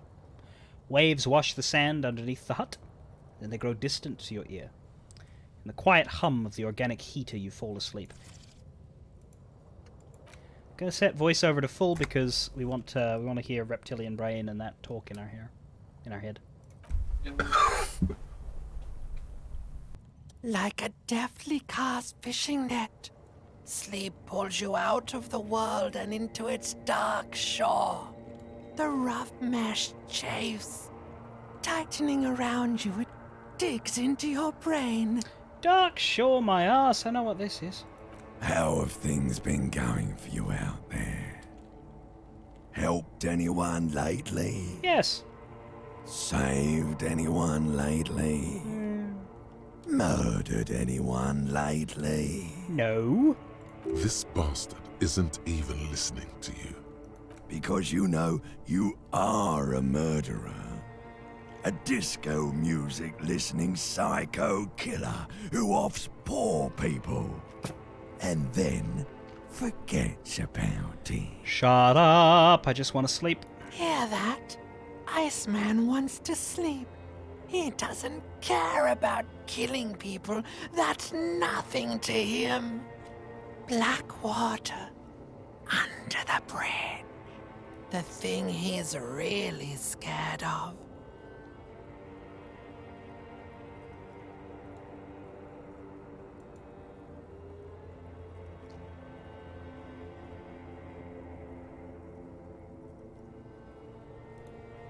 Is much, much worse than that. What is it? Don't tell him, sister. It's too bad. They're right. This is their function. To keep you from it. So then why the fuck are they taunting me about it? Why are you doing this? I just want to sleep. We're trying to help you. All these processes, these tortures, voices and tremors are all just distractions. flares and countermeasures to keep you from the last dream. The worst of them all. The last dream? The last dream will be total annihilation. Cinders peeling off the fuselage. We won't be there to help you anymore, Harry. We will be dormant. You will be naked and alone. I don't want to anymore. I don't want to think either one of those things. Oh, but you will. You're already going there. Slipping. How long can we keep you from the precipice? One more dream? 2 max, baby. Then it's... And the air will smell of apricots. Of hell. An ancient sadness, brother. 10,000 years later, in front of the video rental, there is a warm breath on your face again. Everything is okay again. Everything is so okay. Doesn't sound like it's gonna be okay. Your eyelids flutter open for a moment. Oh, good. When you close them again, you sense the light of the room around you. You're back. In 2 seconds, the alarm will ring. The last thought in your head before waking is, you need to go to the church. Take me to church, I'll worship like a dog at the shrine of your lies. I'll tell you my sins so you can sharpen your knife. Offer me to that deathless death. Now good God, let me give you my life.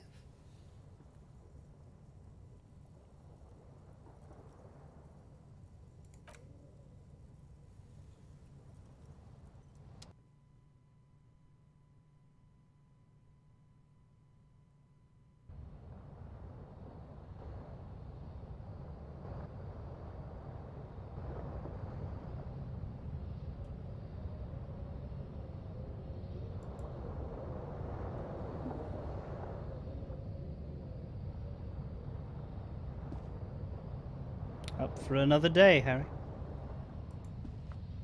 Sword out and ready. We'll see what Kim thinks of our sword. I imagine he won't react, but...